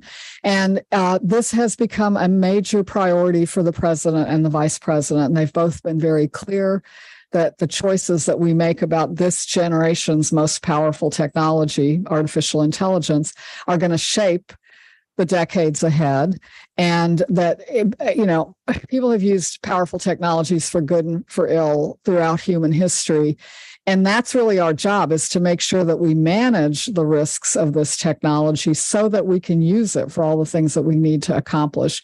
And that's been a huge focus of our work. The president and vice president have worked with company leaders to call them to account and ask them to step up to their responsibilities with advances in artificial intelligence. We've been working with Capitol Hill on a bipartisan basis and globally with our partners and allies, but also doing a lot of the work inside the executive branch because we know we need to lead by example. And among other things, the president has said that he will soon be signing an executive order on AI, and that's been a major focus. And so I want to just tie that to some of the specific issues that you work on. AI is so broad that its applications and its risks are also broad. But one particular, and I think insidious risk of this technology is that it seems like it's this neutral technology. But of course, what AI is computational capability that is trained on data, usually human data about decisions that have been made in the past. And so it can also be an engine to distill bias and discrimination and then scale it up. And we have seen that happen with AI systems. And part of our work is to be very clear that that's not okay, and that we're simply not going to live up to the ideal of what this country is if we allow this technology to be built and used in that way. So there are a lot of other dimensions to this problem, but that's one that's a particular focus and actually ties right back to the equitable data issue, because if you don't have data to understand what's happening in different communities, you can't really deal with these issues. That's one area. I want to, secondly, I want to talk about health outcomes.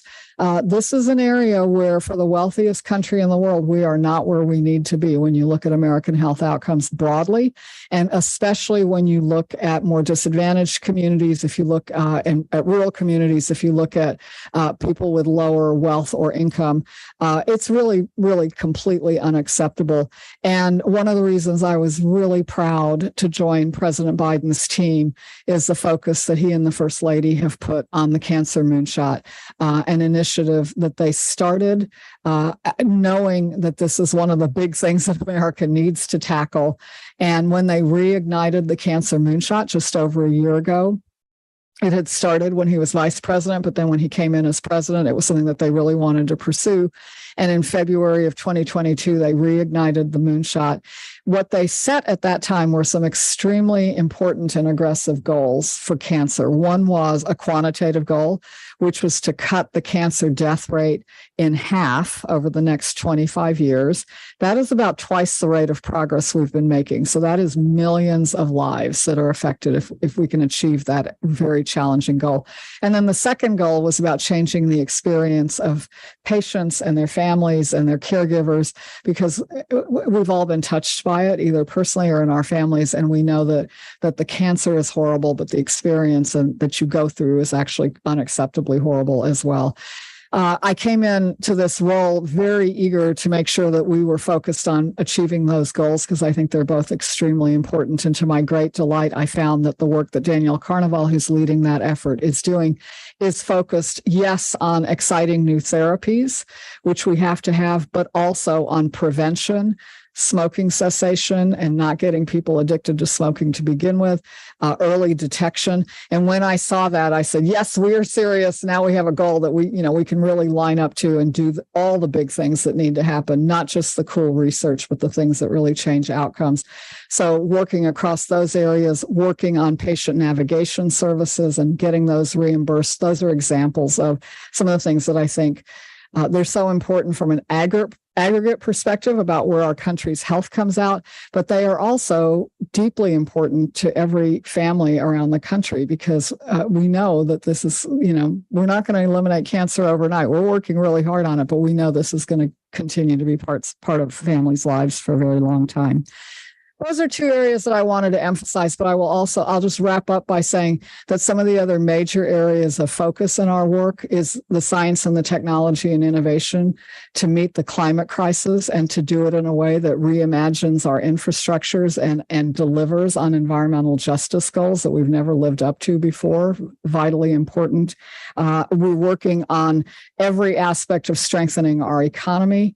When the president talks about building an economy from the bottom up and the middle out rather than trickle down, that takes action in a different kind of way to work with industry and the finance community. And you'll see us continuing to do that and to do the experimentation and innovation in that way, in that area. A lot of the innovation work has historically been the case, continues to be focused on national security and the goal of bolstering peace and stability in a world that seems more challenging every day, and especially with the events that have just happened. And then finally, and really underpinning everything we do, is equity and opening opportunity for every person in this country. That is the whole point of the exercise here in this country. And we think about it in everything we do, from equitable data to how do we both boost science, technology, and medical education, because we think these are the kinds of things that can help open opportunity. But it's also where I think we really have common cause with the work that you all do, because ultimately that's what I see you all showing up to make sure we have for every American. And with that, I'll thank you for your work and turn it open for dialogue. Awesome. Thank you so much. You're welcome to sit down. Well, why don't you stand? Because then I can see everybody and I can't see you. That's fine. I can't see you if I don't mind. That's fine. Questions? I see Ajay. Thank you. Wonderful to see you. And I did have some pani puri at the state. I'm so glad. And my question is slightly related that is there an effort also to increase the percentage of STEM graduates from our colleges and universities so that all the advancement programs which you and the administration planning to do, we have the right skills in the country. Over a period of time, the number of STEM graduates has not increased.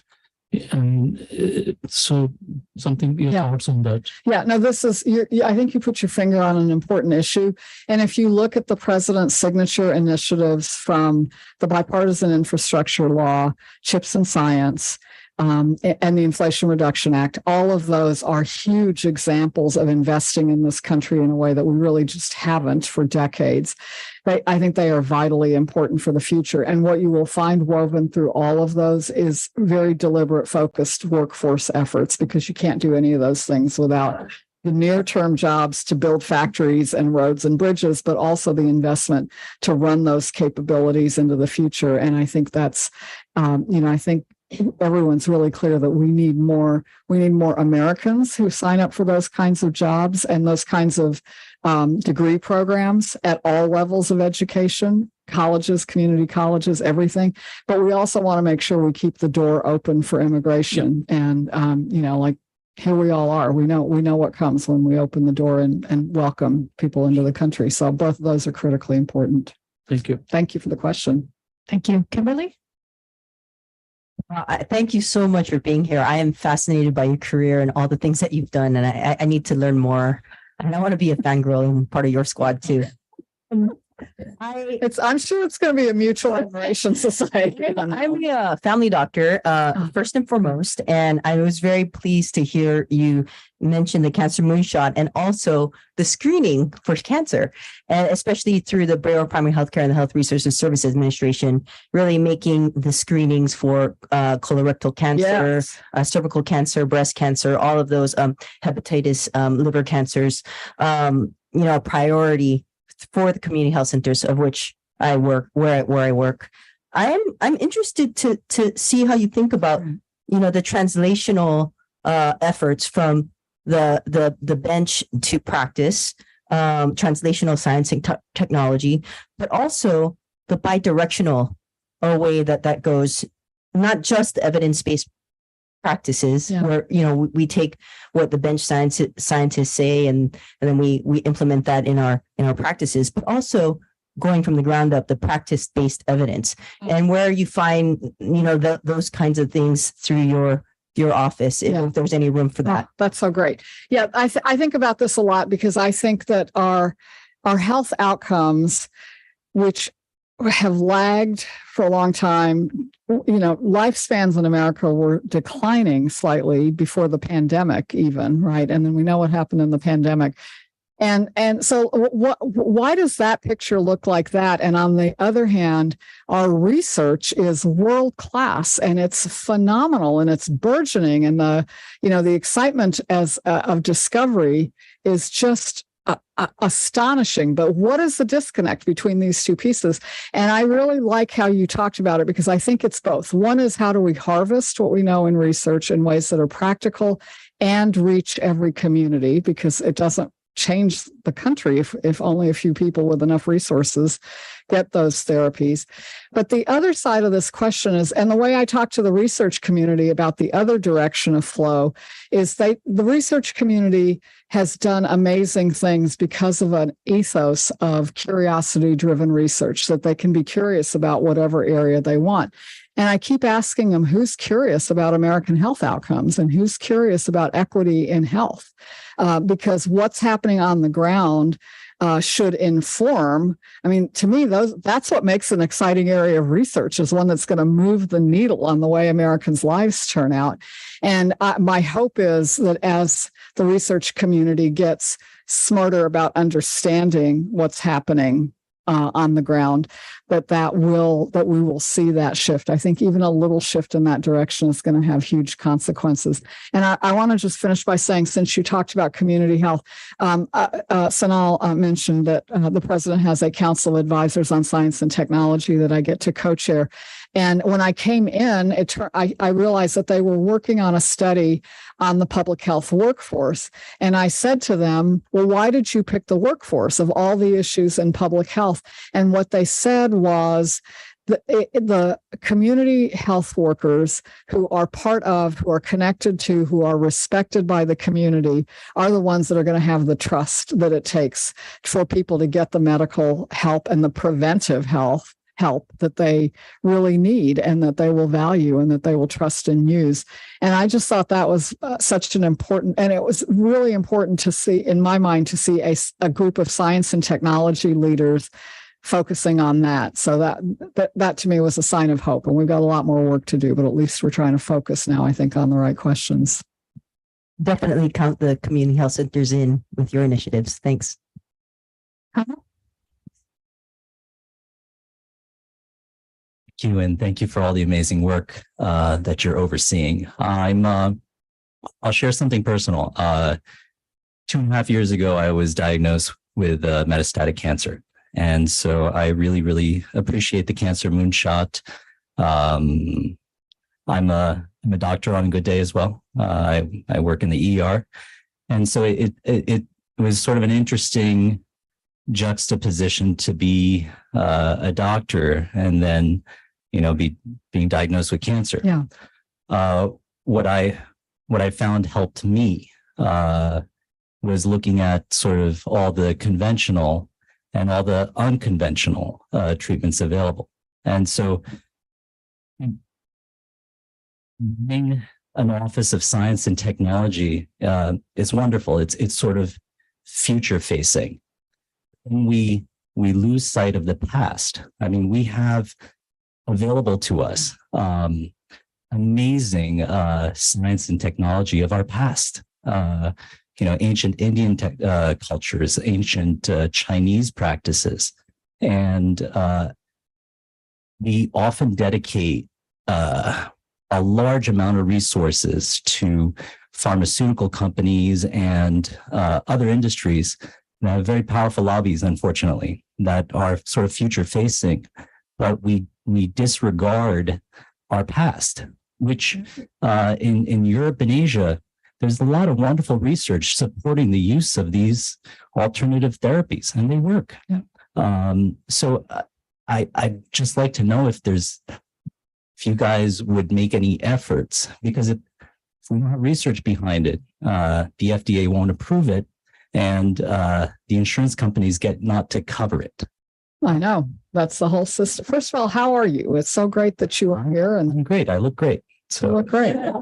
Yes. It's true. Thank you. Thank you for sharing your personal story, and I do hope you're good. Yeah, I think everyone here knows the issues. We set a bunch of incentives for perfectly good reasons, and companies and researchers and regulators are all behaving exactly the way the incentives have told them to behave. And it's taken us to a place where we have some marvels that we need and love and want, but we don't have other things that we absolutely need, from public health to the kinds of things you're talking about. And so I think, this is the part in the conversation where you just you give up because it seems impossible, but I think you can't give up. And I think there are places to start. And I don't know the answer to your question, and I will go find out, because I think it's a very good and useful question. I want to give you a parallel example that I think where we've made a little bit of progress, and I think it's very helpful. And that is in the idea of incorporating indigenous knowledge into policymaking, for example, when we make decisions about dealing with climate change.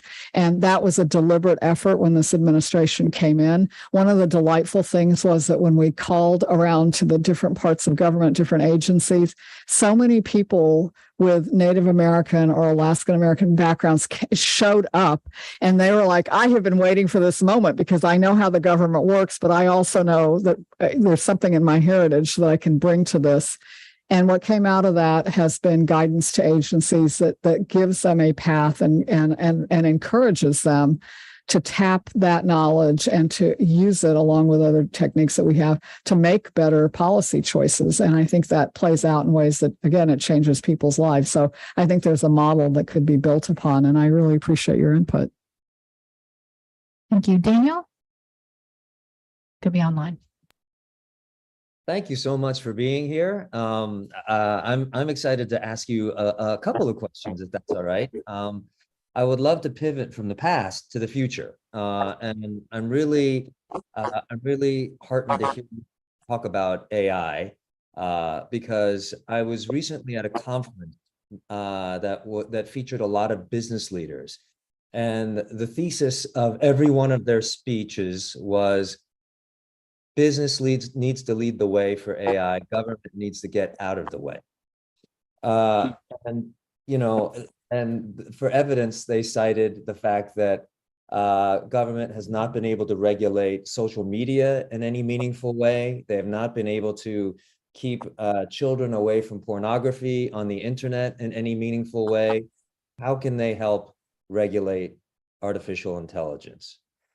So I wanted to ask you, first of all, your response to something like that. And you mentioned that the president was preparing an executive order. Now, you may not have any, I'm not sure how much visibility you would have into what he's preparing or what's being prepared, but I would love to know. That's my entire life right now, so yes. Okay, so then you do. So then what is the ideal version of managing AI? You know, not what you see as, you know, executable through an order, but what would you like to see happen? And then the second part of it, as it pertains to our commission, is we've discussed the many ways that AI can be beneficial in our community. Ways like data disaggregation, language access. These are ways that AI can impact. What are the ways you see? What are the dangers of AI as it pertains to our community? Sorry, it's a long question, but if you thank you. It's a great question, and I'll say my snarky thing, and then I'll be constructive.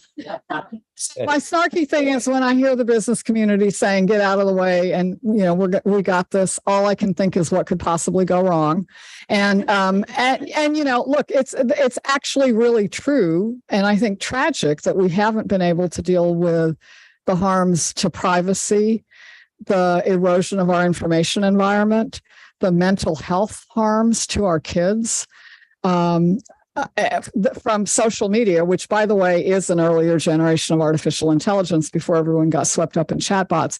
And I think that they are a warning about how hard this is out ahead.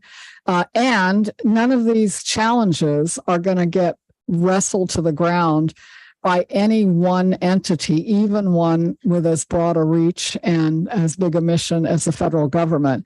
And so, first of all, when I see, you know, pornography that's corrupting young minds or privacy that's deteriorating our environment online, I think it's a very legitimate question to ask, how has that worked out for business handling it? Because I don't think they're stepping up to their responsibilities. And this president has been clear, even before the AI tsunami hit, that Congress needs to act on things like privacy and on protecting our kids. And that continues to be the case. And I think many of us share the frustration that we've come close, even on a bipartisan basis, even with all the challenges, we've come close, but have not yet been able to get privacy and child protection laws through. So it's definitely daunting. Let me tell you what it is, how we see the goal on artificial intelligence. The starting point in my mind is to recognize two things. One is that every powerful technology is amoral. It doesn't come into the world trying to do good or do ill. we're the ones that do things with it. And that's going to be true of this technology. What is really, I think, challenging, exhilarating and challenging about AI is how broad it is. Because, you know, if you peel back all the hype and the science fiction, what you were talking about is computing capabilities that people train on data. And here we are in the information age. There's an endless set of data that you can train on. It can be the clicks online as people are surfing around. It can be scientific data, sensor data, administrative data, financial data. And now with these large language models and image generators, we know it can be language or images or video. So it's sort of astonishing. Embedded with our own cultural biases as well. Embedded with our own cultural biases as well. Yeah. Bingo. And I think while a lot of the conversation is about the machines, and there's a lot of language that's anthropomorphizing the machines and imagining that they are doing things, what we have to stay really focused on is it's people who build these systems. It's people who choose what data they're trained on. It's people who choose what they're going to have, you know, connections or autonomous capabilities to do. And it's people who choose how they are used. And for policymaking, you know, we're not going to have a science fiction conversation. We're going to stay anchored in what human beings do, human beings and corporations. And when you start looking at that, in fact, I think there are very practical things that can be done to not to eliminate, but to mitigate the safety and security risks. The risks we've talked about of bias and embedding discrimination, of privacy risks, risks to the information environment, and risks to jobs and the economy. And that's our frame for the work that we're doing from the executive branch is, number one, to work with all the other communities, to get companies to step up to their responsibilities, to work with Congress, to work internationally. But while we're doing all of that, we're very clear that we have a lot of work to step up to. And there have been a whole host of actions announced by executive branch agencies. Now we're going to have this executive order that the president will sign. And along with that, by the way, a memo from the Office of Management and Budget is going out to all agencies in about the same time frame with guidance about how government uses AI. And, you know, when you do all of that, if you look at all those actions together, and you'll see this in the coming period of time as these things come out, I hope what you will see is a set of actions that collectively do start managing those risks, but also start opening up ways that we can start using this technology for government to provide services more readily and easily to our citizens, for all the public functions that we need to do. And to, you know, I think the horizons, if we can manage the risks, are very, very encouraging. So that's the work that we're in the middle of. And I think, to me, it ties right back to the goals that this group has. And I think I would continue to welcome input from all of you about what your priorities are as you think about this. Yeah. Long answer. Sorry. No, we've got a lot. How much time do you have? I just want to make sure. Need to leave in about 3 minutes. How about if we Can we take one more last comment, and then we'll collect the questions for you. How about just a quick round of questions and a quick round of answers? Like, tell them all to me, and I'll listen, and then I'll give you what I got. Go ahead. So much for your presentation. You spoke to the importance of context with data disaggregation and AI.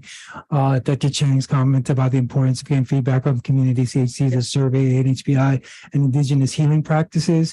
And through works through the EWG, which the OSTP and OMB seem to have a large impact over. We see that they make statements about the importance of community engagement to get this meaningful context. What I don't see is the budget. I do see budget items for working with academic researchers. I'm an endocrinologist, so I'm an academic researcher. I don't mind stabbing us in the back. I don't. That's awesome. I think what's being used is the academic researchers as surrogate to obtaining this community context, and I don't think the community feels the same. I think that's great input. And so I think that we need to start showing if there really is an asset that we value it through the budget. Okay, quick ones. Thank you so much for your leadership. I'm curious of your assessment of how we're doing in terms of harnessing the power of technology to improve the user experience of government programs. Right. Excellent. Mia? Yeah, I was looking online on the topic of data corruption and thinking about sort of how people could intentionally put bad data into something, because I was seeing some information about people entering bad data to try and corrupt sort of the images that are being utilized so that they aren't their work isn't being utilized. Yeah. So I'm just thinking on a grander or a bigger scale, how that could impact a wide variety of things that could be extremely dangerous. And so was just wondering where the thoughts were on that. Okay, great. Kevin, last one. Kamal talked about the past, Daniel talked about the future, but I kind of want to talk about the present. And it's what you said at the end of how government services can use something immediately. So from New York City, we just made a big announcement last week about AI chatbot use for our My Business site. And so keeping it within a closed universe of just the city information sites to prevent the fake news about deleting everything after 30 days and responsible AI use. But for what I wanted to know from you is, when you see from where you are, which government agencies around the country are kind of thinking about or the federal government, and what can we use AI right now to help people? Love it.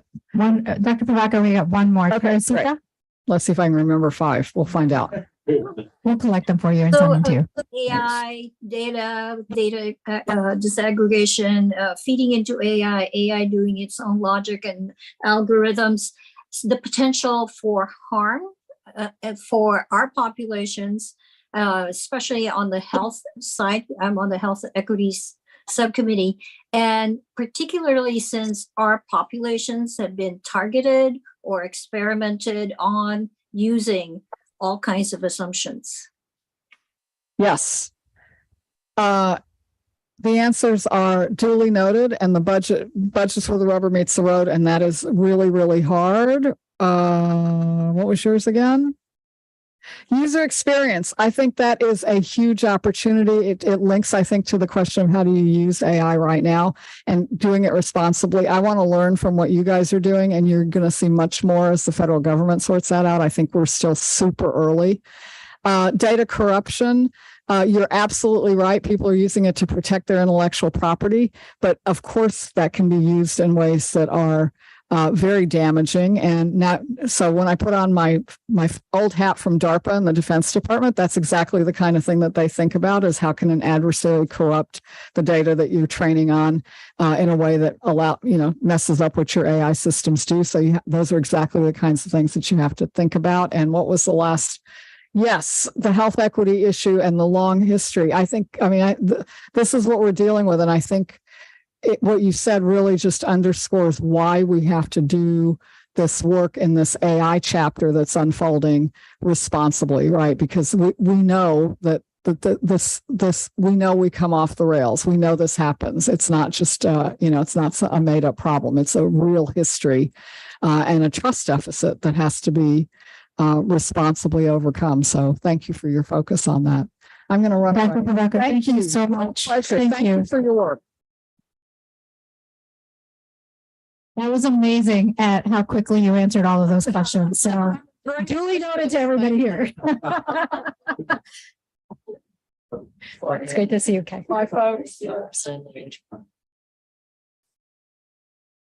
right, we're going to take about 5-minute break, or maybe 10-minute break. For those of you that have any comments on the recommendations, can you please make sure you go to that table? Let's make sure we're finalizing the recommendations so we can vote afterwards. Linda, I think, is taking them, right, Linda? Yeah, there you go. Okay, thank you all.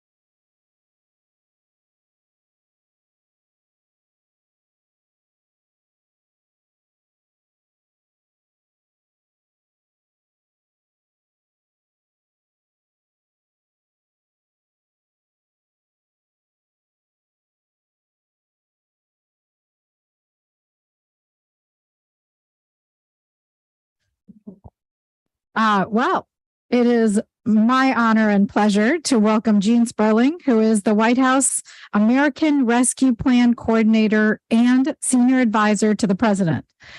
Previously, Mr. Sperling served as Director of the National Economic Council and National Economic Advisor to both President Obama and President Clinton. Who did I work with? I think I worked with you. I don't know, Gene. Anybody you know? He also served as Deputy National Economic Advisor from 1993 to 96 and counselor to the Secretary of Treasury and member of the President's Auto Task Force and economic advisor to Governor Mario Cuomo. I'm not going to go through all of the things, but I think there's a few things that are important under what Gene has been a part of, which is the expansion of the Earned Income Tax Credit and other refundable tax relief for hard-pressed families. He was key architect of the 93 economic plan during the Clinton administration and key negotiator for the balanced budget agreement that led to the creation, led to the Children's Health Initiative program, CHIP, higher education tax relief, and played lead roles in the creation of the New Markets Tax Credit, community development, finance institutions, Gear Up, debt relief for low-income nations, and anti-sweatshop, anti-labor initiatives. Gene, it is always great to see you, and I cannot believe we are still friends after all these years. Sure. We've been working together, and you're still talking to me. It's iffy, but Good to see you. Well, Sonal and I are great friends, and we did work together when I was director of the National Economic Council, and we did travel with the president and Secretary Albright to Bosnia to, for something that is all too relevant now, which is help rebuilding and bringing back hope and opportunity to a country that has gone through conflict. But we have worked together in the Obama administration, and we've been very close since then.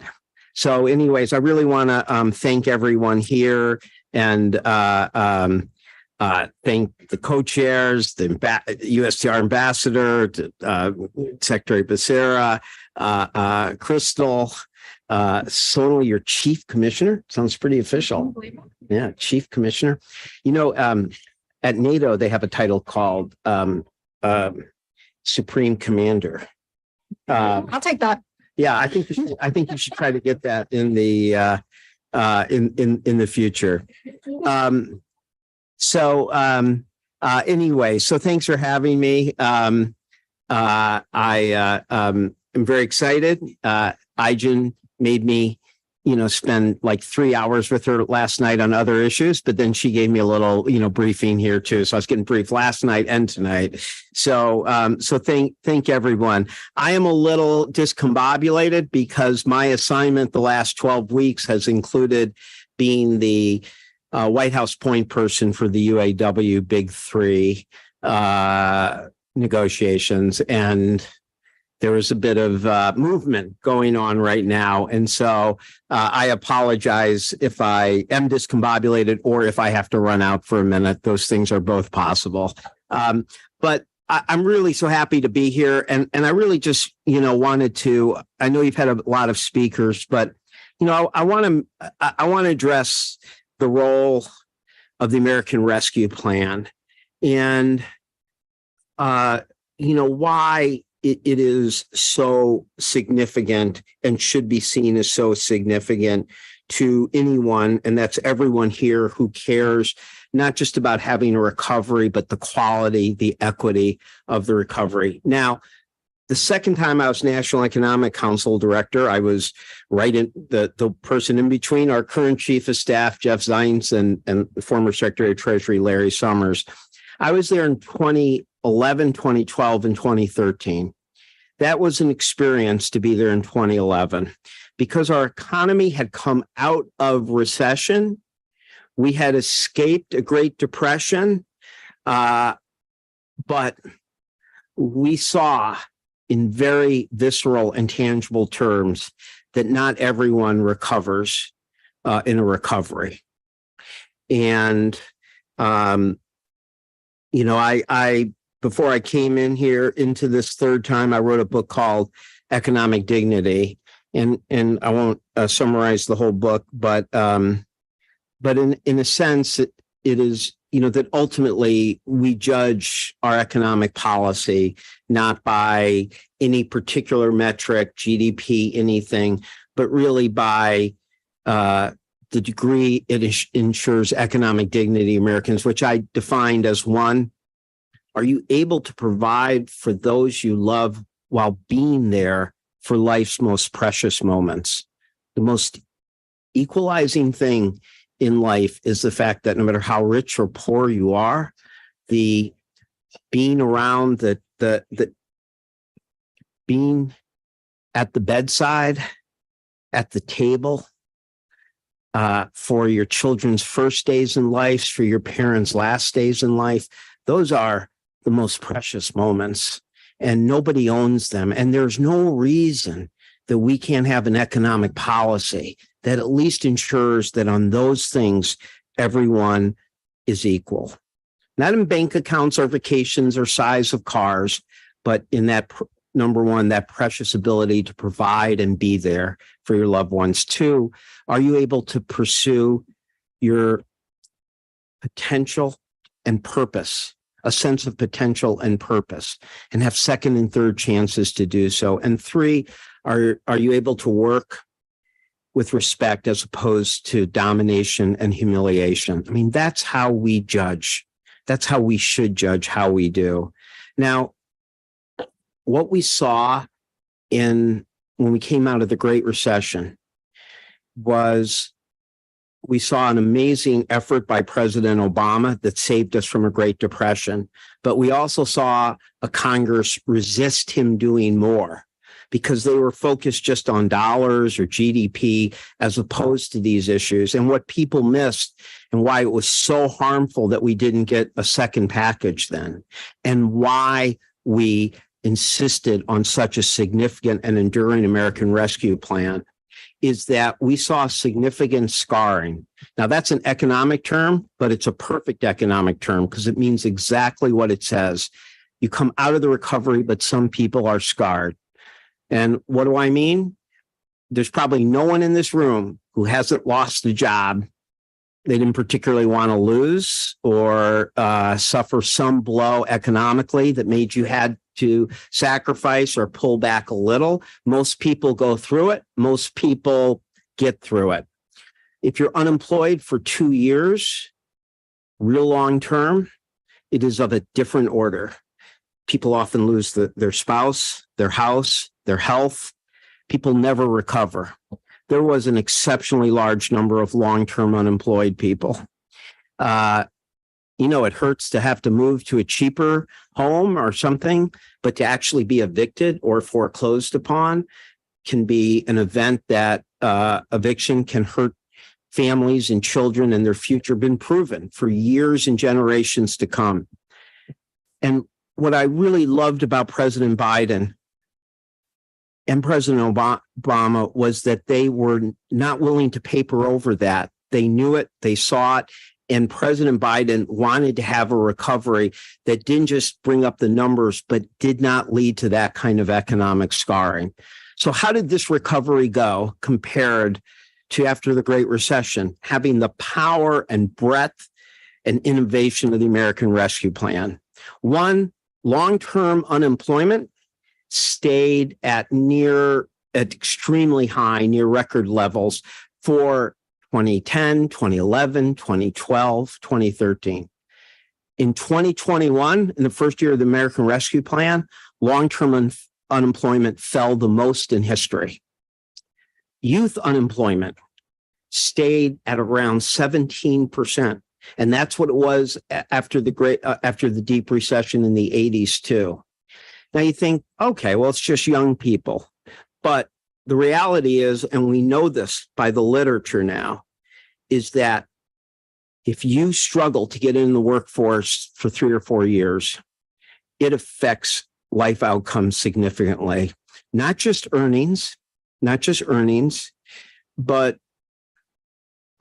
people who struggle to get into the workforce for 2 or 3 years there, married less, divorced more, committed more suicide, were depressed more, had fewer children. It matters. You can see it in you can see it. Kid gets a first good job. They start on a path. If suddenly they're 29 and they're getting the job they would have at 24, they may be depressed. They may have lost their enthusiasm. Their life choices might change. What happened this time? Youth unemployment was practically cut in half. It fell to the low. It had the largest drop ever. Black, Hispanic employment took about 6 years to recover after the Great Recession. It took 1 year, to recover after the worst pandemic in our history. I mean, these things matter, not just the recovery, but the quality of recovery, the equity of the recovery. Do you know, among Asian Americans, this is an incredible statistic. Not only has there been 1.6 million jobs added, there are 938,000. There's basically 1 million more jobs than existed before the pandemic hit. I mean, can you believe that? You've not just recovered all the jobs. The Asian American community is now 1 million jobs above where they were just a few years ago when the worst pandemic in the history of our country hit. And you can go up and down. Now, some of this was the size and power of the American Rescue Plan. But I want to make clear, part of it was there was innovations in policy that had never been done before. I mean, I'll do a Black and Hispanic unemployment, poverty for children was between 1/3 and 40% when I first joined government in 1993. 1/3 to 40%. It went essentially from 2 in 5 to 1 in 12. And that big glass gap was all having a child tax credit, a refundable child tax credit that was delivered monthly to each family, regardless of income. If you had ever told me in my life that there could be a single policy that could cut child poverty in half in a year, in the middle of a deep downturn and pandemic, no less, I would have not believed it. If you had ever told me that we would get below 6% child poverty in our country, that you would have the lowest child poverty ever for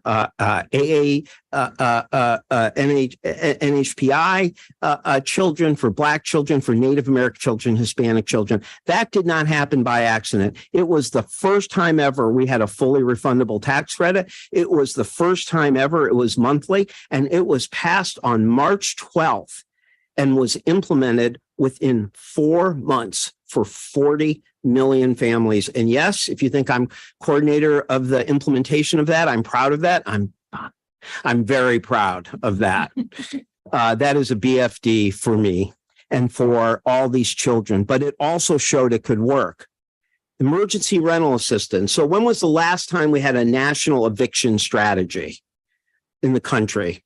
Maybe it was after the Revolutionary War when farmers were being evicted and foreclosed on. You'd be wrong. After the Civil War, you'd be wrong. But if certainly FDR must have done it in the Great Society, never. In Great New Deal, never. LBJ in the Great Society, never. After the Great Recession, never. The first time in the history of our country we ever had a national anti-eviction strategy was the American Rescue Plan and the emergency rental assistance. But we had lots of time to set it up. The big second half passed on March 12th. And by April, people were saying, oh my God, this isn't getting out fast enough. I mean, first ever, it was not centrally given out. It was in 480 different places around the country, every state, and like 300 cities and tribes. And you know what's interesting is that people focused more on the fact that it was having all sorts of problems and challenges. You damn straight it was. It was in the middle of the pandemic. We'd never done it before. And let's be honest, renters and landlords are kind of like, separated spouses at their kids' graduation. They're at best. And during a pandemic, when people aren't paying, extremely difficult. The difficulty was this high, and people expected that we would have an avalanche of evictions like we'd never seen in our country's history. The result, because of this policy, was that for about 15, 18 months, it was 20% on average below history. If you'd said to me that you could have a policy after you shut down the economy and people weren't working and paying rent, where you'd actually have lower, I wouldn't have believed it. I could go on and on. The child care proposal, with 220,000 child care providers got help through the American Rescue Plan, covering millions of children in every place. Do you know when people noticed that? When the money ran out. We couldn't get a single positive story for almost 2 years. But when the money ran out, then it was suddenly there was a negative story. Money's running out. My point a little is not just to say how important the American Rescue Plan is, but when we dream big and do big things, let's understand it isn't easy. It's not going to be perfect. And you have to be able to say, this program needs work, that's got problems, but it's an amazing progressive effort. Because if not, we do not credit the incredible accomplishments we do, and we, in a sense, diminish what it means to do big progressive experiments. Big, hard things don't happen purposely, but like the emergency rental assistance program that had all sorts of problems and challenges, the overall impact, meant that we had millions of people less in poverty, children's lives not set back, families not separated, and truly saved thousands and thousands of lives. So I think it's really important. I could go through first ever program where every community, city, and township got funds. Now, I think it's so important that we can do, this is the most important walk and chew gum thing we have to be able to do. We have to be able to appreciate how dramatic and significant something is and still be able to look at what went wrong and we can do better the next time. Somehow we have trouble doing both. We either criticize a program so much that people don't see the big picture. Or we want to praise something so much because we don't want to hurt funding that we're not willing to look through. I think that a lot of the things that we did well are because we learned from either mistakes we made or other people made. Now, let me just do the small business because I can't do everything, but let me just do the small business programs because I think everything in there that worked was learning from a previous error. In the case of the PPP, the Paycheck Protection Program, it was really learning from the incorrect implementation and, quite frankly, the incorrect focus on equity of the previous administration.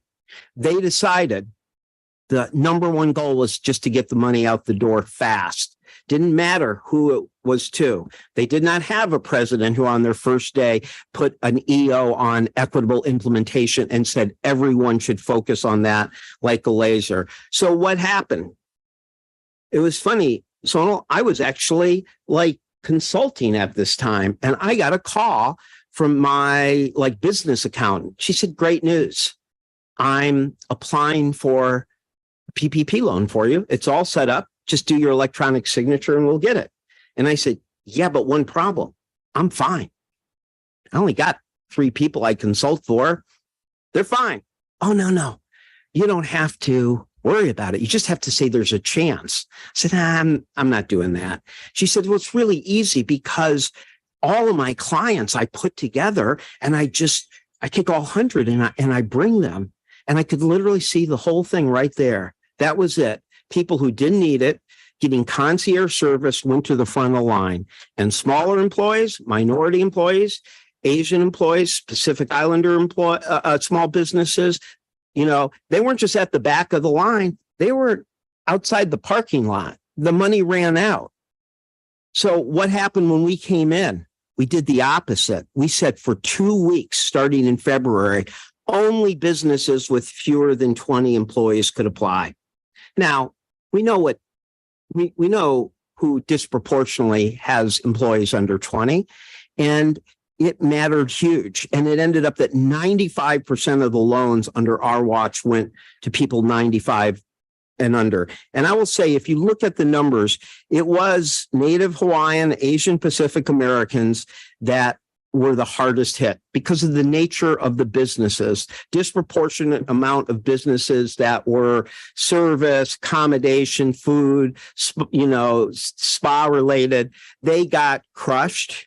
And so you were already being hurt. Small business, I'm so hard. I have to do the AA NHPI. There must be a better trick. Small businesses were being disproportionately hit, but then disproportionately excluded. I mean, that's the worst. And then we came in and did the exact opposite. 2 weeks where everybody else is not only at the back of the line, they're not in the parking lot, where we give people the chance and the equity change. Restaurant program, we did the same thing. Some of it was in the law, but we did some in the implementation. We let people who needed it the most come first in line. We preserved a time period. We saved some for the very smallest small businesses. All of those things matter. The state small business credit initiative, we knew how important the help is, the assistance. I hate the phrase technical assistance. You know what I like to think of is like, if you're a big business, you can hire all the consultants in the world. And what happens to smaller businesses need the help most? So we put significant amounts of funds in.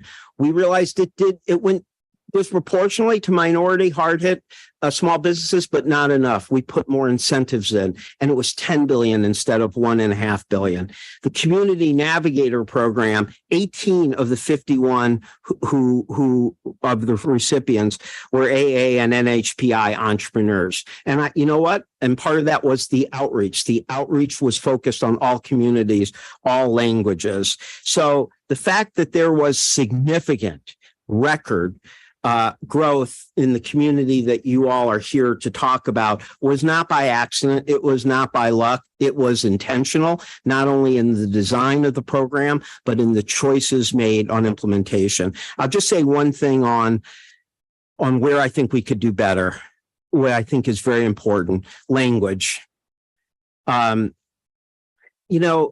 There were good things, but there were frustrating things. And I do not want to sit here and just read the good things, because that would not reflect the kind of view we have to have, which I said, well, we appreciate what worked, but we also within that frame look and say what could have worked better. So IRS did a lot better in including more languages. Vietnamese, Korean, many more languages. But when we were setting up the simplified child tax credit application, and I thought I was a hero at first because it wasn't going to be available for the child tax credit. And we fought and worked, and the IRS eventually agreed to make it available. And then everybody said, yeah, but one big problem: it's not in Spanish. I mean, forget other languages. It wasn't even in Spanish. And we called the contractor, and they had no way to do anything about it. So here we have the most significant anti-poverty program in history, and we do not have a way on the simplified program to even have Hispanic language. So we had to go work with an outside group. Many of you know Code for America, and we worked and we came up and we essentially adopted that program. Beautiful innovation. I'm really proud of it, but kind of really, we're the US government. And I will say, I saw moments where on translation, people are relying on people who happen to be in their office who speak a certain language. I mean, there's a lot of improvement, but there's a lot of gaps. And I think it's going to take some more serious work to figure out a more efficient way to do this. We shouldn't be asking somebody who's in another job, whose job is to do personnel. Oh, but you speak blank. Can you look at this? It's crazy. But that still happens in some places. So you should know there was improvement, but there's no way I think things are good enough. And I don't want to, I don't think it helps. And I don't think you learn the lessons by not doing that. And I think it's extremely important to this community, because it is true, when you have to do one thing, you're going to do Spanish. You are every time, and you should. But if that's the furthest you go, I don't have to tell you. You all will tell me the people that you will leave out. And I think that, you know, it's one of the issues we never deal with enough in government, which is we fight to get an increase in WIC. We fight to get an increase in the tax credit, but we never really fully ask, how come only 80 or 85% are getting that? And what we found going deep in the child tax credit is it's hard and it's complicated. It's not simple. It's not just language. It is all sorts of things. It is digital divide, fear of enforcement of INS, police, all sorts of different types of issues, and it takes real work. And so we're not doing it well enough, but don't let anybody tell you there's some simple solution. Once we got the Spanish language and made it mobile friendly, it helped a little. It just helped a little. It was way more complicated. It was way more detailed. And we couldn't even answer all the questions. Well, I've been in the cash economy. If I file now for the child tax credit and EITC, is it possible somebody could find out that I haven't paid in the past? I'd not know how to answer that. Probably not, for sure. We're going to put out in the government, you can't. We don't have anything. These are really difficult problems. And I think that the last thing I'll say is that it is really important to get these things right in advance of crisis. When you're in a crisis, you're just doing the best you can. We always debate, is it okay to quote Mike Tyson, but please let me make an exception, even if you don't like Mike Tyson. You know, I'm going to butcher this phrase, but I'm going to say it the way I want to. He would say, my opponents, they come at me with a lot of strategy and I hit them in the nose. And when you're doing an emergency program, people come in and say, oh, we want to study evidence-based, learning, and we want to set up a control group. And you're like, okay, I just got this job on March 15th.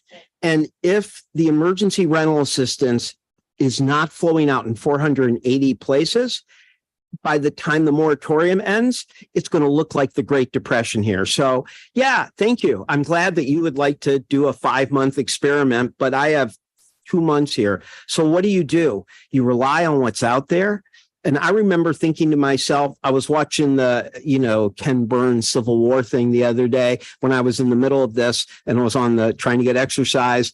And I thought to myself, wow, when you're in a situation like this, you're kind of more like in conflict.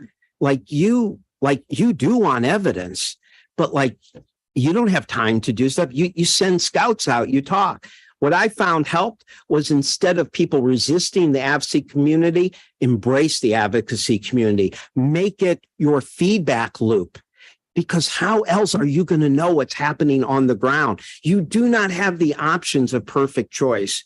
But if you wait to that time and you just criticize your public servants, they're just, not just us, but at the local level, they're just struggling to survive. If you haven't figured it out before, you're not going to figure it out in the middle of a crisis with unemployment, everybody homesick, people criticizing you because the dollars are not out, then criticizing if you get it out fast, but there's errors or fraud. So it matters now, everything you're doing, to think about what happens when there's the next crisis. Will there be language things in place then? Will there be outreach strategies for getting emergency?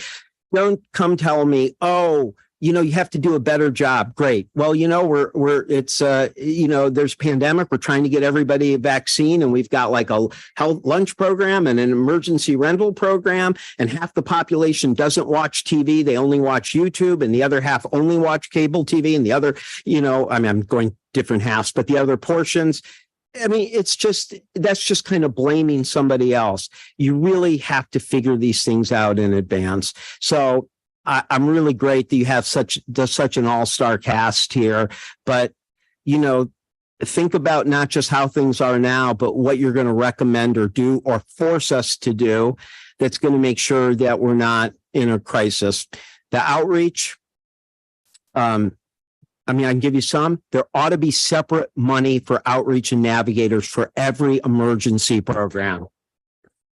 Don't come yet. I mean, you can yell at us. You can say, if the president would only say this. Okay, I get the president to say this. Do you think people understand that? Do you think you can break through to millions of people who are often cut off from media, who are in homes in the middle of pandemic? No, you need people in the community doing that. And, you know, the NEC staff, what do we have? 20, 25 people? You know, so you have to have that right from the start. Don't ever have first come, first serve in emergency programs. Guess what? If you had first come, first serve for college applications, guess who would get in the best schools? People can manipulate the system, who can take time off, et cetera. There's lessons learned that we have to do now. So thank you so much for having me. Jean, thank you. I know you have to go, so I'm assuming no questions, right? Well, I just knew they'd be really hard questions. So I was trying to run the clock out. You know, I was trying to run the clock out. I wanted to take your hard questions, but All right, we know you have to go, so we're not. if you'd like to ask a question, I'm fine. You want to take a couple of questions? All right, go, Grace. Maybe just one. So in terms of just setting that up, as you know, I mean, we already know what we need in for the next emergency. So like, what are your recommendations on how we get the agencies to actually, you know, start working on a plan to do that? Because this is what we, you know, some of these recommendations we've had for decades. Yeah. I mean, look, I want to say this. I think it is way too easy to say, oh, people in government should just do it better. I mean, you know, it's just, you know, it's like a whole bunch of people came up with the idea that we should get people to sign up for the child tax credit as they came back to school. Seemed like a great idea. Everybody got really excited about it until people went to the schools and they were dealing with the pandemic. They were dealing with vaccines. They were dealing with stuff. And they were like, really? How are we going to do that? So there's this effort to say, you know, you guys just do it better. And I think you have to actually think about it so that when you're passing legislation in emergency or passing legislation, you actually give people the resources to do that. I mean, the solution cannot just be overstretched, burned out public servants do better. Do better. Just, you know, work 10 more hours. People literally don't have the resources and they're flooded. So I do think something like I mean, what I love about kind of navigator type of programs is it is a great way you can do employment within communities and reach out to people. So I'll give you an example. I had people at foundations say, oh, we want to, I mean, people would come and they'd say, we want to help you. You know, we want to help you with the American Rescue Plan. And I'd say, great. And I'd say, well, you know, it's really hard for us to get the message out, you know, so could you deploy in some cities? You know, if you could, that would be great. Or fund some people or go find it in the cities to do stuff. They said, well, no, we were really thinking that we wanted to, you know, figure out what kind of programs going around are kind of working well and study them and come back. And I'm just like, you know, that's really beautiful, but I got to go. I mean, I have people who are about to be thrown out of their house. So, you know, I mean, there really was you know, I mean, I think, first of all, that is something to really think about. How can philanthropy actually help in the moment? Now, Puerto Rico, child tax credit, people had to go through ID verification. There weren't enough Spanish speakers. Okay. So nobody really figured stuff out, but there was like kind of a couple of the groups down there who were able to do it. If somebody just gave them money or helped them train, they could do the Spanish speaking from New York, didn't have to be there. That was something that somebody did that was helpful. But I think that people just get into the overload in a crisis. Now, I think in a non-overload situation, it is worth thinking about outreach and getting higher participation, but it only helps if people really realize how hard it is. I mean, I knew how hard it was. I'll be totally honest. part of the reason I was so happy to get the Spanish language and the mobile was because I knew it would help people, but I also knew it would make clear that there was no silver bullet. So let's get to work. So we were discovering things on the spot. I used to get on my phone scams all the time myself. I'm head of the American Rescue Plan, and I'm getting send your credit. If you just give $1 from your credit card, we'll get you your American Rescue Plan benefits. And it said AmericanRescuePlan.com tip off. So, people aren't dumb. So it turned out that it helped more, that actually text messages helped if it was from a trusted source. So for a low-income person who already got SNAP, if it went from their SNAP office, they would believe it. If it was someone else, they didn't, and they shouldn't. So I do think that we have a long way to go there, and people need to stop thinking it's like a simple, easy solution. It's hard. People had very complicated reasons for why they didn't sign up. I mean, there were things I never even imagined. Like when they did the reasons why people didn't get child tax credit and earned income tax credit, I mean, in 10th place, something that was in 10th place for the reason was somebody had lost a spouse and it was too painful to redo their taxes without it. I would never have thought of that in a trillion years. That would never have come to my mind, that some people, when they have a death, don't want to deal with that or they're too overloaded. People with dyslexia, people who are just afraid. Somebody did a survey where they said, you can get $100 here, but if you go through all these different forms and files, you can get $1,000. And an incredibly number of people dropped out. It was that difficult for them. So I think there's a lot we could do, but it takes real work. It takes real organization. It takes real shared learning there. But I think that there's too much kind of people coming to us and just saying, just tell HHS to get stuff out. And HHS is, I don't know, they're just trying to get vaccines out to save millions of people's lives. And it's very hard to go to the same people. So in an emergency, people really are overloaded. So I do think we should take time to kind of learn, because there'll be something different about the next crisis, but there are some things that are the same. The language thing is such an easy thing. I mean, I don't want to put down any great public servant, but we had an issue on an application, on the IRS application for the child tax credit in Puerto Rico, that just would have taken somebody from Puerto Rico reading it first.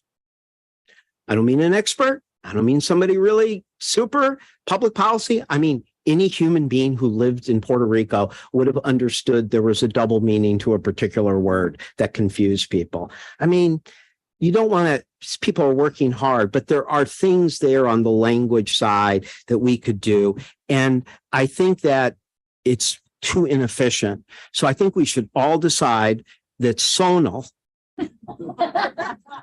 who's run many organizations, brings all those organizations together, Georgetown one, Asian Foundation stuff, and that you will do an in-depth government-wide analysis that you will bring to the next meeting of this, and then we'll discuss it. All in favor? Do I see a majority? Is there a voice vote? All right, I do have to go now, but thank you very much. Thank you so much.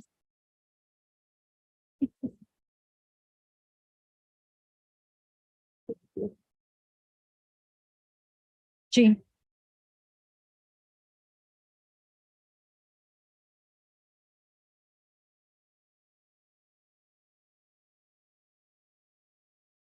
Right.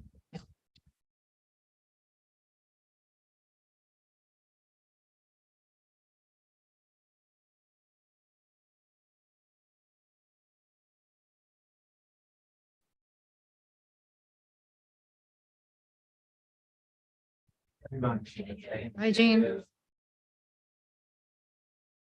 Hey, everyone. We were going to vote today, but we're going to vote tomorrow morning because we are out of time for today.